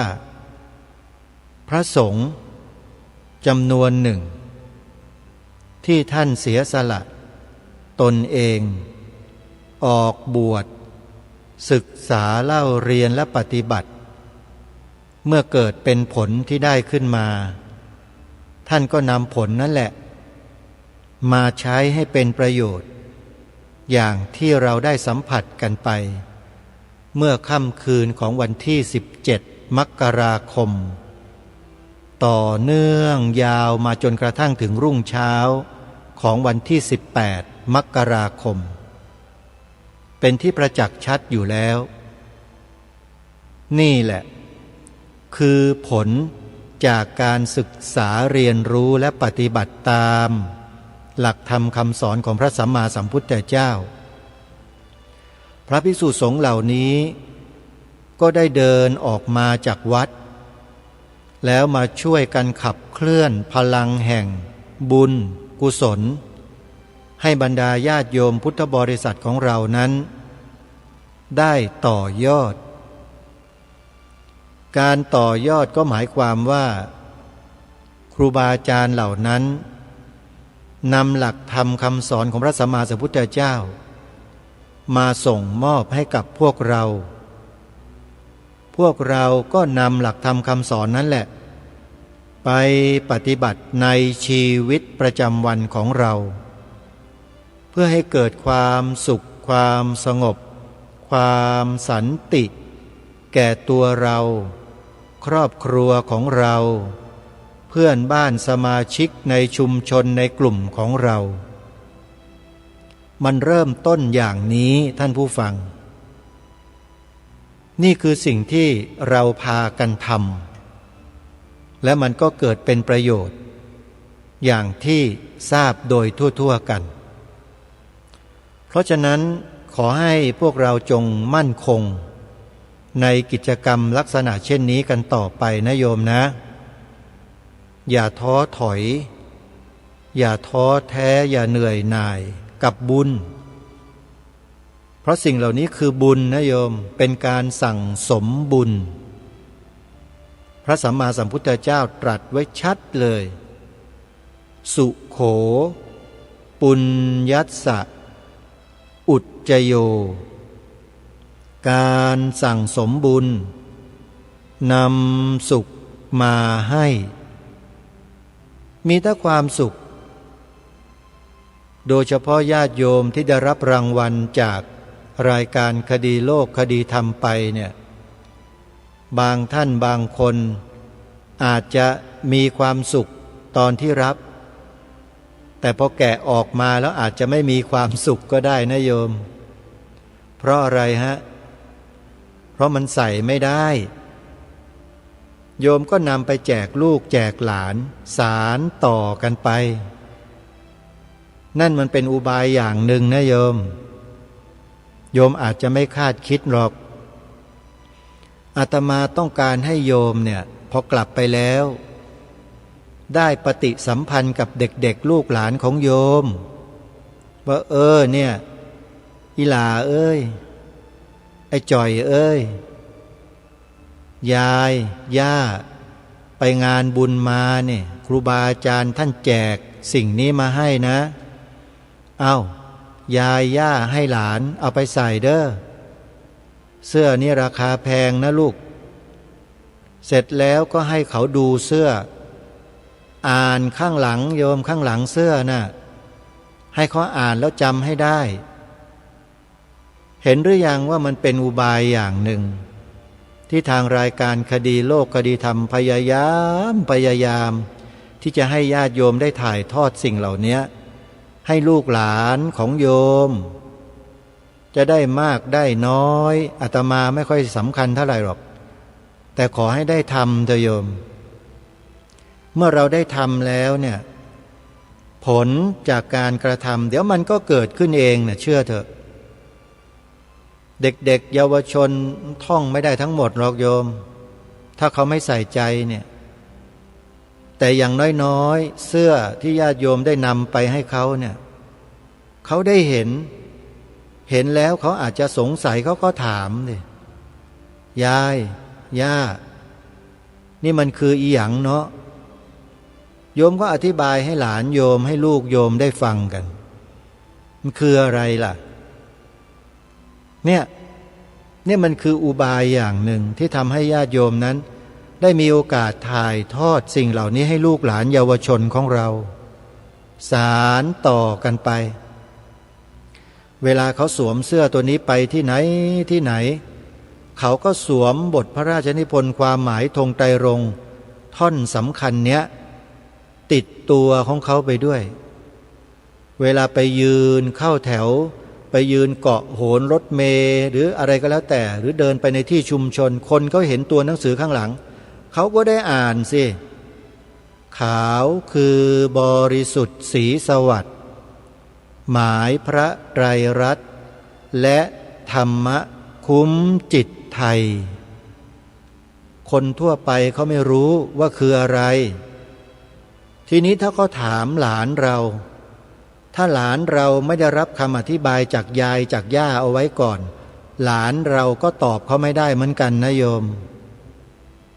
อันนี้ก็เป็นอุบายอย่างหนึ่งที่ให้ญาติโยมไปสอนลูกสอนหลานโยมนั่นแหละให้เขาได้สารต่อพระราชปณิธานนี้ขององค์พระมหากษัตริย์ของเรามันบ่งบอกถึงอะไรด้วยบ่งบอกถึงจิตสำนึกของพวกเราด้วยโยมว่าเรามีกันไหมมีความกตัญญูพร้อมที่จะกตเวทีต่อบรรพบุรุษของเราไหมมันบ่งบอกนะข้อเนี้ยเห็นไหมมันเป็นอุบายอย่างหนึ่งที่ทำให้เราได้ฉุกได้คิดกันขึ้นมาอาตมาพยายามทำนะโยมพยายามทำถ้าหากญาติโยมเห็นประโยชน์เห็นคุณค่าประโยชน์นี้ก็จะตกแก่บ้านแก่เมืองแก่ประเทศชาติของเราแก่พระบวรพุทธศาสนาของเรา ขาวคือบริสุทธิ์สีสวัสดิ์หมายพระไตรรัตน์และธรรมะคุ้มจิตไทยเป็นการตีกรอบไว้เฉพาะประเทศไทยอย่างเดียวนะถ้าเป็นประเทศไทยต้องอย่างนี้จะเป็นอย่างอื่นไม่ได้และเราก็ไม่ได้กีดกั้นการนับถือศาสนาของใครนะคุณนับถือคุณปฏิบัติอย่างไรคุณว่ากันให้เต็มที่แต่ของประเทศนี้หลักของประเทศนี้เป็นอย่างนี้พวกคุณทั้งหลายต้องยอมรับหลักของประเทศนี้ด้วยให้ยอมรับเฉยๆไม่ใช่ให้ต่อต้านทุกวันนี้มันมีคนต่อต้านนะต่อต้านนี่แหละสีขาวเนี่ยขาวคือบริสุทธิ์สีสวัสดิ์หมายพระไตรรัตน์และธรรมะคุ้มจิตไทยนี่แหละต่อต้านเพราะอะไรเพราะคนพวกนั้นเขาเห็นว่าประชาชนคนไทยมันไม่รู้ไม่มีใครมาสอนมาบอกในโรงเรียนก็ไม่เอาถ่านครูอาจารย์ก็ไม่สอนไม่บอกนักเรียนแล้วใครน่ะที่ไม่บอกสอนครูมันก็ไล่ไปสิตั้งแต่ไหนแต่ไหนขึ้นไปจนถึงสูงสุดนั่นแหละก็คือรัฐมนตรีแล้วก็นายกอันนั้นคือสูงสุดนะผู้บริหารประเทศไม่สนใจไม่ใส่ใจเรื่องนี้ทั้งที่เป็นเรื่องของชาติบ้านเมืองตัวเองแท้ๆเป็นเครื่องบ่งบอกสัญลักษณ์ถึงความเป็นเอกราชของชาติแท้ๆเลยขาวคือบริสุทธิ์สีสวัสดิ์หมายพระไตรรัตน์และธรรมะคุ้มจิตไทยเนี่ยตอนนี้กำลังดังไปทั่วทั้งโลกกำลังจะเป็นไวรัลเลยเห็นไหมพระสงฆ์เดินธุดงค์ที่อเมริกาญาติโยมเดินเพื่อสันติภาพเห็นหรือยังสันติภาพมันมาจากข้างในไม่ใช่อยู่ข้างนอกนะและพระสงฆ์น่ะมีความสันติภาพจริงอยู่ในใจจริงๆนี่แหละโลกเขาจึงยกย่องเพราะฉะนั้นขอให้พวกเราช่วยกันญาติโยมสืบสารรักษาต่อยอดและสิ่งที่ทางรายการนำมาให้พวกท่านเนี่ยเป็นสิ่งของบรรพบุรุษของเราเป็นสิ่งขององค์บูรพมหากษัตริย์ของเราไม่ได้ไปนำมาจากพวกนักปรัชญาตะวันตกไม่ได้ไปนำมาจากนักสิทธิมนุษยชนที่ไหนไม่ใช่พวกนั้นมันไม่ใช่โยมไม่ใช่บรรพบุรุษเราอาตมาไม่นำมาหรอกเพราะมันใช้ไม่ได้ไม่ใช่ของจริงไงเป็นของทำเทียมขึ้นมาแล้วพวกเราก็ลอกเลียนแบบพอลอกเลียนแบบเข้ามาแล้วเอามาใช้ไม่เป็นฮะใช้ไปใช้มาเอามาทำลายชาติตัวเองจริงไม่จริงกำลังใช้กันอยู่ทุกวันเนี่ยไปดูดินั่นน่ะแถวไหนภาคใต้นั่นน่ะใช้กันจังเลยสิทธิมนุษยชนสิทธิมนุษยชนปรากฏว่าไปร้องเรียนให้พวกตัวเองเท่านั้นเวลาพวกคนอื่นเขาโดนไม่เรียกร้องให้เขาเลยอย่างนี้ถ้าไม่เรียกว่าของเทียมแล้วจะเรียกว่าอะไรใช่ไหมโยมนั่นแหละให้พวกเราได้สำนึกในข้อนี้กันไว้ถ้าเราไม่เดินรอยตามบรรพบุรุษของเราเราจะไปเดินรอยตามใครล่ะใช่ไหมฮะ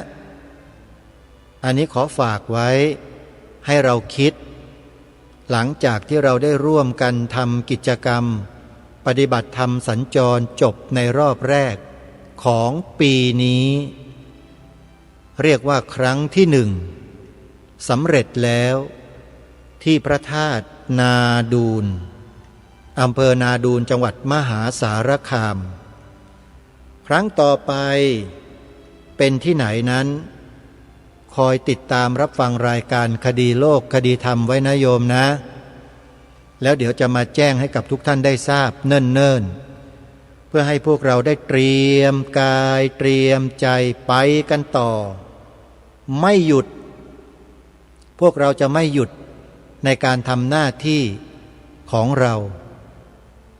ขอให้พวกเรามีสุขภาพที่แข็งแรง มีสุขภาพใจที่ดี มีบุญบารมีเพิ่มพูนยิ่งขึ้นด้วยกันทุกท่านทุกคนนะโยมนะ แล้วรอโอกาสที่เราจะร่วมกิจกรรมกันอีกครั้งต่อไปที่ไหนคอยฟังข่าวนะโยมนะ ในเบื้องต้นนี้ขออนุโมทนาบุญกับท่านผู้ช่วยศาสตราจารย์บุญยวัฒน์บุญทวงศ์อาจารย์ประจำของมหาวิทยาลัยราชภัฏเลยเจ้าของรายการเสียงชาวพุทธเลยต่อจากรายการอาตมานี่แหละทางสถานีวิทยุพระพุทธศาสนาแห่งชาติประจำจังหวัดเลยวัดป่าจริยธรรมและวัดศรีอุดมวงศ์อาจารย์บุญยวัฒน์ทำอะไรถึงต้องมาอนุโมทนากับท่านอาจารย์รับเป็นเจ้าภาพรั้วตาข่ายให้กับสวนป่าสามัคคีธรรม1 ม้วน 1,200 บาทตอนนี้เท่ากับว่าสวนป่าสามัคคีธรรมนั้นได้รั้วลวดตาข่ายมาแล้วม้วนที่5จากทั้งสิ้นที่ได้บอกบุญญาติโยมไว้20 ม้วนญาติโยมม้วนหนึ่งยาว50 เมตรสูง1 เมตร 50 เซนอาตมาจะนำไปล้อมรั้วสวนป่าสามัคคีธรรมจำนวน20 ม้วนครอบคลุมพื้นที่ทั้งหมด30 ไร่โดยประมาณก็ขอบอกบุญนะญาติโยมท่านใดจะรับเป็นเจ้าภาพเป็นม้วนหรือจะทำตามกำลังศรัทธาก็ได้โยมสามารถโอนปัจจัยเข้ามาร่วมทำบุญกับอาตมาโดยตรงเลยโดยโอนเข้ามาที่ธนาคารไทยพาณิชย์หมายเลขบัญชี114-214-9897ธนาคารไทยพาณิชย์เลขบัญชี114-214-9897ชื่อบัญชีพระประหลัดนรงฤทธิ์ขออนุโมทนาบุญกับญาติโยมทุกท่านทุกคนนะทั้งที่เอ่ยนามและที่ไม่เอ่ยนามขอให้ญาติโยมได้อานิสงส์แห่งบุญกันทุกคนและถ้ามีเวลาอาตมาก็จะขึ้นไปแล้วก็จะค่อยๆล้อมรั้วด้วยตัวเองทำเองโยมไม่มีเงินไปจ้างคนอื่นเขามาช่วยหรอกอาตมาไม่มีรายได้อาตมาลำบากในเรื่องพวกนี้โยมต้องทำเองเพื่อให้ญาติโยมได้สะดวกแล้วก็ไม่ต้องลำบากใจกันมากนะพยายามที่จะช่วยเหลือตัวเองให้มากที่สุดต้องขออนุโมทนาบุญอีกครั้งหนึ่งสำหรับญาติโยมที่เป็นเจ้าภาพรั้วตาข่ายที่จะนำไปติดตั้งแนวรั้วของสวนป่าสามัคคีธรรมอยู่ที่อำเภอจอมพระจังหวัดสุรินทร์ในเดือนกุมภาพันธ์เดือนหน้าเนี่ยที่จังหวัดสุรินทร์เนี่ยจะมีพิธีโบราณเกิดขึ้นในเดือนกุมภาพันธ์เป็นพิธีโบราณระหว่างคนกับช้างนั่นก็คือ พิธีไหว้ครูหมอประกำช้างญาติโยมเป็นพิธีโบราณที่สืบสารรักษาต่อยอดกันมาโดยลำดับในงานนั้นจะมีการประกอบพิธีที่ใหญ่ที่สุดในประเทศไทยก็ว่าได้และเป็นวิถีชาวบ้านแท้ๆไม่มีส่วนราชการส่วนวิชาการใดๆมาเกี่ยวข้องทั้งหมดเพราะนี่คือหน้าที่ของชาวบ้านผู้สืบสารรักษาประเพณีเหล่านี้มาตั้งแต่บรรพชนบรรพบุรุษหลายชั่วโคตรมาแล้วโยมแล้วไปหาที่ไหนไม่มีพิธีกรรมโบราณแบบนี้มีที่เดียวเท่านั้นคืออยู่ในจังหวัดสุรินทร์และอยู่ไม่ไกลจากสวนป่าสามัคคีธรรมด้วยและเจ้าของกิจกรรมนี้เจ้าภาพใหญ่ของกิจกรรมนี้เนี่ยรู้จักกันกับอาตมาเป็นการส่วนตัวด้วยพอถึงพิธีกรรมดังกล่าวก็จะต้องโทรศัพท์มาบอกมานิมนต์เป็นประจำทุกปีเหมือนกันงานพิธีไหว้ครูหมอประกำช้างแบบดั้งเดิมแบบโบราณแล้วงานนี้เขาจะจัดขึ้นที่วัดป่าอาเจียงบ้านหนองบัวตำบลกระโพอำเภอท่าตูมจังหวัดสุรินทร์ญาติโยมที่ต้องการไปร่วมงานนะโยมให้โยมพิมพ์คำว่าวัดป่าอาเจียงลงไปในแผนที่อิเล็กทรอนิกส์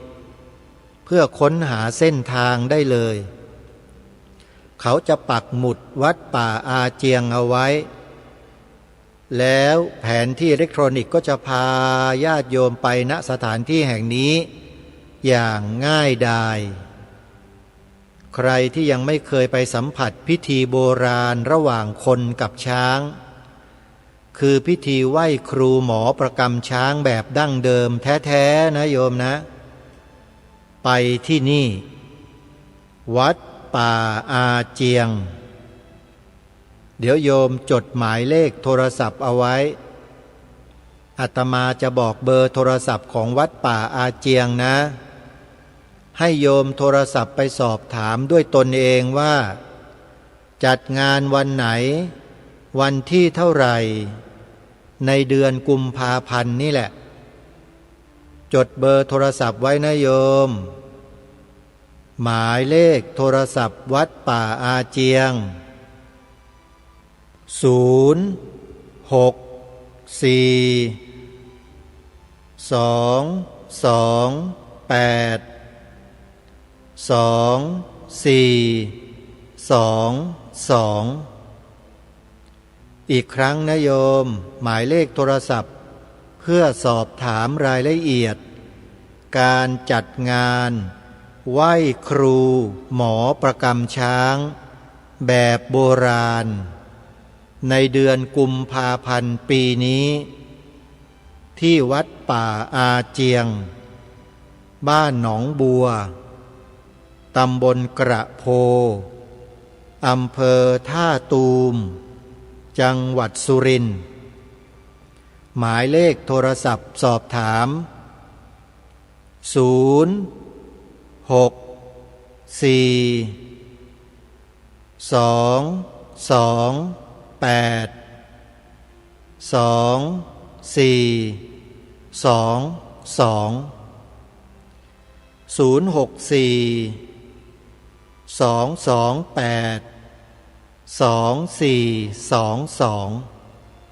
สอบถามรายละเอียดกันได้เลยนะโยมนะแล้วเดี๋ยวอาตมาภาพทราบข้อมูลที่ชัดเจนถูกต้องแล้วก็จะมาประกาศให้ญาติโยมได้ทราบในทุกๆวันของการจัดรายการถ้าไม่ลืมนะถ้าไม่ลืมถ้าวันไหนลืมหรือว่ามีภารกิจอื่นที่จะต้องปรารภต้องพูดก็อาจจะไม่ได้พูดได้บอกแต่ก็จะพยายามประชาสัมพันธ์ให้ทราบทุกวันนะโยมนะทีนี้มาปรารภถึงเรื่องราวและเหตุการณ์กิจกรรมต่างๆ ที่เกิดขึ้นในเดือนมกราคมที่ผ่านมาเราจะเห็นว่าโลกของเราเนี่ยเริ่มมีวิกฤตการณ์เกิดขึ้น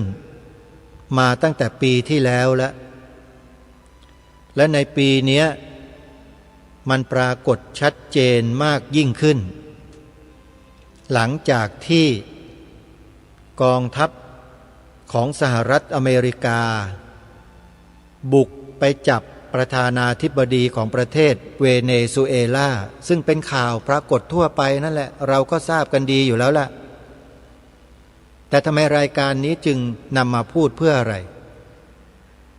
เพื่อจะบอกกับพวกเราทุกท่านทุกคนว่าเตรียมตัวเตรียมใจกันไว้ด้วยเมื่อเหตุการณ์ระดับนี้เกิดขึ้นแล้วเนี่ยมันจะไม่หยุดและจะไม่จบอยู่เพียงเท่านี้แน่นอน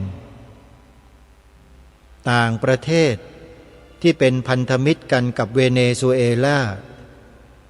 เขาก็เริ่มที่จะรวมตัวกันเพื่อตอบโต้การกระทำดังกล่าวแต่จะใช้วิธีการตอบโต้อย่างไรนั้นอาตมาก็ไม่สามารถที่จะเดาให้ถูกต้องได้แต่ทั่วทั้งโลกที่เขาใช้วิธีกันก็มีอยู่แค่2 วิธีเท่านั้นแหละท่านผู้ฟังคือ 1. เจรจากับ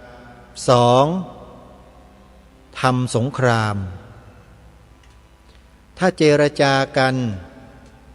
มันก็แฮปปี้แอนดิ้งมันก็จบได้ดีแต่ถ้าเจรจากันไม่รู้เรื่องสิ่งที่จะตามมานั่นแหละคือสิ่งที่เราจะต้องทำตัวเตรียมกายเตรียมใจไว้ให้พร้อมสงครามใหญ่มันจะเกิดขึ้นในโลกเหมือนอย่างที่พ่อแม่ครูบาอาจารย์ของเราท่านได้ทำนายทายทักเอาไว้แล้วปีพระพุทธศักราช 2569 เนี่ยมันจะเกิดนะโยมแต่มันจะเกิดขนาดไหนอย่างไรนั้นมันเกิดแน่นอนก็มันเกิดแล้วเนี่ยตอนนี้ชนวนมันถูกจุดแล้วไงอเมริกากับเวเนซุเอลาเนี่ยคือตัวชนวนนะเป็นชนวนที่ชัดเจนที่สุดรายการนี้นำมาพูด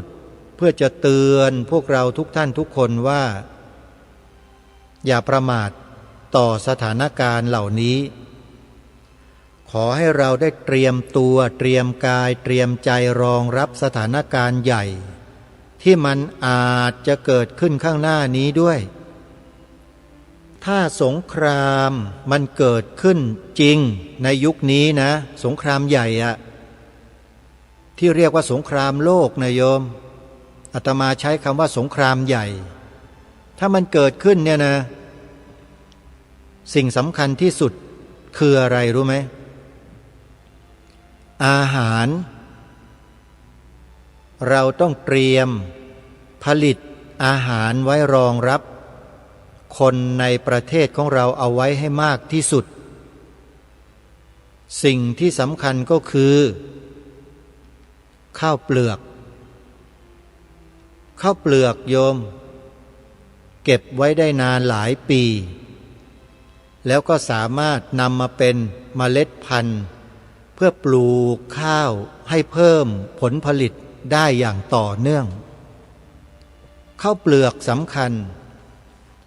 ข้าวเปลือกเผือกมันผลไม้และอาหารที่มีความจำเป็นพื้นฐานโชคดีที่ประเทศไทยเราเนี่ยมีพื้นที่ทางการเกษตรเยอะถ้าเราไม่ขี้เกียจมีความขยันขันแข็งเราจะมีอาหารสำรองไว้เก็บไว้ได้นานแสนนานเลยแล้วยังเผื่อแผ่ให้กับมนุษย์ ในที่อื่นๆได้อีกด้วยและประเทศเรานี่แหละจะเป็นมหาอำนาจทางอาหารในอนาคตถ้าเราร่วมด้วยช่วยกันผลิตแต่ถ้าเราบริโภคอย่างเดียวไม่ช่วยกันผลิตมันก็หมดได้เหมือนกันนะโยมเพราะฉะนั้นต่อไปเนี่ยทุกคนจะมองเห็นคุณค่าของชาวนาก็คราวนี้แหละถ้าไม่มีชาวนาแล้วจบเลยบ้านเมืองเราเนี่ยโลกก็จบด้วยเพราะอาหารมันไม่มีเพราะฉะนั้นตั้งแต่บัดนี้เป็นต้นไปนะโยมถ้าใครสามารถขยับขยายตัวเองออกไปสู่ภาคเกษตรเพื่อเตรียมแปลงการเกษตรของตนเอาไว้ให้ลงตัวในคราวฉุกเฉินเราจะได้มีแปลงเกษตรไว้ผลิตอาหารของเราตลอดทั้งปีได้และนี่แหละคือสัญญาณที่ส่องให้เราเห็นว่าโครงการแนวทางเศรษฐกิจพอเพียงที่พระบาทสมเด็จพระบรมชนกาธิเบศร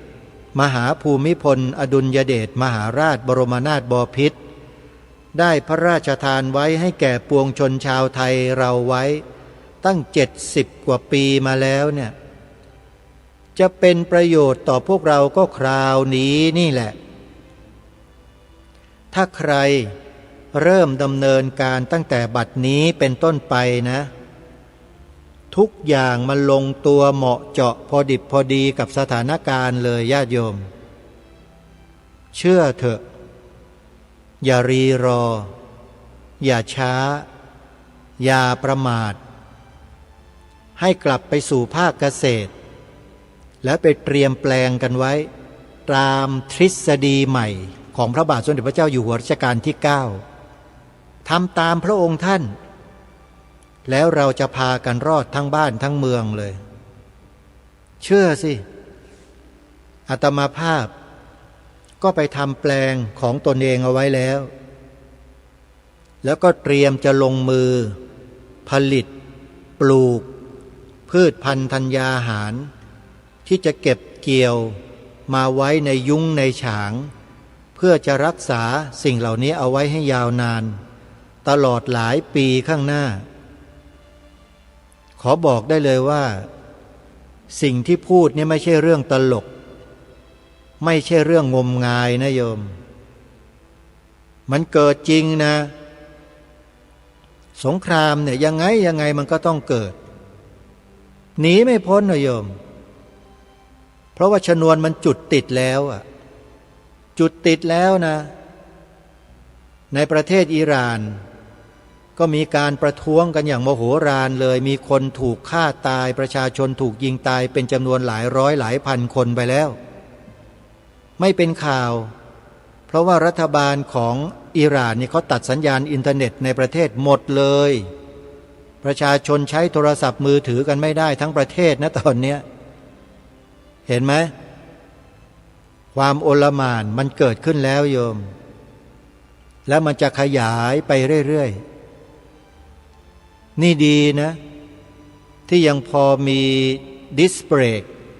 เกิดขึ้นในประเทศสหรัฐอเมริกาในช่วงนี้นั่นก็คือเรื่องของพระสงฆ์จำนวนหนึ่ง Walk for Peace ไปที่ทำเนียบขาวที่กรุงวอชิงตันดีซีสหรัฐอเมริกาเพื่อไปเรียกร้องสันติภาพให้เกิดขึ้นแก่โลกโดยจะไปยื่นเอกสารให้กับประธานาธิบดีโดนัลด์ทรัมป์ซึ่งถือว่าเป็นบุคคลที่จุดชนวนตรงนี้ขึ้นมาเพื่อให้ประธานาธิบดีท่านนี้เนี่ยได้เห็นความสำคัญของสันติภาพถ้าหากประธานาธิบดีรับเรื่องแล้วก็ถือว่าพระสงฆ์กลุ่มดังกล่าวได้ทำหน้าที่เสร็จสิ้นแล้วท่านก็จะแยกย้ายกลับไปยังประเทศของท่าน ไม่ว่าจะเป็นเวียดนามประเทศลาวประเทศไทยประเทศศรีลังกาประเทศอินเดียเป็นต้นท่านก็จะกลับไปทำหน้าที่ของท่านเหมือนเดิมแล้วประชาชนชาวอเมริกันเขาก็จะไปทวงถามประธานาธิบดีของเขาเองในฐานะที่เขามามีส่วนร่วมจากการ Walk for Peace ในครั้งนี้ก็ถือว่าภารกิจนี้ก็จะเดินหน้าต่อไปอย่างน้อยมันก็เป็นดิสเบรกในขั้นตอนหนึ่งที่ทำให้เกิดความยับยั้งชั่งใจขึ้นมาบ้างโดยที่พระสงฆ์กลุ่มนั้นก็ไม่ได้หวังผลอันเลิศเลอว่าประธานาธิบดีโดนัลด์ทรัมป์จะยุติการกระทำอะไรต่างๆที่ปรากฏต่อเนื่องเราไม่ได้หวังถึงขนาดนั้นแต่อย่างน้อยก็ทำให้โลกได้รู้ได้เห็นว่าเราได้ทำกันแล้วเราไม่เห็นด้วยกับการใช้ความรุนแรงใช้ความโกรธแค้นความอาฆาตพยาบาทนั่นไม่ใช่ความสันตินั่นไม่ใช่ความสงบสุขความร่มเย็นพระสงฆ์เราก็ทำได้เท่าที่ทำได้ญาติโยมนี่คือสิ่งที่พระสงฆ์ได้ทำกันไปแล้วแต่ยังไม่ถึงโอกาสถึงเวลาจบสิ้นเท่านั้นเองก็ขอให้เราติดตามดูสถานการณ์ที่มีการโพสต์กันอยู่ในโลกโซเชียลขณะนี้นะโยมนะแล้วก็ส่งกำลังใจไปให้ทั้งพระสงฆ์ให้ทั้งประชาชนชาวอเมริกันให้ทั้งประธานาธิบดีโดนัลด์ทรัมป์และคณะให้ท่านเหล่านั้นเนี่ยเปลี่ยนจิตเปลี่ยนใจในการที่จะกระทำอะไรที่เป็นชนวนที่ก่อให้เกิดสงครามแผ่เมตตาจิตความปรารถนาดีความหวังดีให้กับเขาพลังแห่งจิตที่เมตตาเนี่ยมันสามารถเปลี่ยนแปลงอะไรๆต่างๆในโลกมาเยอะแล้วถ้าเราร่วมแรงร่วมใจกันนะโยมนะก็ขอฝากพวกเราด้วยนอกจากเราจะทำภารกิจอยู่ภายในประเทศของเราแล้วเราก็ส่งจิตไปให้กับเขาเหล่านั้นกันด้วยเป็นการเอื้อเฟื้อและเผื่อแผ่เพื่อนมนุษย์ด้วยกันญาติโยมอย่าคิดว่าสิ่งที่เราพากันทำนี้ไม่มีผลนะอย่าคิดนะจำวลีของนักปราชญ์ระดับโลกบางคนได้ไหมที่เขาเคยเผยแพร่เอาไว้ในโลกเนี่ยเขาบอกว่าผีเสื้อกระพือปีกเพียงครั้งเดียวสะเทือนไปทั้งจักรวาลญาติโยมคำพูดนี้มีคนยอมรับกันทั้งโลกว่ามันเป็นไปได้แล้วคิดหรือว่าการแผ่เมตตาจิตความปรารถนาดีความหวังดีของพวกเราทั้งโลกเนี่ยไปให้แก่คนจำนวนหนึ่ง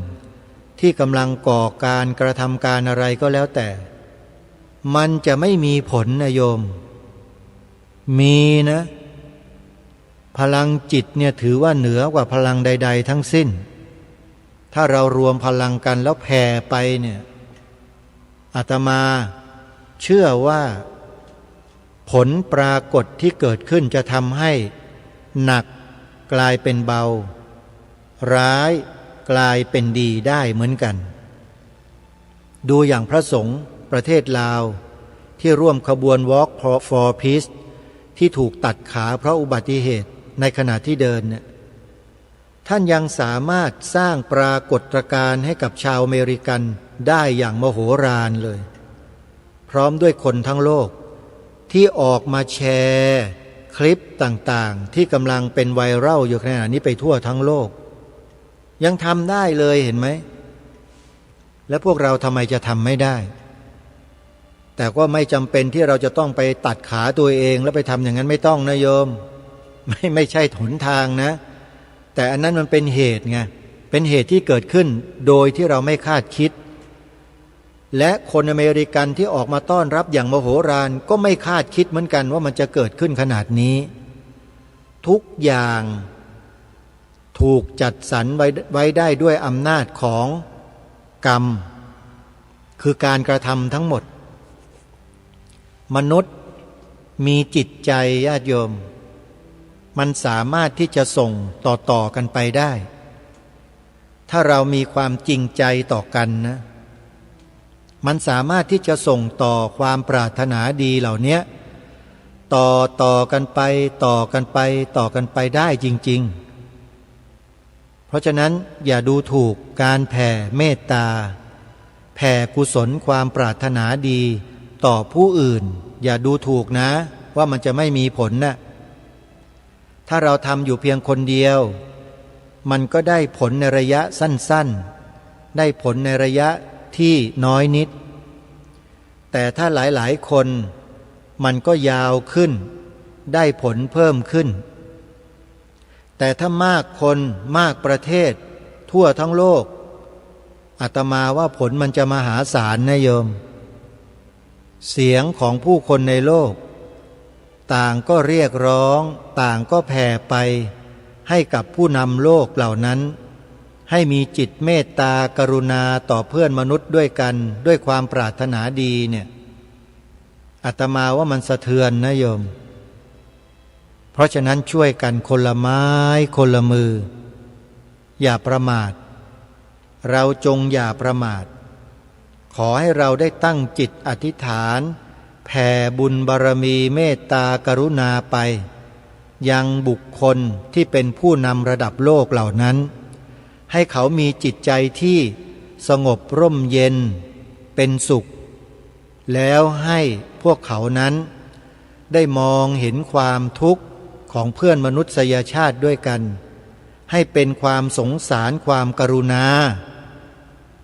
แล้วจิตใจเขาจะได้อ่อนโยนยิ่งขึ้นขอให้เราได้ช่วยกันญาติโยมประเทศไทยเรานั้นเป็นดินแดนหนึ่งเดียวในโลกที่เป็นเอกราชและมีความสงบร่มเย็นมาช้านานถึงจะมีเหตุการณ์อะไรบางสิ่งบางอย่างเกิดขึ้นในชาติบ้านเมืองแต่พวกเราก็สามารถทำให้เหตุการณ์เหล่านั้นเนี่ยสงบลงได้อย่างรวดเร็วแล้วก็เข้ามาสู่ภาวะปกติไม่มีการสูญเสียอย่างมากมายเหมือนอย่างที่ประเทศอื่นเขาเป็นเพราะอะไรเพราะบุญกุศลบารมีของบรรพบุรุษของเราที่ท่านได้สั่งสมไว้ตั้งแต่อดีตได้ส่งผลมาถึงพวกเราจนถึงปัจจุบันนี้โดยผ่านกระแสจิตแห่งความเมตตากรุณานี้เองขอให้เราได้รักษากระแสจิตเหล่านี้กันไว้นะโยมนะหมั่นสร้างบุญสร้างกุศลให้ทานรักษาศีลเจริญภาวนากันอยู่อย่างนี้แหละ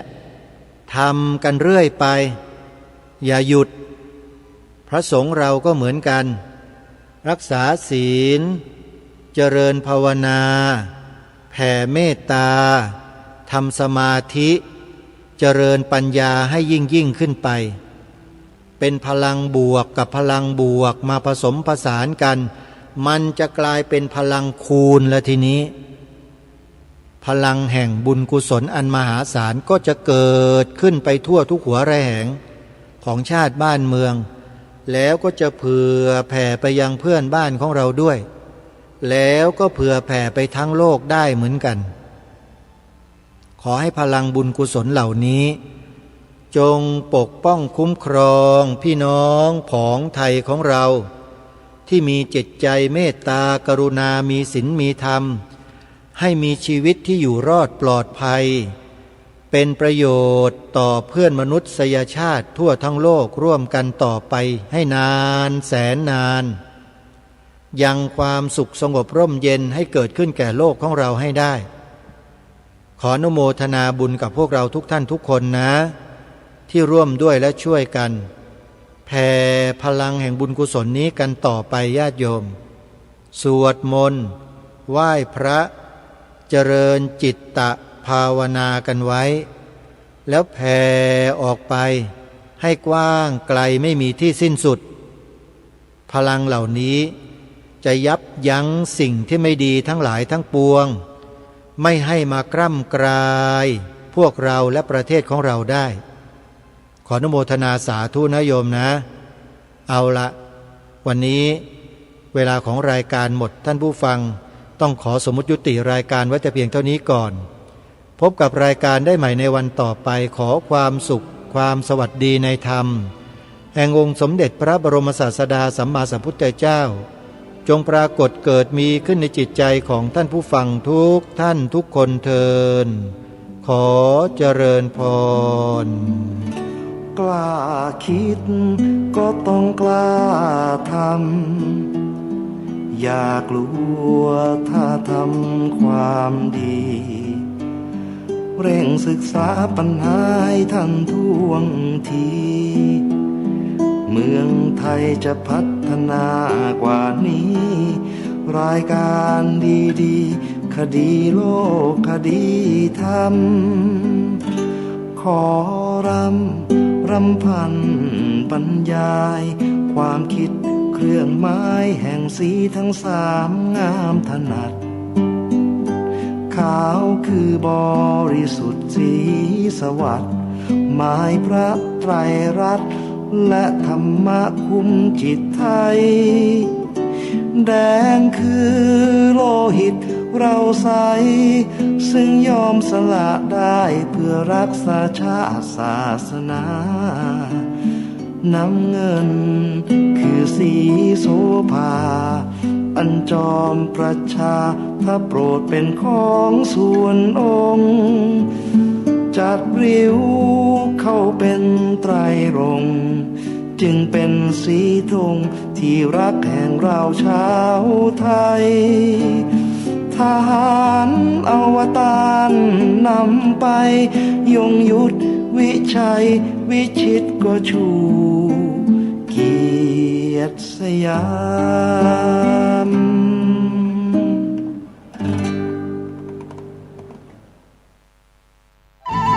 ที่จบไปแล้วนั้นเป็นรายการคดีโลกคดีธรรมดำเนินรายการโดยพระครูปลัดณรงค์ฤทธิ์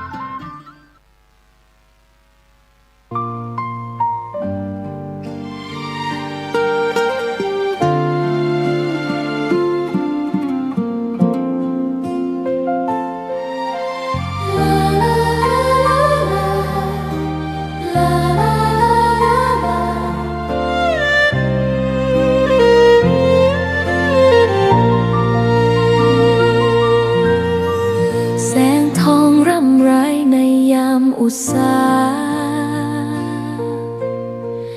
ยังเห็นพระเมตตาอยู่ทุกแห่งหนน้ำพระทัยฉโลมใจคนทั่วพื้นแผ่นดินยังอบอุ่นรอยยิ้มพระพักตร์ยังส่องแสงในดวงใจไทยไม่ลืมเสียงสายลมแผ่วเบาเหมือนเอ่ยคำปลอบ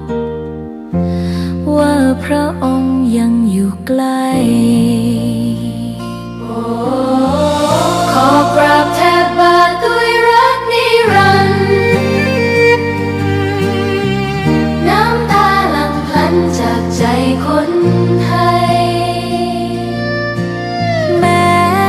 เสด็จสู่ฟ้าไกลแต่พระหฤทัยอยู่ในแผ่นดินนี้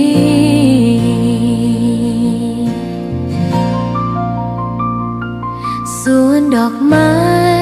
ยังบานดังวันเก่า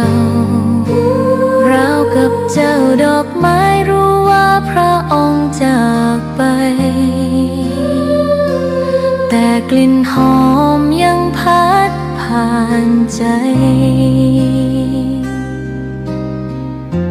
ให้ระลึกถึงพระเมตตา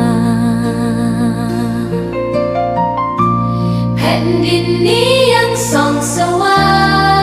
งด้วยพระคุณอันยิ่งใหญ่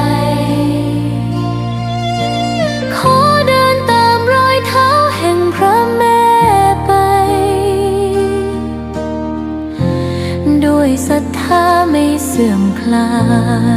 ยขอกราบแทบบาทด้วยรักนิรันดร์น้ำตาหลั่งพลันจากใจคนไทยแม้เสด็จสู่ฟ้าไกลแต่พระหฤทัยอยู่ในแผ่นดินนี้ดวงใจไทยทุกดวงขอพักดีขอถวายรักนี้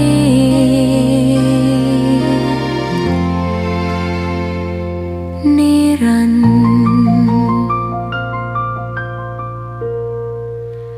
แด่พระพันปีหลวง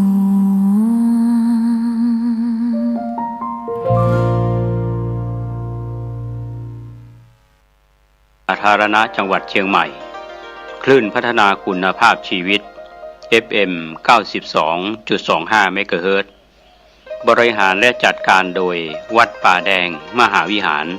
ส่งกระจายเสียงจากเลขที่ 71 หมู่ที่ 14 บ้านใหม่หลังมอตำบลสุเทพอำเภอเมืองจังหวัดเชียงใหม่รหัสไปรษณีย์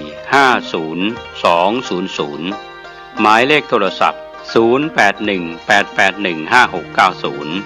052000636-7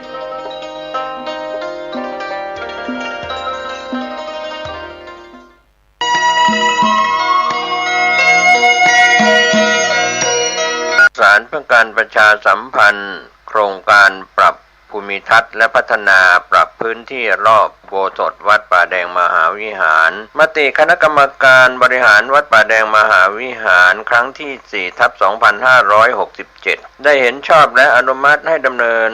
โครงการใช้เงินบริจาคและเงินสะสมของวัดเพื่อพัฒนา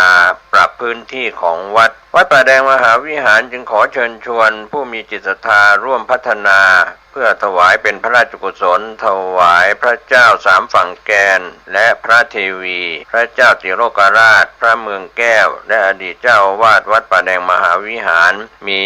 พระญาณคัมภีร์พระมหาสวามีโพธินันทะครูบาเจ้าศรีวิชัยพระอธิการอิ่นแก้วอรินทโรครูบาอ่องขอเชิญชวนผู้มีจิตศรัทธามีเจตนาร่วมในข่าวครั้งนี้โอนเงินผ่านธนาคารกรุงไทยสาขาสุเทพชื่อบัญชีวัดป่าแดงมหาวิหารเลขที่บัญชี521064750สอบถามรายละเอียดเพื่อร่วมทำบุญได้ที่0818815690ก็เป็นโครงการปรับภูมิทัศน์และพัฒนาปรับพื้นที่รอบอุโบสถวัดป่าแดงมหาวิหารตำบลสุเทพอำเภอเมืองเชียงใหม่จังหวัดเชียงใหม่โครงการนี้เริ่มดำเนินการท่านที่จะร่วมบุญร่วมกุศลร่วมอนุโมทนาได้บุญได้กุศลได้ความดีโดยทั่วหน้ากัน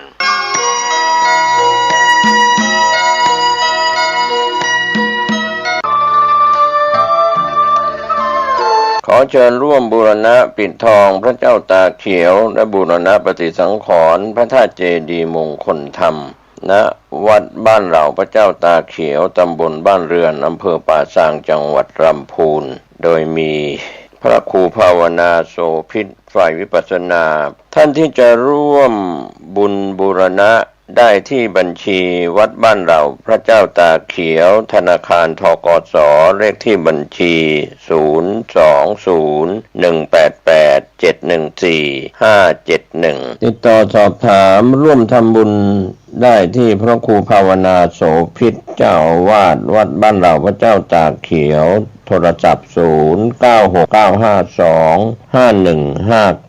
เชิญท่านร่วมบุญร่วมกุศลเดินทางไปที่วัดหรือทำบุญทางออนไลน์ผ่านธนาคารธกส.ได้ก็อนุโมทนาสาธุกับท่านที่จะได้บูรณะปฏิสังขรณ์พระธาตุเจดีย์และพระเจ้าตากเขียวได้บุญได้กุศลโดยทั่วหน้ากัน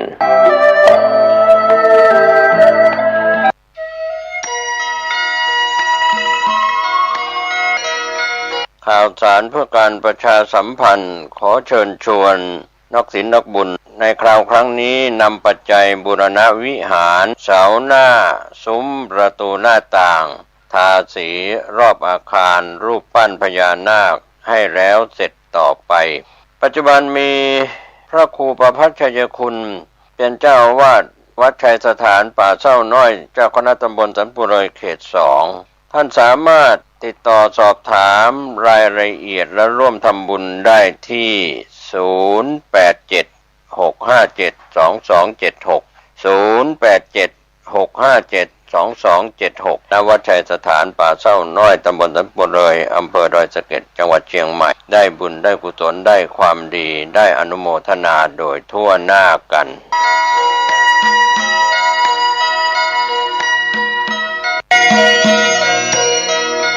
ข่าวสารเพื่อการประชาสัมพันธ์ 7:30 นาทีเป็นต้นไป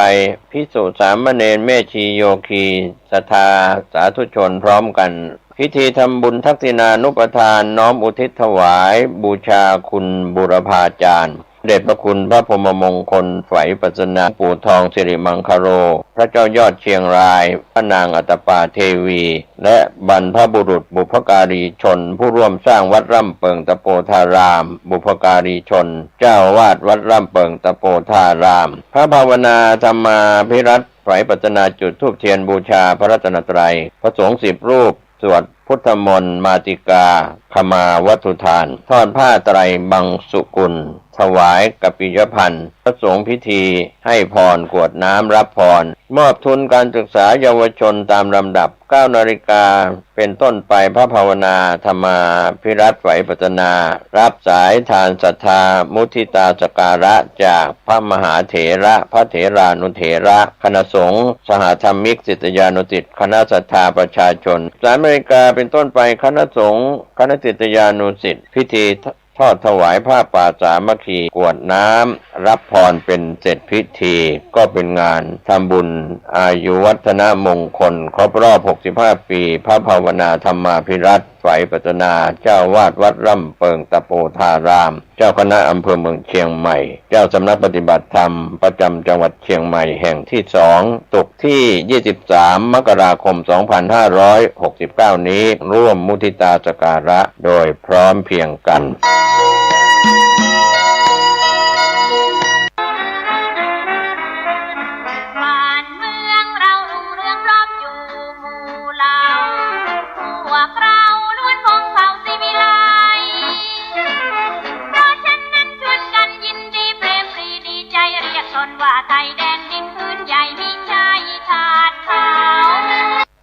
วันที่ 25 มกราคมของทุกปีเป็นวันกองทัพไทย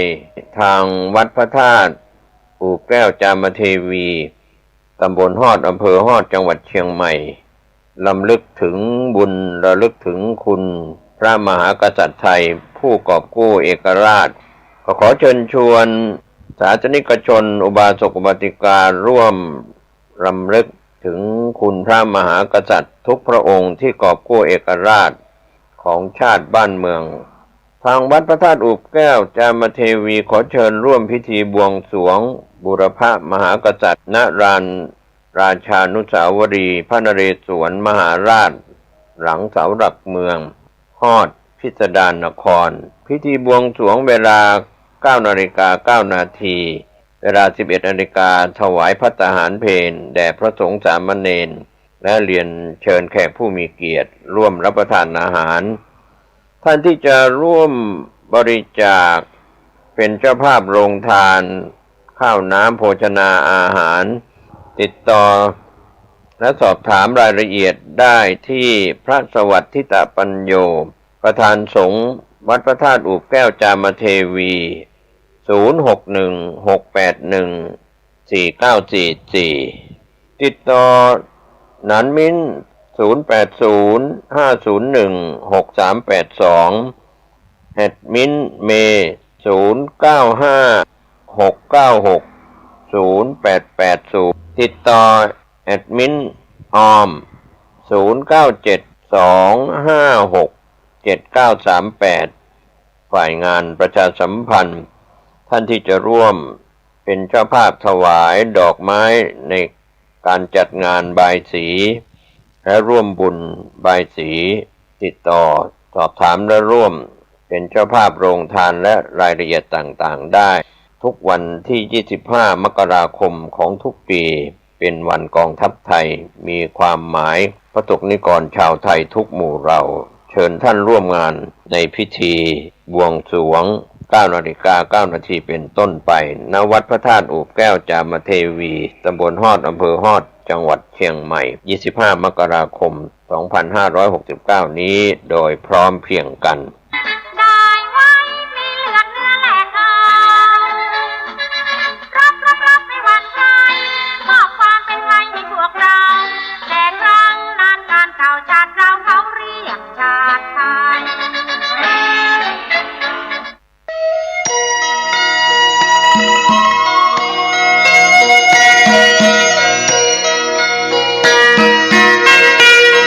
ข่าวสารเพื่อการประชาสัมพันธ์ขอเชิญชวนศรัทธานักศีลนักบุญทั้งหลายร่วมในพิธีบำเพ็ญบุญวันกตัญญูพระครูวิมลวรเวทหลวงพ่อบุญมีครบ33 ปีแห่งการมรณภาพและอายุครบชาตการ120 ปีจัดงานตรงกับวันเสาร์ที่ 7 มีนาคม พุทธศักราช 2569 เวลา 9:30 น.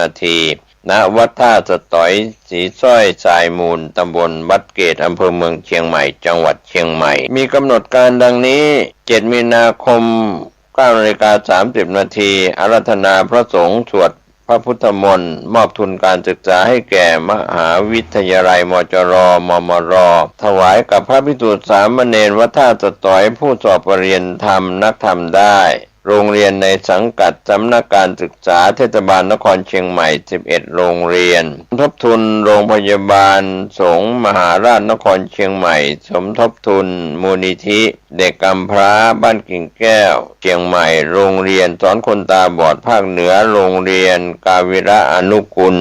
เด็กบกพร่องทางสติปัญญาโรงเรียนโสตศึกษาอนุสารสนธรคนหูหนวกสภานักธรรมจังหวัดเชียงใหม่พุทธสมาคมจังหวัดเชียงใหม่ยุวพุทธิกาสมาคมเชียงใหม่กลุ่มหนุ่มสาวจังหวัดเชียงใหม่กลุ่มหนุ่มสาววัดท่าสตอยจังหวัดเชียงใหม่ทอดถวายผ้าบางสกุลถวายเครื่องไทยทานจตุปัจจัยไทยทานแด่พระสงฆ์อนุโมทนาเวลา 11:20 น.ถวายภัตตาหารเพลแด่พระสงฆ์สามเณร 12 นาฬิกาเชิญท่านผู้ร่วมงานรับประทานอาหารท่านสามารถติดต่อสอบถามและร่วมทำบุญได้ที่พระอาจารย์พระมหาเกษมเขมาพินันโทเจ้าวาดวัดท่าสตอย 0810249817 ก็เป็นส่วนที่ท่านจะได้สอบถามและร่วมทำบุญเป็นเจ้าภาพขอเชิญท่านร่วมงานวันกตัญญูของวัดท่าสตอยโดยพร้อมเพรียงกัน